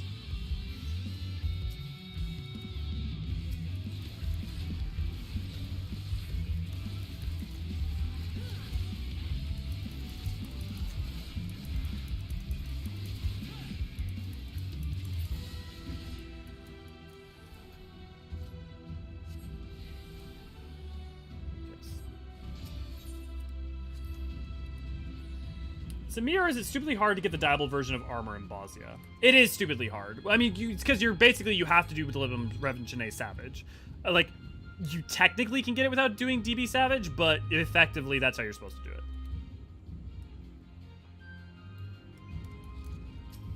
It is much harder than it should be. Rambo, good to see, glad to have you. It's well worth it. It speeds you up a lot. Yeah, it really does. That's the thing that's interesting, right? It's when something is statistically like a 5%, 10% game, but experientially it feels like a 50% game. It's always fascinating to me. Rewards can go a long way. The second one is place. All set then? Then I'll start up the remote scanner.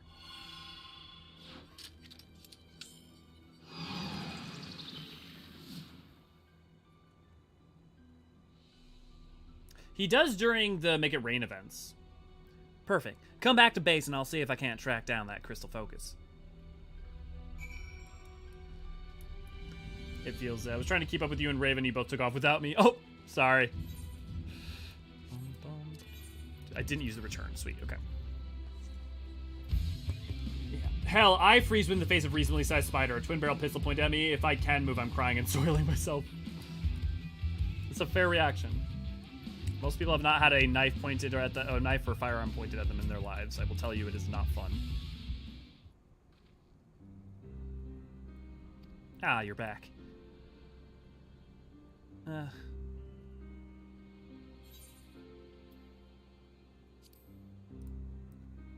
Is there trouble tracking down the crystal focus?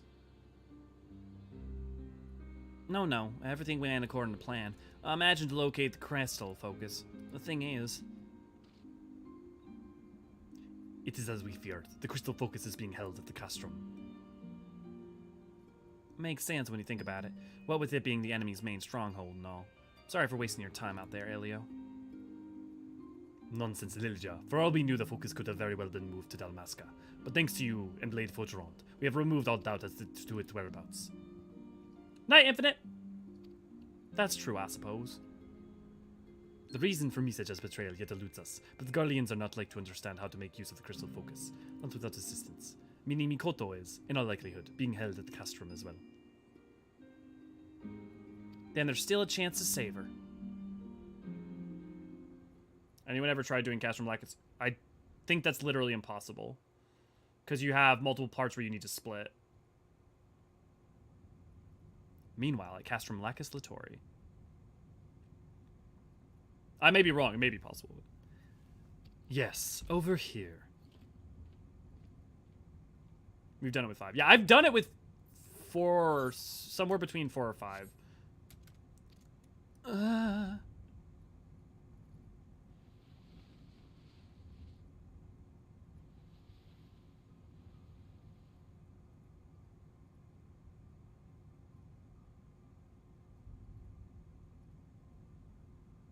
Mizja?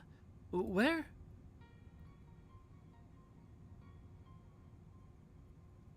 You're going to answer a few questions for me. We can start with how you're able to glimpse into the future. Mizja, why are you helping the Empire? I'm the one asking the questions here. Now answer. No, not until you tell me why. As long as the people have lost actions and know what they're doing, it's fine. I don't think you understand your situation here. Or are you truly that naive? Is it for power? Renown? Have you always been on their side? I know you, Mizja. You're a woman of conviction, and you wouldn't do something like this without good reason. If you know me as well as you say, I would hazard you already have the answer.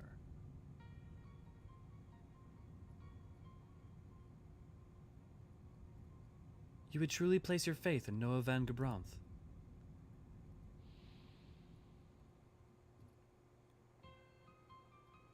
I've read about him and his father, the famed knights from the Republic of Landis. They say he was a man of vision. Where is Landis, Square? I know it's somewhere in Elsebard, but where? My theory is probably around somewhere like due north of Corvos. He was made legatus of the 4th Imperial Legion, and from what intelligence I could gather, he pays no heed to the race, parentage, or creed of his followers, and that the same partial judgment extends to the provinces under his control. If I'm not mistaken, havens for those seeking a life free of prejudice and hate. But do you truly believe equality can be found under an imperial standard? My, the dutiful bookworm can read between the lines.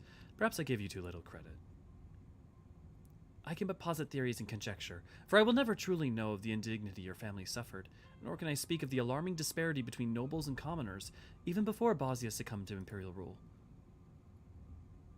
As I understand it, it was a country where the needs of the few outweighed those of the many. The wealthy were free to forge their own futures, while the poor were free only to die should they fall in their daily struggle to survive. And even if some few nobles were opposed to the nation being governed by an oligarchy, their peers would never relinquish their power and wealth for the greater good. Well, that Bozja is no more. I realize there are those among the resistance who yearn for the halcyon days of their forebears, who would judge you based on your lineage rather than the content of your character. Matsuno, sometimes you're right, and it's better to tell, don't show. But for the love of God, man. Their voices are but echoes of reprehensible past. You should understand better than anyone the future of Bozjan and Marsak mean to build. A way forward paved with dignity and equality. Times change, Mizja. People change.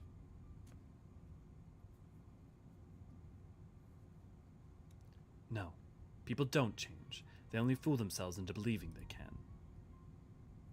It was ridiculed, marginalized, treated like an other.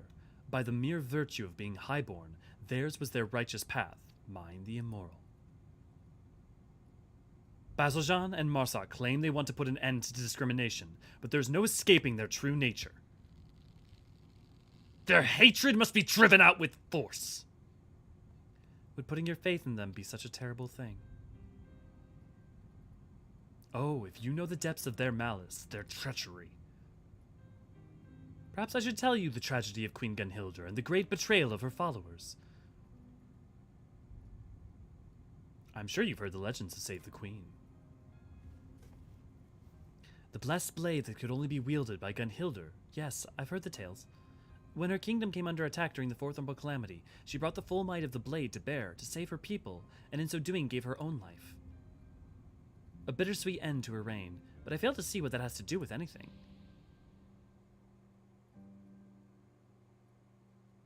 Before the Fourth Umbral Calamity. So here's an interesting thing. I don't know if this is the same art we were talking about earlier, but you can see one of the handmaidens. This is the Rogadin.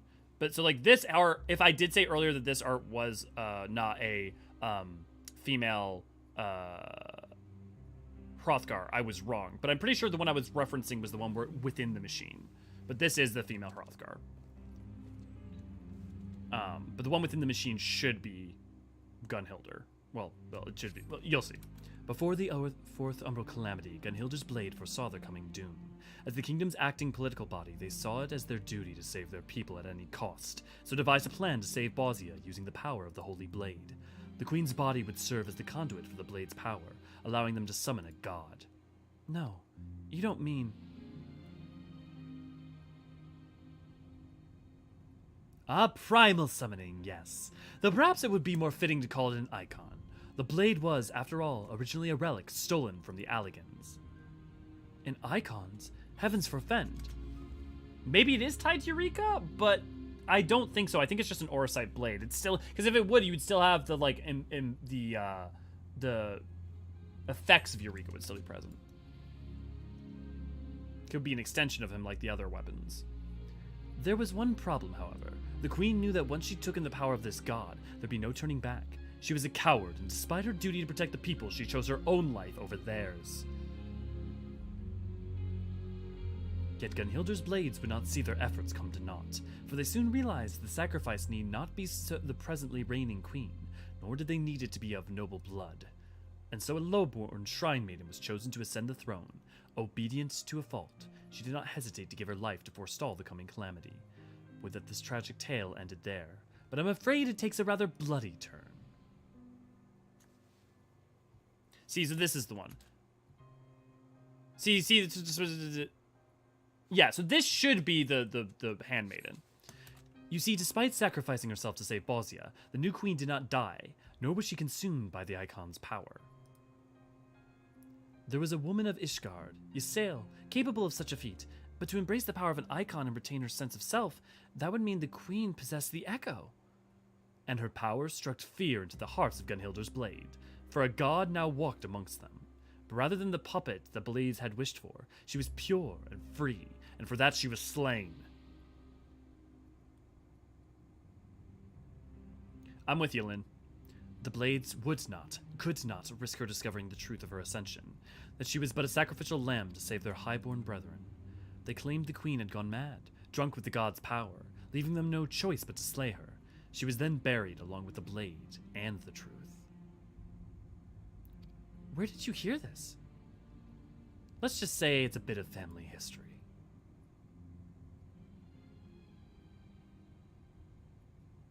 Now answer my question. How are you able to see the future? I don't know. I've never ever been able to use it of my own volition. I suppose it doesn't matter. We'll drag it out of you soon enough.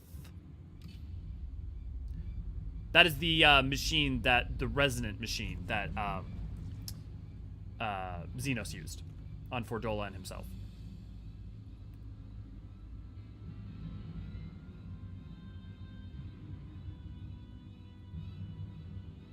Morally gray. I don't know that I would say Merlib's that morally gray. I would say early on, Merlib prior to the events of Realm Reborn, maybe. Well, I mean, even 2.2, maybe you could argue that, but I don't know. I would say she's like neutral good, frankly. But that's arguable. That's definitely arguable. Yeah. Lost Impetus helps a bunch, as does Lost Death, yes. Not that I don't like these hand-drawn illustrations, but I think at current budget, could they do flashbacks and model for Bosch and Noah? I think so. I think the reason they haven't is actually because they didn't want to define Bosch and Noah. Vigil for the loss, okay. I don't think it, my money would be on it's not even about, it was more about, but maybe it was just budget. Just thinking, just thinking about what they might have to be doing to Mikoto. Please, you have to save her.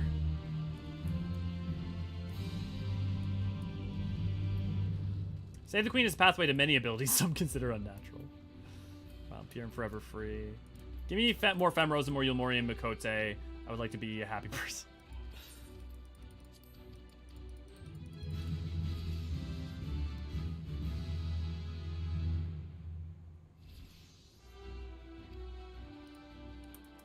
Before you go, I'm pleased to report our quartermaster has seen fit to expand your lost holster.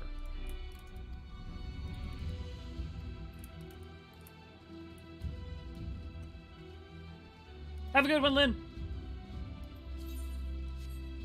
Yep, Castrum's a go. Cool. But we just need to talk to Bozjan.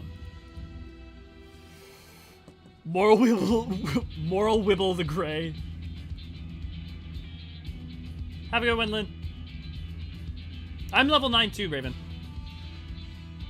If you just talk to, just go join our friends. Can you get a party invite? Yeah, Oblivion. Just give us a mo. The time has come, Elio. The day we shall take the Castrum like it's Littori. On behalf of the Resistance, I offer you my humblest thanks. You couldn't have come this far without your aid. Should probably equip Wobert, shouldn't I? So see, Zevan, Paladin. What say you, my friend? Are you prepared to rout the Garleans? You couldn't have stopped me if you tried.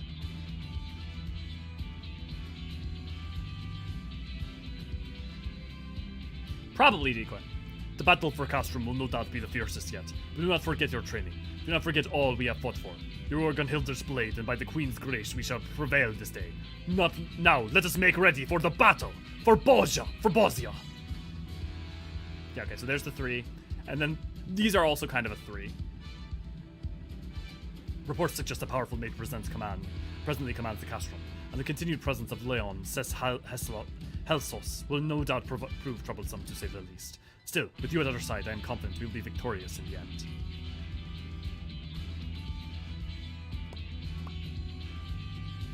Oh, I did just hit 10? Oh, okay, I thought it was at 9, my bad. Yeah, Raven, they can help you real quick. Thank you, Rolara. Oh, it's up? Fuck. Because of timing, if it's up and I'm gonna catch it, we may have to re-instance if we miss this, just because. Okay, I'm registering commenced. Because we're gonna have to do this one, because otherwise we're tight on time. Raven, if you're unable to get in, I promise you, I will personally make sure. Like, we'll team up and we'll get you to level 10, and then we'll get you a run of this very soon.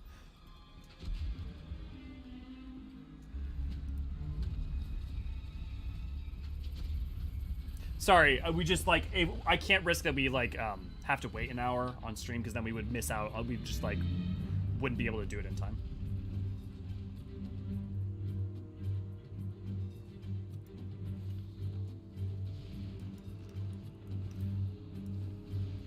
No, you don't have to be sorry, Raven. It's all good. In general, though, Raven, it's fine to get ahead of me. Don't think you have to be matching me. You can always be ahead. Is this a replay of Bozja or the first time? This is first time, or this is a replay, Zenro. Good to see you, glad to have you. But we're going over the story and all that information and focusing on it. I was hoping to talk about more about the other characters, but that's fine. Let's go top.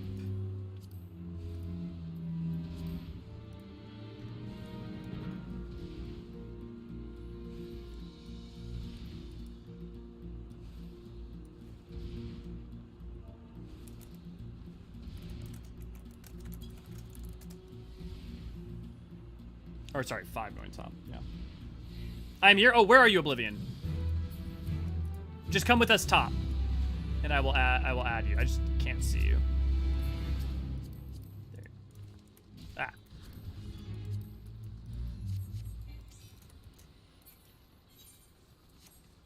They put Lost Find cache this year. Yeah. Where do they get the drill? My assumption, yeah, would be they steal it. The tunnel armor will breach their defenses. It is up to us to keep it in one piece until it's through. We'll split into 2 groups. One to lay siege from the outside while the other scale the wall. One of the skirmishes I think actually might touch on that. At long last, the enemy stronghold is but a stone throw away. With the resistant comrades at your side, all that remains is the final assault. Ooh, this is... We could use...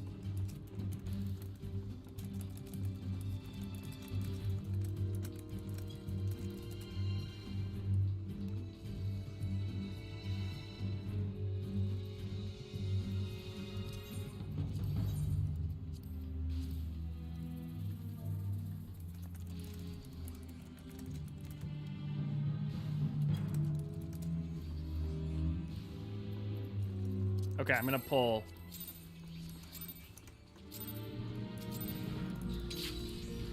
Go for it.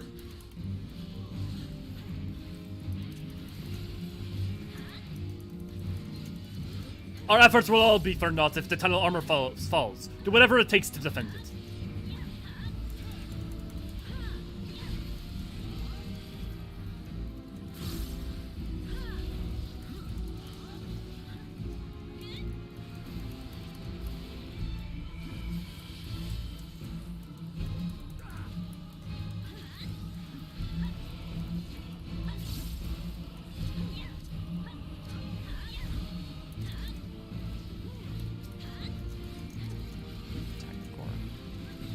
The tunnel armor is under attack. Strike the enemy core.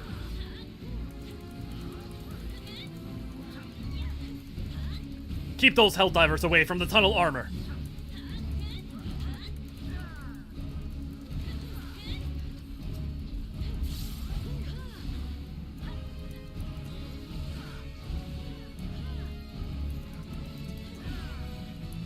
Does anyone here particularly love the note system as the primary way of telling story and the skirmish? Like, if it was secondary, it'd be one thing. But man, just like a lot of important information stuck in that shit.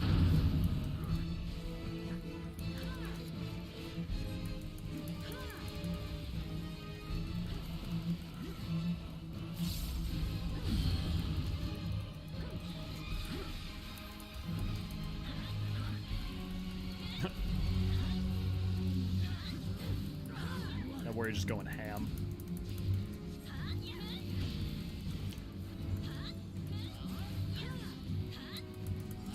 Prioritize mechanics first. These are explosives. Get to a core.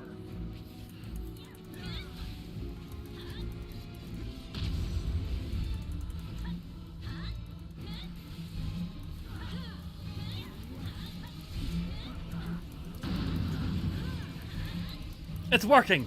It's working!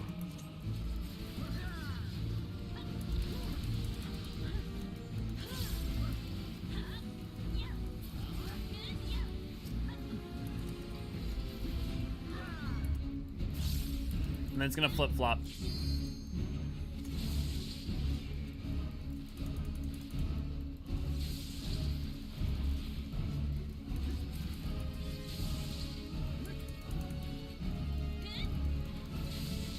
We're actually doing really good on damage, so this is going well. More Helldivers coming in fast. Quickly, get rid of them.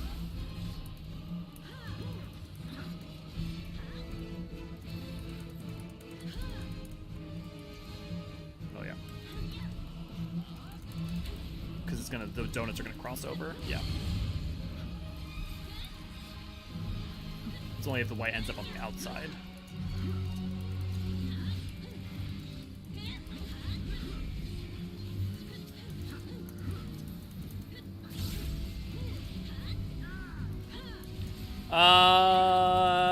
Zeke, it's on you to use limit break.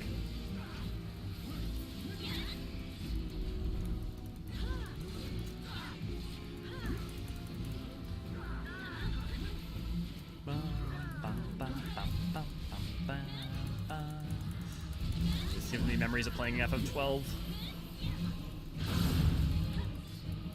We're almost there, just a little longer.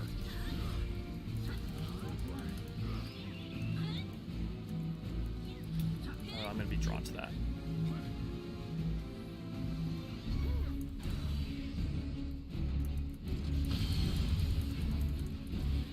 Oh boy.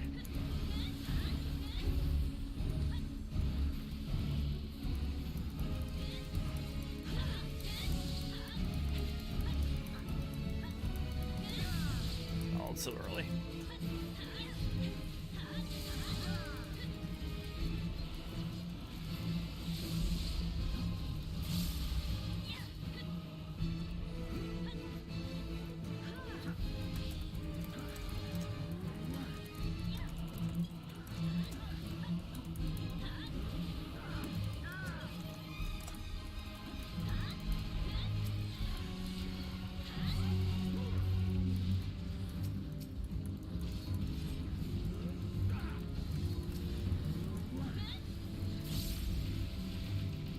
Okay, so far so good. How is it down there? Oh, are we good?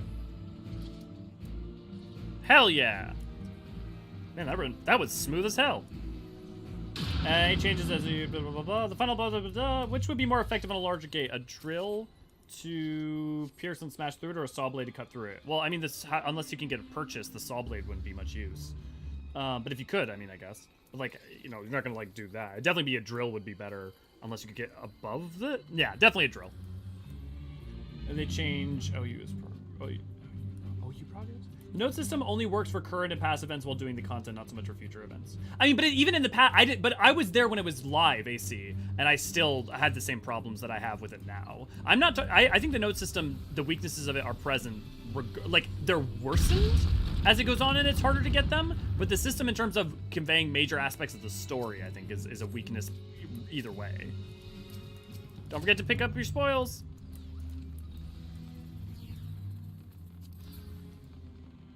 Storm the Castrum. Everyone, forward.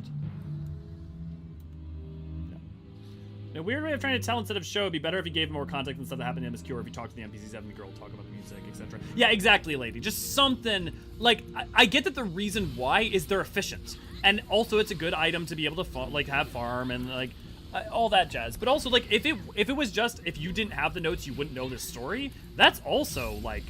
And then the skirmishes, the text in the skirmish flies by so fast while you're also in the middle of trying to do all the mechanics, you know?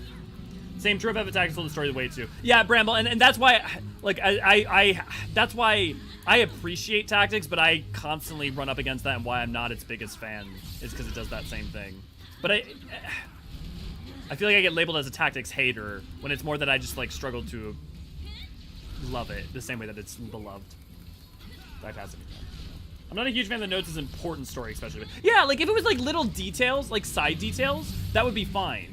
Or, like, if you had a relationship with all of Gunhilder's blades, like a strong one, and then it just gave you little bits of background on their lives, that would be fine. But because, like, the vast majority of your relationship with them is completely informed through what you know about them through those notes, and occasionally through the skirmishes, it's a problem with when, like, their ultimate fates rest on you giving a shit about these people and knowing them and who they are and their names. Yeah. More triple triad types of info snippets. Yeah. Well, you know, but, like, again, like, it could even be the same amount of snippet, just as long. Like, it could even be a bunch of really cool information and stuff, but it can't be the thing that it's leaning on for your relationship in totality to be with them. Like, Bozjan and Marsak, you've got a relationship with, right? You, like, you know, take time, you spend time with them. Their fates kind of matter to me. I wish there was more characterization, but it's something. They leave me with no choice. The day has come to demonstrate the power of the Eorzean. Close the barricade. I need more time. Okay, we're gonna go lower. I like the guy who lost his, yeah. Everyone split up and search for a way to open it. I like the guy who lost his parents and should have gotten some lines but Sid arrived. Like, crap, the other guy was pissed. Yeah, exactly. Yeah, lady, I know who you're talking. Yeah. Wasn't Bozja affected by COVID? It was only in Realm Reborn at the time. Zadnor would have been, but not Bozja. Retreat. Burn all documents. Like, the later patches were, but Bozja would have been content locked by the time of that was coming online. There's a lot of people wonder if the reason that, like, Zadnor feels like it's kind of half finished and, like, there was supposed to be a third section is what affected the way it affected it.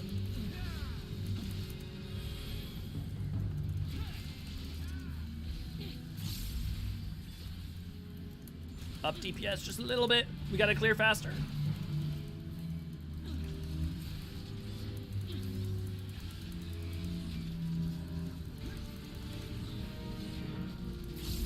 Oh, I guess it really doesn't have. We have got. Yeah, okay. We've only got a limited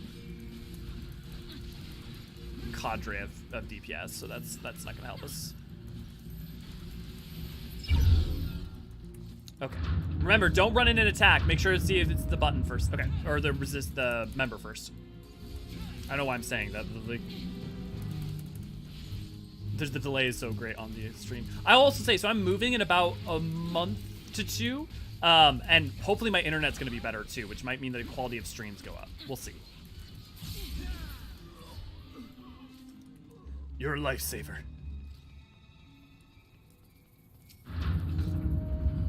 There's not...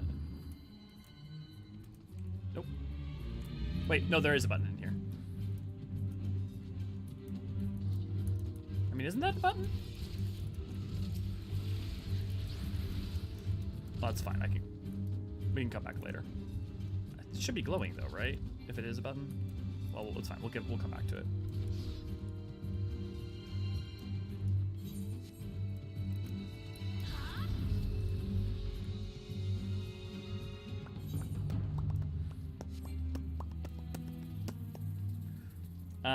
There's always super hard balance how much in an MMO specifically do you keep in MSQ, but also you want people to play the side story branch off. But see, this is not my problem that Bozja is a side story. It has nothing to do with that. Whirlit is a side story that tells its narrative and gives you a relationship with the characters. I actually think like Severa and some of those guys, maybe like it's problematic that how much you don't have a relationship with them. But like, my problem is how Bozja is told, not that it's side content. I think it's perfect. It's the perfect sort of thing that shouldn't be mandated. I think it's a wonderful piece of side content. Yeah.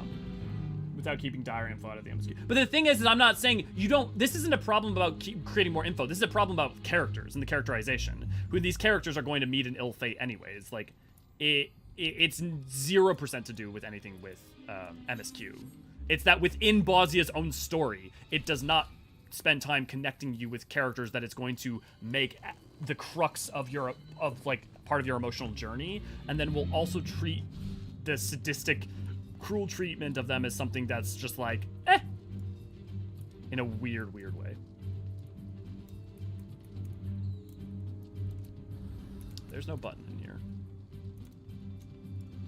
Or rather, I'm referring to Bozja main story as MSQ. Oh! Okay, well, yeah, then I guess what I would say is that it's not... Nailing it's hard, but it doesn't really even try to give you a relationship with any of the Gunhildr Blade, other than using skirmishes and notes, right? Which, I mean, if those work for you, then that works for you and that's enough. Okay. E pressed, west pressed, northwest pressed. No one said anything about southwest, so I'm gonna go southwest. They said southeast, so I'm going southwest.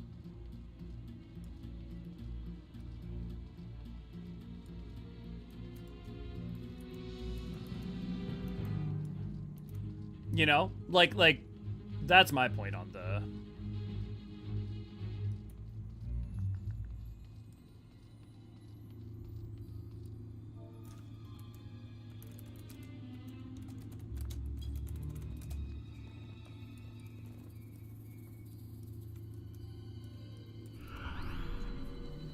Sweet. Going the more Destiny 1 way of things isn't the correct option. Well, and also, I mean, the Destiny 1 it's almost in some ways a good example in that, like, that only happened because of the like mess of production and just like ripping out things that were meant to be part of a story that was told and then just throwing in the Grimoire cards, right?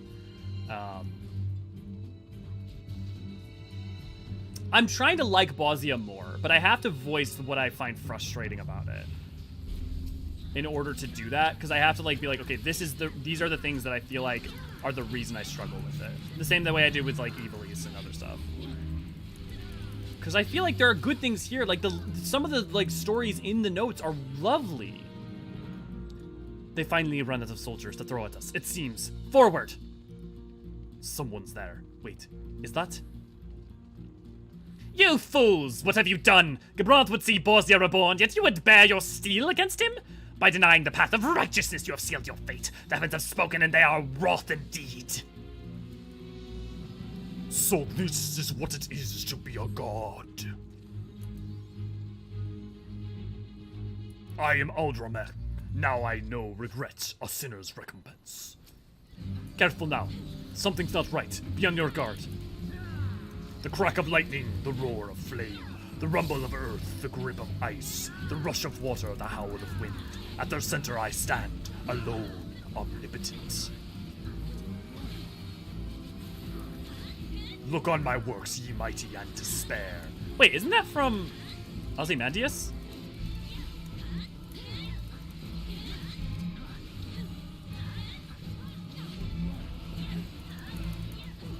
water's knockback.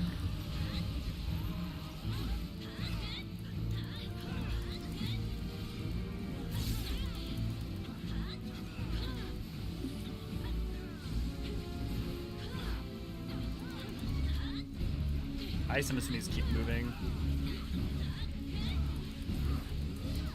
Well, thanks, Light. Thanks for confirming that. I was like, wait a second.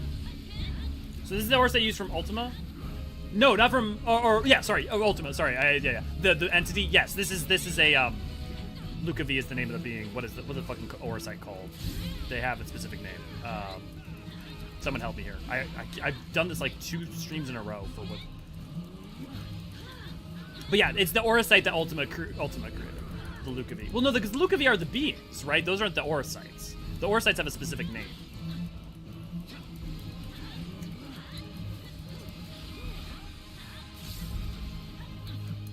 May the lightning tether through you. Let your dying screams fill the air.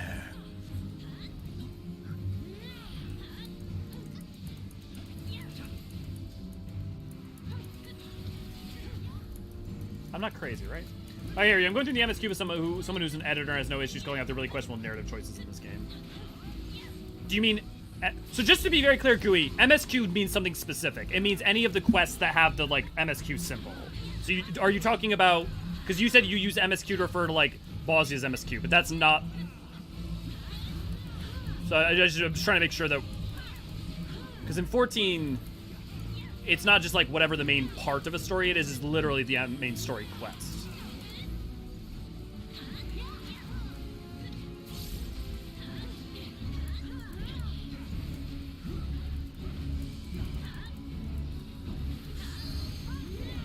Knockback, and then what's wind do? Is wind donut? Okay. Knockback and move.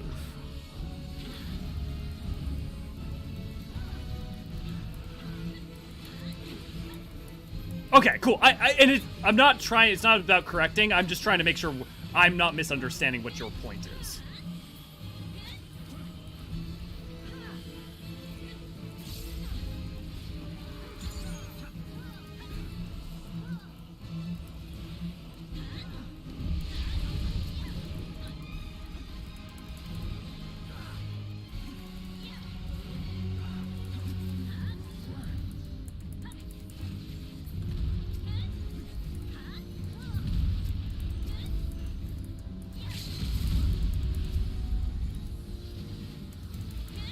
Man, we're doing good deeps.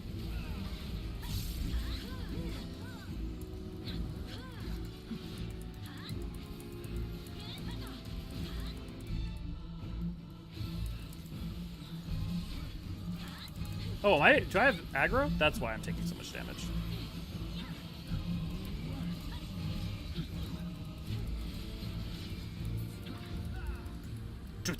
To think he would go to such lengths to surrender himself, body and soul, to the devil. There is no time to dwell on that. We must press on. There's a devil? Do the Bosnians have a devil?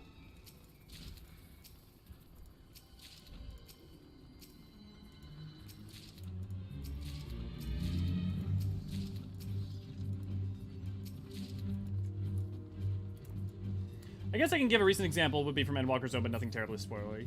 I'm gonna try, yeah, I'll trust you. Also, Gooey, good to see, glad to have you, if I didn't say that. Bramble, did I say good to see, glad to have you? Zenro, did I say good to see, glad to have you? I know it's been a while, but thanks. Yeah, Gooey, I mean, like, if you, I trust you to be sensible about if it's a problem.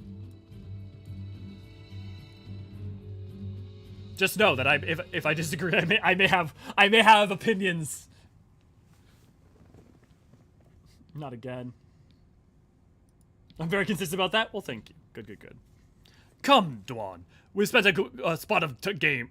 We've a spot of game that wants for hunting. Kaka! Beasts of the 4th Imperial Legion, Lion Rem Helsos, and Dwan. Kaka! No, I was not doing that seriously.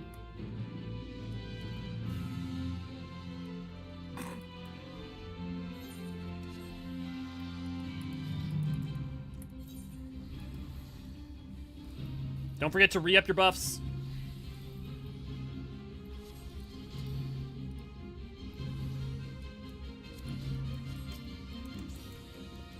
And I had to hand it to you. I never thought you'd make it this far, but I'm gonna enjoy this.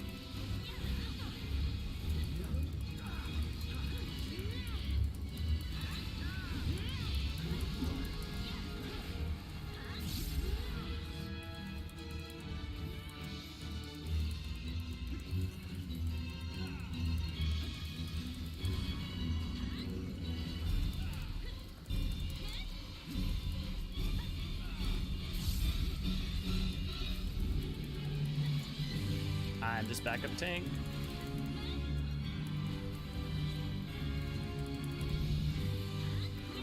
For I do not have any metal bonus points.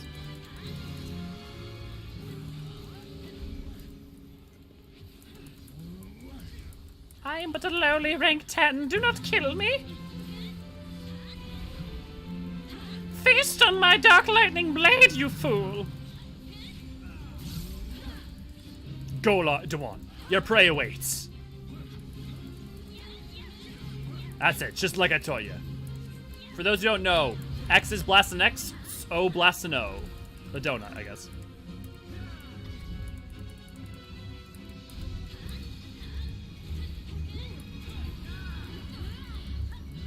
Where's the fourth one? Is there not a fourth one to start?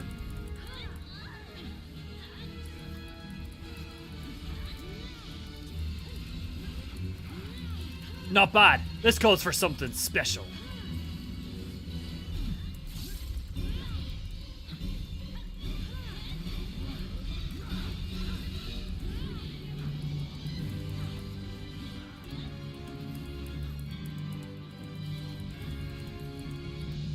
Oh, I forgot it was 2. My bad. My bad. Oh, that's not gonna be good.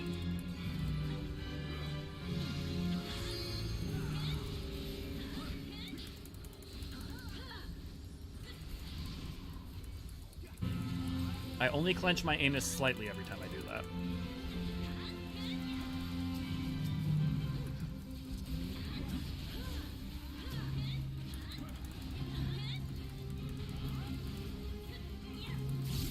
I can't let you have all the fun when I come over here and let me take a swing.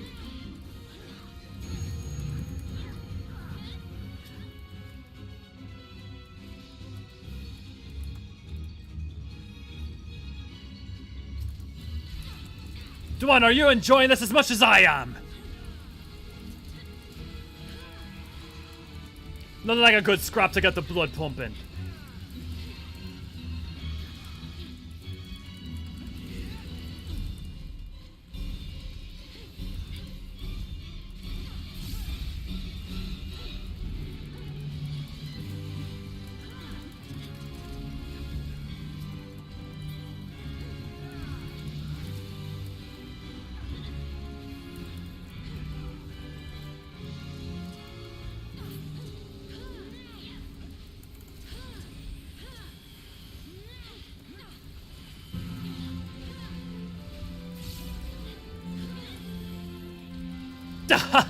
A challenge at last.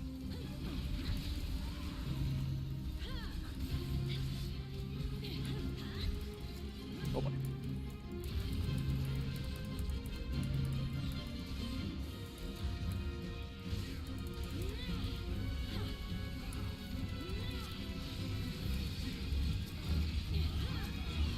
Oh, I tried.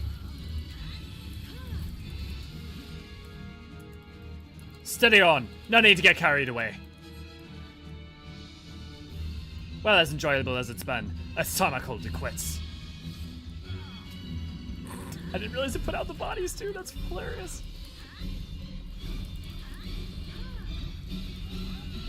Not quite what I had in mind, one. Let's try that again. You better not mess it up this time.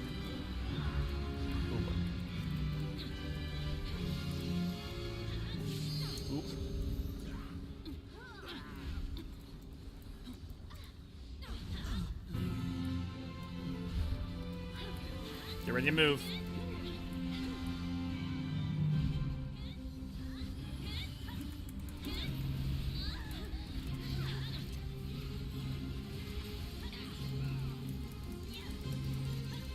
Zeke, limit break at will.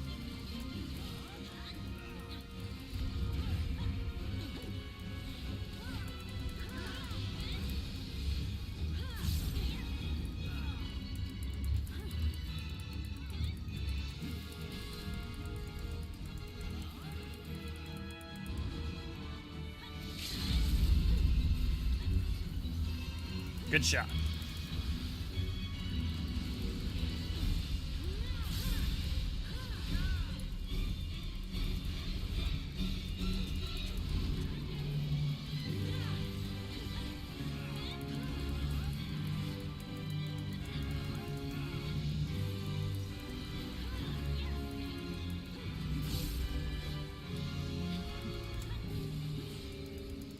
And clear. Good job, guys.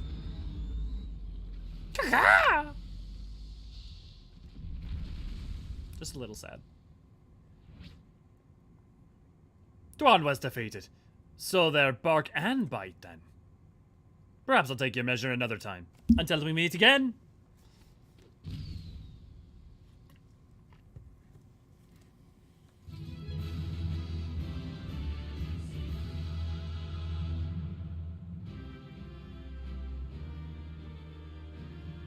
See, I disagree deeply with that, Gooey, in terms of, like, the radio. Because I think what the radio is a symbol and represents and what the lengths they go to what it means fundamentally for the characters. And a natural solution would have deeply undercut it to me. It would have, like, that would have, just from a lore standpoint, I have to say that, like, a natural solution that didn't require the synthesis of a bunch of different knowledge from different eras of history. I also love the idea that there's the implication of Solus Galvus is responsible for the radios, and ergo is partly responsible for that protection, whether he intended to or not. And also the idea of the radio, of the huddling around a thing, about this thing that can provide warmth and comfort and protection in terms of, like, stories and music, but it also can be a thing that projects hate and can rise people to action. I think it's a perfect metaphor.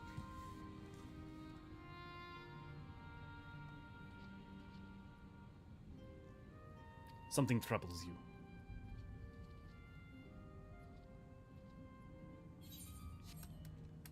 Their soldiers fled so quickly.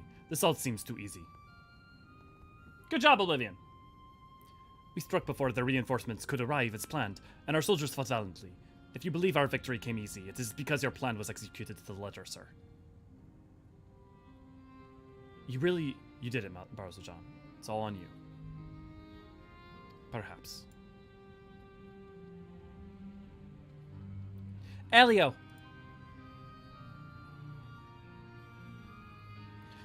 It's Mikoto. Alright. Alright. Have a good one, Tam. We need to split up and search for her. I don't believe that will be necessary.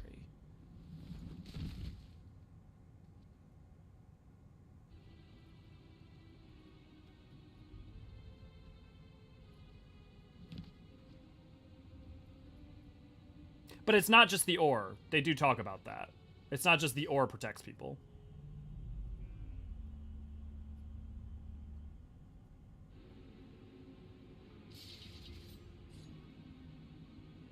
They say that the ore is... Yeah, well, we'll talk about it later.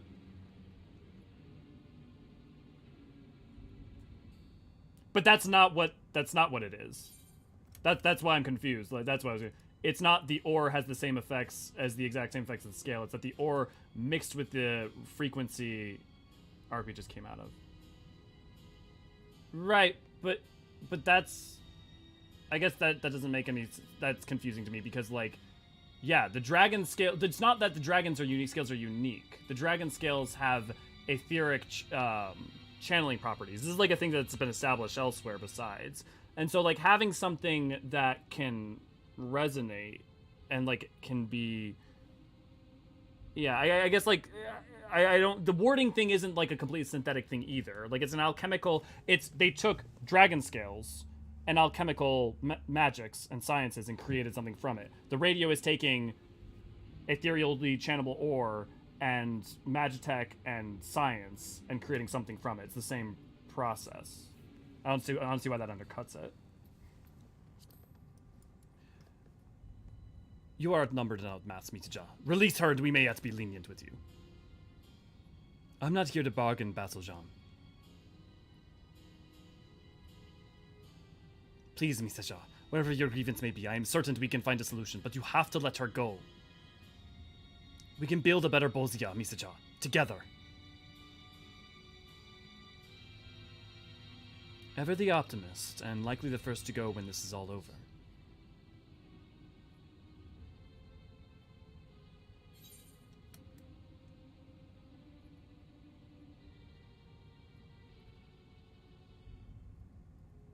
But it's not contrived. I guess that's what I disagree that it's contrived.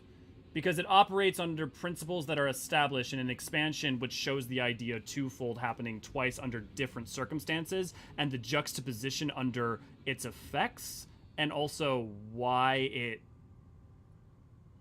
Aren't the people around the aura radius made safe zone as well? Like, it's not just the aura does it. Like, what I like is specific. The reason I'm defending it here is because this is a thing where I'm like, yeah, okay, fair enough. I actually specifically like that because it's a beautiful juxtaposition and fundamentally establishing a fundamental theme between the rest of Etheris and Garlemald, as well as establishing themes around Garlemald and like what the radio is and represent in both that it incites and protects, and like that the fundamental system is born out in aetherology, that fundamental aetherological principles on both ends.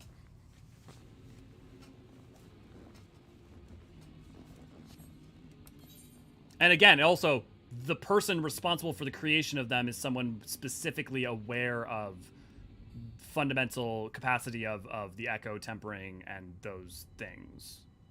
So it's not just accidental. Elio, if you would see her unharmed, come over here, nice and slowly.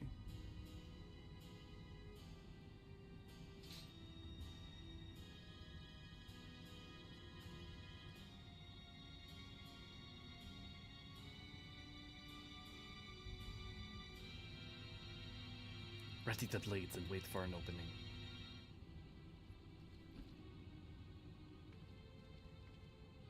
Not very subtle.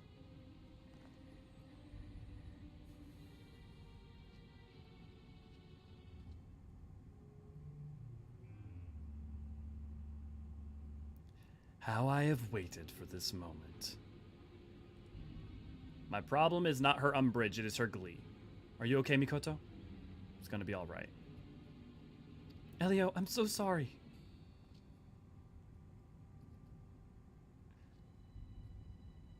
Careful. It would be a pity if I were forced to sully a holy relic with such as this.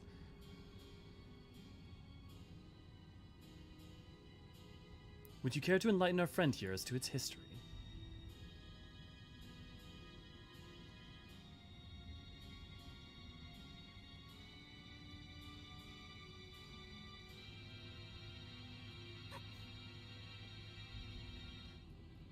That's slightly inelegant, but fair enough.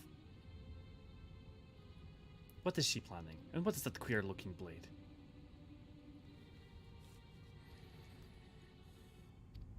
Here.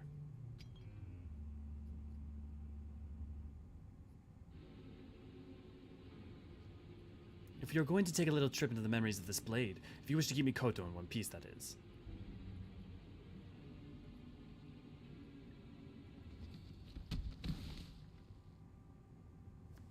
Mikoto!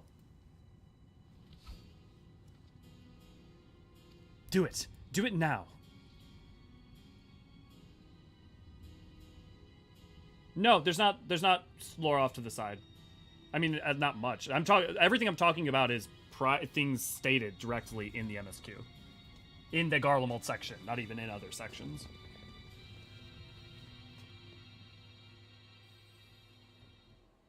I remember because I took a lot of notes on this during End Talkers when we got to that section.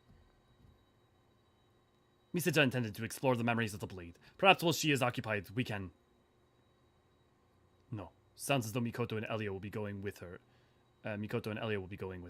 Interrupting them may have dire consequences. We must wait for our moment. Okay, yeah, this is a little bit of some bullshit. It's like... Now someone just ethereally blast her. I mean, they don't know what's going on with the... I understand somewhat waiting for their moment. I will also say this section makes a lot more sense now that I understand the fundamentals around memory Aether. Because historically, because when I first played it, I'm like, this is some bullshit. But actually, it makes sense. We're going into a memory and we're affecting it and changing it, which they established also with Sid in the Bozja incident memory.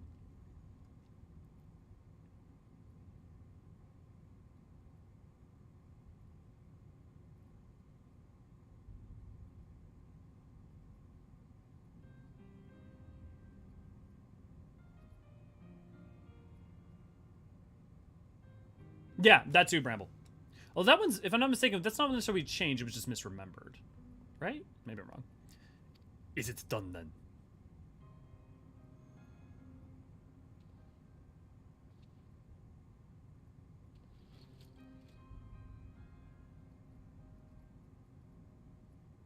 She does not breathe and her pulse has ceased.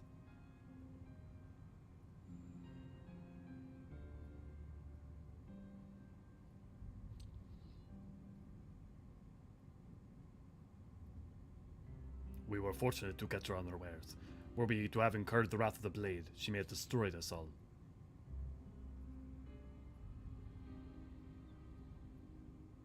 A quick, painless death, like it's not. She did not even realize what happened.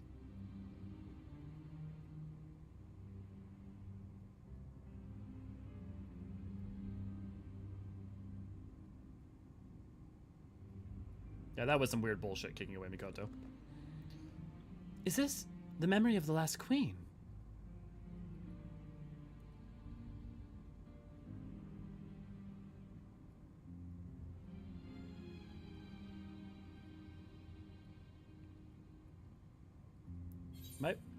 My problem is that literally nothing we are shown, nothing we are shown justifies Misaja's sadism. And I'm just gonna like say that flat out right now because there's some stuff coming up that we may not even get to today. Probably won't get to today, but like the gist irks me. 'Tis true the blade possessed a terrible power, but was this the only way?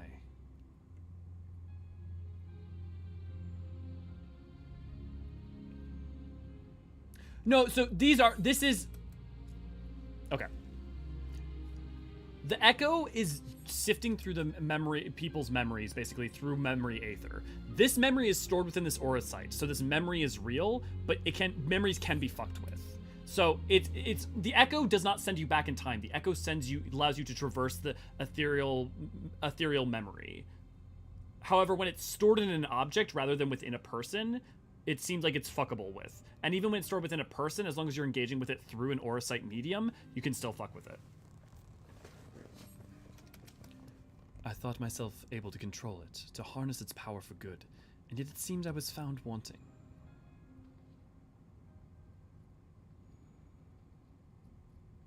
So because the blade was aura site, her memories were held within it, like a soul crystal.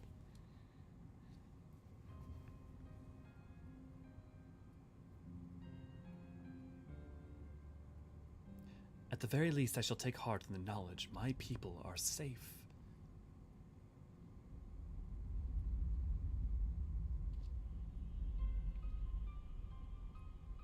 Fuck you, Misaja. Naught but lies and deceit. They used you, betrayed you, slaughtered you, and dragged your name through the dirt. Now rise, my queen. Exact your vengeance and erase their accursed legacy from the pages of history.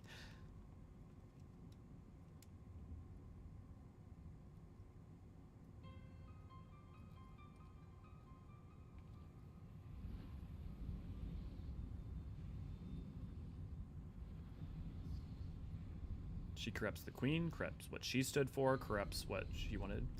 No! Leave her be! Like...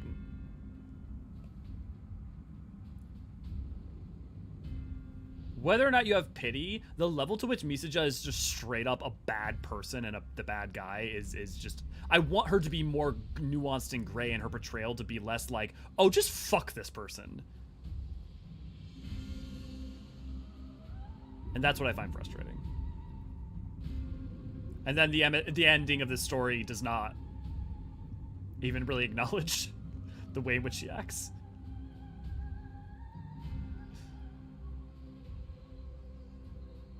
Yeah, no, all good, Gooey. Sorry, I know I'm very opinionated and I have strong opinions. Thanks for sharing with me.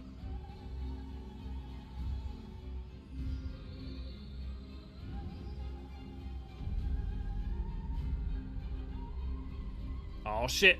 Femhrothgar eyes. The blue eyes of flame. Go! Claim what is yours!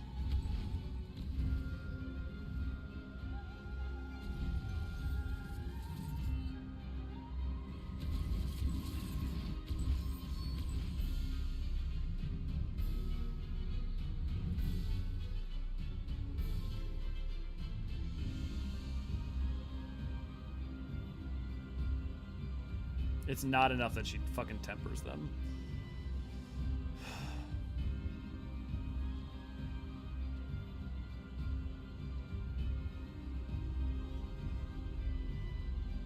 Death to the deceivers. In the name of the queen!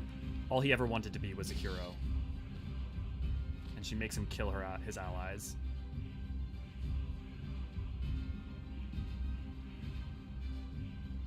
All he ever wanted to do was free his home. Retreat!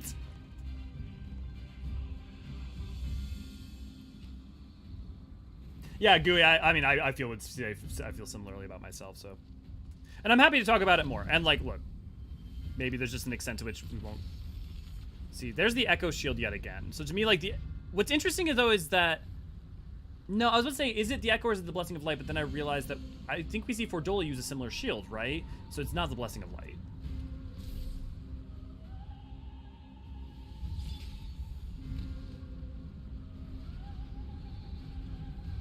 Mikoto, no! Marsak!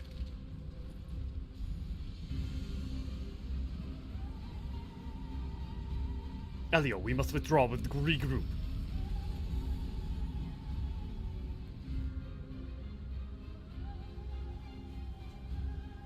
See, like, she delights in this. Yeah, fuck you. She delights, not only, it's not just enough that she believes it's right, she delights in the suffering she's causing. All of you, run!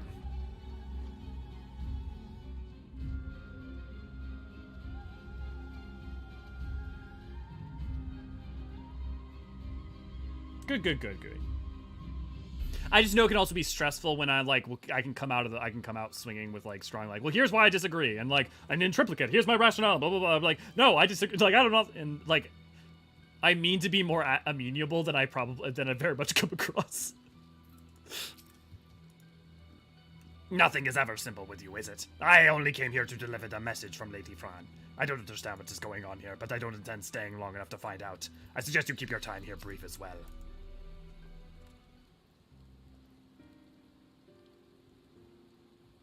Fair enough, Gooey.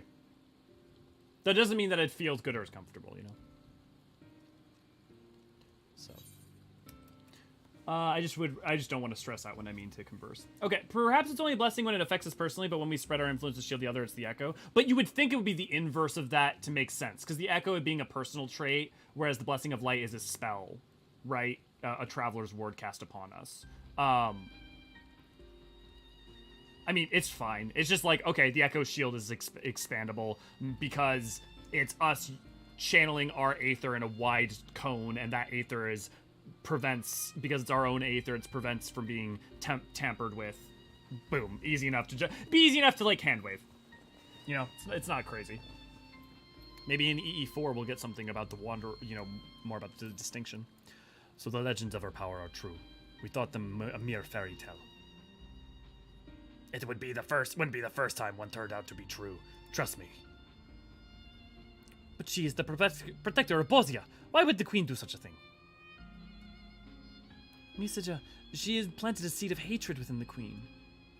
The queen's memory was altered, then? That hatred seemed to be reaffirmed when the queen looked upon the soldier bearing the weapon of her guard. Misaja was likely anticipating that reaction. Death to the deceivers, they said. Gods, what happened all those years ago? Let us not dwell on the past. The blades must be saved.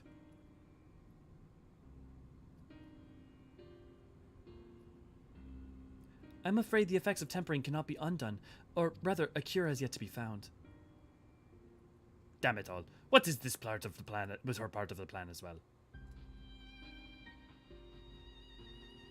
Let us return to Genghis then. There is still much for us to discuss. Understood.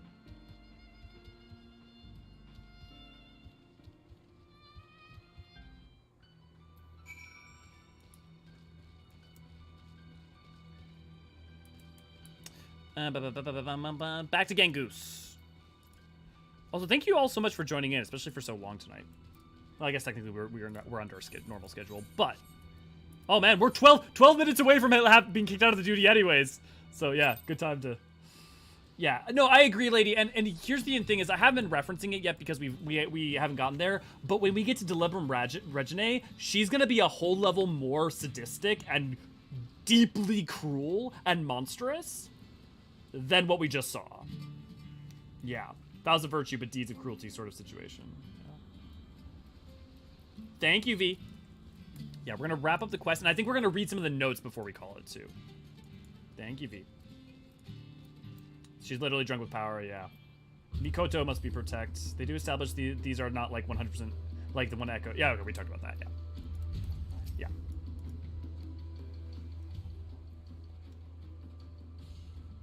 To lose the Castrum and Gunhild Earthbleed both, a heavy and most unexpected blow. It seems that rather than rely on sheer numbers, Minius had a far more devious scheme in mind all along, and we played right into his hands. Thankfully, reinforcements from Damascus have recently arrived, and more from the Eastern Alliance will soon join our ranks as well. Until then, there is not to do but wait and plan. Our next move. Now is the time to rest, my friend. You have more than earned it. Nice, Raven.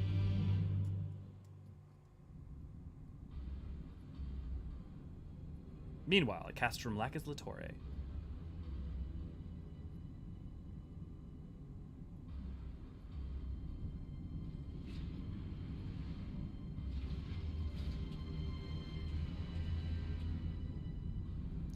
Well, word around here is you summoned a primal, is that right? You certainly know how to make a good first impression, don't you, lass? I've seen similar from Albeleo, and that Orsite is. But a primal summoning, that takes a great deal more aether, doesn't it? And I'd imagine even more to control it. You have done well. Now go, tend to your wounds. That's an order. We have ample time before the Resistance returns, and when they do, I will have need of you again, understood?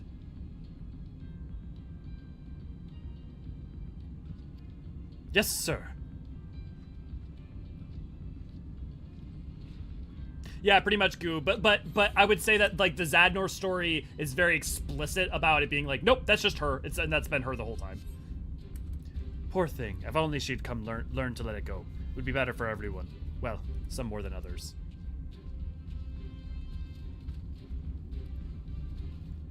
L is in representation. What do you want? I trust you're aware of the request from the 3rd Legion to return to the capital. Oh, they referenced the 3rd Legion. Of course I am, but Gabrant is in no position to comply with such orders. I thought as much. Not that it matters. Nerva's just like his father, Titus. Oh, they're referencing Nerva too. So so this honestly, this bit of dialogue is probably some of the most important reference that is important in Denwalker. Weak and coward, unfit to give orders, let alone lead a nation.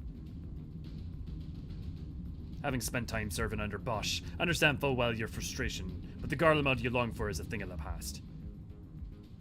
Though I must say, your plans to stall for a time have proven quite effective. One can only hope that you are as prepared as our dear Noah for what comes next. What is it you are trying to say? Soldiers with potential like her are not something to be used and discarded like an old boot. We have never considered her to be expendable. She's a valuable asset.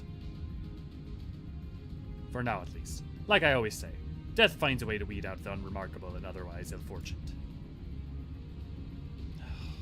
I almost envy you in your insouciance. I actually don't know.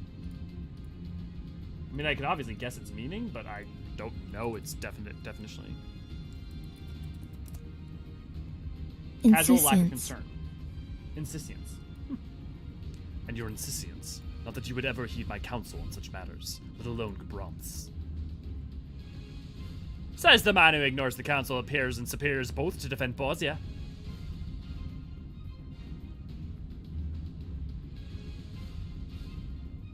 But I really have to hand it to you. Enthralling these resistance soldiers was a fantastic idea. Why bother with persuasion when you had the power to enslave minds? Flattery ill suits you, Leon, even when false. Perhaps, but dirty tricks like that suit you quite well, don't they? You always say we're a conniving bastard. A real snake in the grass. That I shall take as a compliment. Ugh.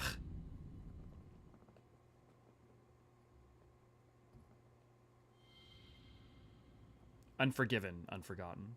But the thing is that, here's the thing, lady, Save the Queen, chapter the second, is that it's specifically a sort of thing that Matsuno does quite a few times in his stories. And so it's like, it's not just 14 to me, it's like, it very much feels like a Matsuno thing. Yeah. Yeah. Or sure, just implying there are a few methods of which you could pull this off, it's just they really corner themselves with this one. Yeah. Yeah, yeah. Well, I mean, I would say a second personality would feel cheap to me, but like, yeah, it would be something. Or already being tempered herself or something, but like, yeah. Speaking of balls, we need some blitz balls. Correct. So like, you're not wrong. I just feel like 14 as a whole tends to not drop them in the way that like, it's done. Oh! Hello. Oh! Oh! Bramblebear, thank you! Hi! Bramble, let me send you a friend request so I can see you in the future. Thank you very much. That was very kind of you. And Raven, you're already in the party. Cool. Cool.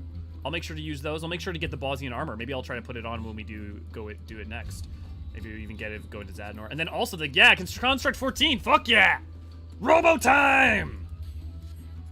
Hell yeah. Okay. Cool. It's 6:54, so we got a couple minutes. So I'm going to go ahead. I'm going to read some of the notes that we didn't get to yet because I think it's worth it.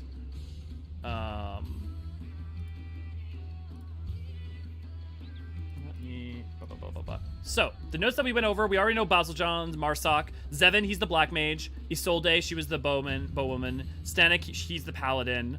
So we haven't done Blaz, Velibor, Aggie, Lofir, Dabog, Jumbu, Clarius Co, Persisus, Salvatore, Sicinius, Raider, Leon. Okay, these are... Oh, no, wait, actually, we still have... Okay, you... Misaja... Gunhilder. No, that's from the Lady of Blades, so that's afterwards. Okay, we're gonna wait to do those then.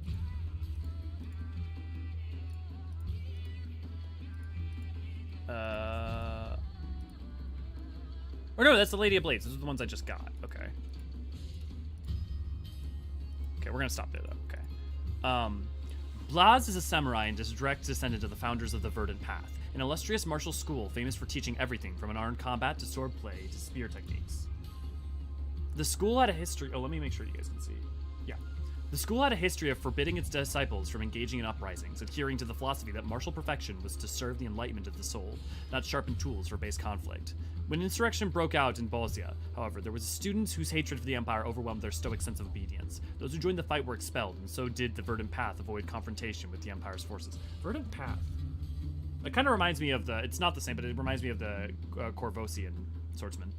Despite being the youngest child of the school's founding family, Blaz's father also chose to rebel against his teachings and lend his blade to the Bozjan cause. In the end, however, the uprising was crushed. Blaz's father took shelter in Dolma, where he was eventually wed, and as time passed, was blessed with a son. That's interesting. I wonder if that means his mother's Doman. Which would be... Well, no, because then his mother shouldn't be, because if his mother was, he would be what, probably Hurian.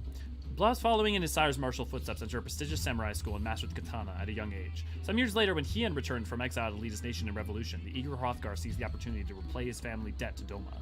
Once Doma's liberation was secured, Blas made ready to strike out as his own. But after hearing rumors of the Eastern Alliance and the new uprising in Bozja, he knew his road must lead to his father's homeland. The Verdant Path was experiencing upheaval of its own at this time. With the newly appointed schoolmaster championing the cause of rebuilding the Bozja of old, Blas was welcomed with open arm and even offered position to teach the arts of the samurai. He declined the honor. Though his father had since passed on, Blas was determined to carry on his legacy. He would join the resistance in the ranks of Gunhildr's Blade, swearing an oath to see the nation of Bozja reborn. God, there's just so much backstory thrown in here. Velbor is a knight and a second cousin to Blas, and like Blas, he is direct descendant of the founders of the Verdant Path, an illustrious martial school famous for teaching everything from unarmed combat to swordplay to spear techniques. This prestigious institution has existed for over 200 years, and its adherents rose up in strength to defend the city-state of Bozja against the Garlean Empire's incursion.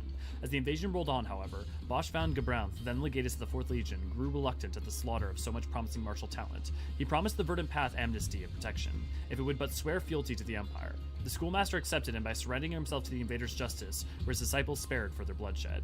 It was Velbor's grandmother who inherited the schoolmaster's mantle, and she upheld Gabranth's pact with the unflinching rigidity. Tempers would flare, and groups would form to rebel against the occupying forces, but any student she caught joining these uprisings were immediately expelled. Thus did the Verdant Path endure. It was on her deathbed, however, that she muttered these words to her successor, Velbor's father. I have honored our promise to Gabranth, as my husband wished. His sacrifice was an act of love, to ensure that we would survive. But you, my son, are not beholden to this oath. A new age is upon us. Blas arrived to find the Verdant Path now aligned with his own purpose, and Velbor discovered in his second cousin a kindred spirit. He remembered their first meeting, in that sense that a missing part of his soul had returned. Indeed, Velbor felt his distant relative more brother in truth. Within a short while, they were engaged in friendly rivalry, the mutual encouragement leading to the innovation of new martial techniques. Even as their companionship blossomed, the school took steps to formalize its allegiance to the Bozjan resistance, and Velbor, along with some few dear comrades, was invited to join the vaunted Gunhildr's Blade. This day, as on every other, is his greatsword poised to fall upon the oppressor of his people. So, him and Blas, and then, I think Aggie might be? Maybe it's just those two are kind of a duo. Yeah, those two and Aggie are kind of a trio as well. An ancient, Aggie Glover. An ancient and diverse settlements home to some 200,000 inhabitants. That's a rare, you rarely get actual population statistics. So Bozja had 200,000 inhabitants. The Bozjan harbor city, oh no, not even. The Bozjan harbor city of Mardlja draws in laborers from malms around with the promise of plentiful employment. Yet despite its prosperity, the haven also shelters its fair share of vagrants and orphans. It's almost like a vagrant story. Whether it be through war, illness, or imprisonment at the hands of authorities, many are the children who lose their parents to unfortunate circumstances and end up huddled beneath the streets and the sewers and drainage tunnels. Aggie had been one such child. She never knew her parents nor the name she was given at birth. Aggie was what the imperial clerks chose to call her on that brutal winter's day when they first found the 5-year-old shivering outside and alone and half frozen.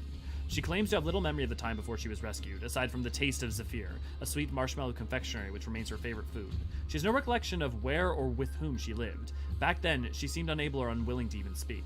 The clerks took the silent Aggie to be raised as the illustrious Verdant Path, a school of martial learning, and her transformation was nothing short of miraculous. The dead-eyed, listless child that was taken in from the cold to life in the company of her classmates. She showed an incredible aptitude for reading and writing, devouring every scrap of wisdom her instructors set before her. Before long, she had blossomed into a young girl full of smiles and affection, her cheerful mood never failing to brighten a room. Blas and Velbor were two with whom Aggie felt the most connected. Determined not to be outdone by their martial prowess, she devoted herself to the study of fist fighting, and through a combination of hard work and natural talent, rose to the rank of master by her 16th name day. When her battle brothers left to join the resistance, she would not be left behind. And there, in the muddy camps, amongst soldiers prone into fits of despair or fury, Aggie was once again welcome ray of sunshine. She became their living banner, a rallying presence on the field. They cheered when she was selected for Gunhildr's Blade. Blas and Velbor, loudest of all. But she suspected Bozjan had based his decision more on politics than merit. Still, she saw no point in provoking an argument. Aggie would continue as she always had, fighting the good fight and lifting the morale of her comrades. So those are the blades that the Queen's blades that we saw and that were tempered. So with how cruel and rule out blackmail, hostage, and family, friend sympathy, troubled past, see Fordola, yeah. Debog is basically a direct reference to Metal Gear Solid. Cyborg Ninja has his character in the next area. Yeah, a bunch of the skirmishes are like Metal Gear references for sure in there. Honestly, if they didn't try to excuse her behavior, it would be less jarring. Yes. Like, even if this is like the first Hildy quest line, she was raised on hate and look what we lost, no excuse. Yeah, my problem, lady, is not that she's an unrepentant unrepentant sadist that's pitiable and was to an extent forged, not just born. My problem is that by the end of this narrative, it effectively completely lets her off the hook in a way that, like, I just don't find tenable. But I'm hoping my opinion's gonna change going back through. But I do feel strongly about this. The unyielding blade technique. That's making their tempering all the worse with this good backstory. Yeah, but I mean, that's the thing. But AC, you nailed it on the head. The thing is that them being tempered means almost nothing if you don't have this backstory and if you don't know them or their struggles or who they are or their names. Which you be completely forgiven for not knowing if you didn't read the notes or didn't get the notes because they were luck based, or if like you were trying to read the text for the skirmishes and critical engagements, but they went by so fast and you had to do mechanics. You know, it's like it's wild. It's wild. Okay, it's 7:03, so there's actually quite a few more, but we'll save them for next time, because we still do have a bit more of Bozja and Deliberate Regine to hit on before we get into Zadnor. But tomorrow we're going to be hitting on Deliberate Regine, and then we're going to be winding our way up into Zadnor. If anyone has any final questions or little bits and bobs, feel free to ask them or forever hold your peace. Again, Bramble, thank you so much for those gifts. That was very, very kind of you. I'm going to head back to the tea tree as we wind down.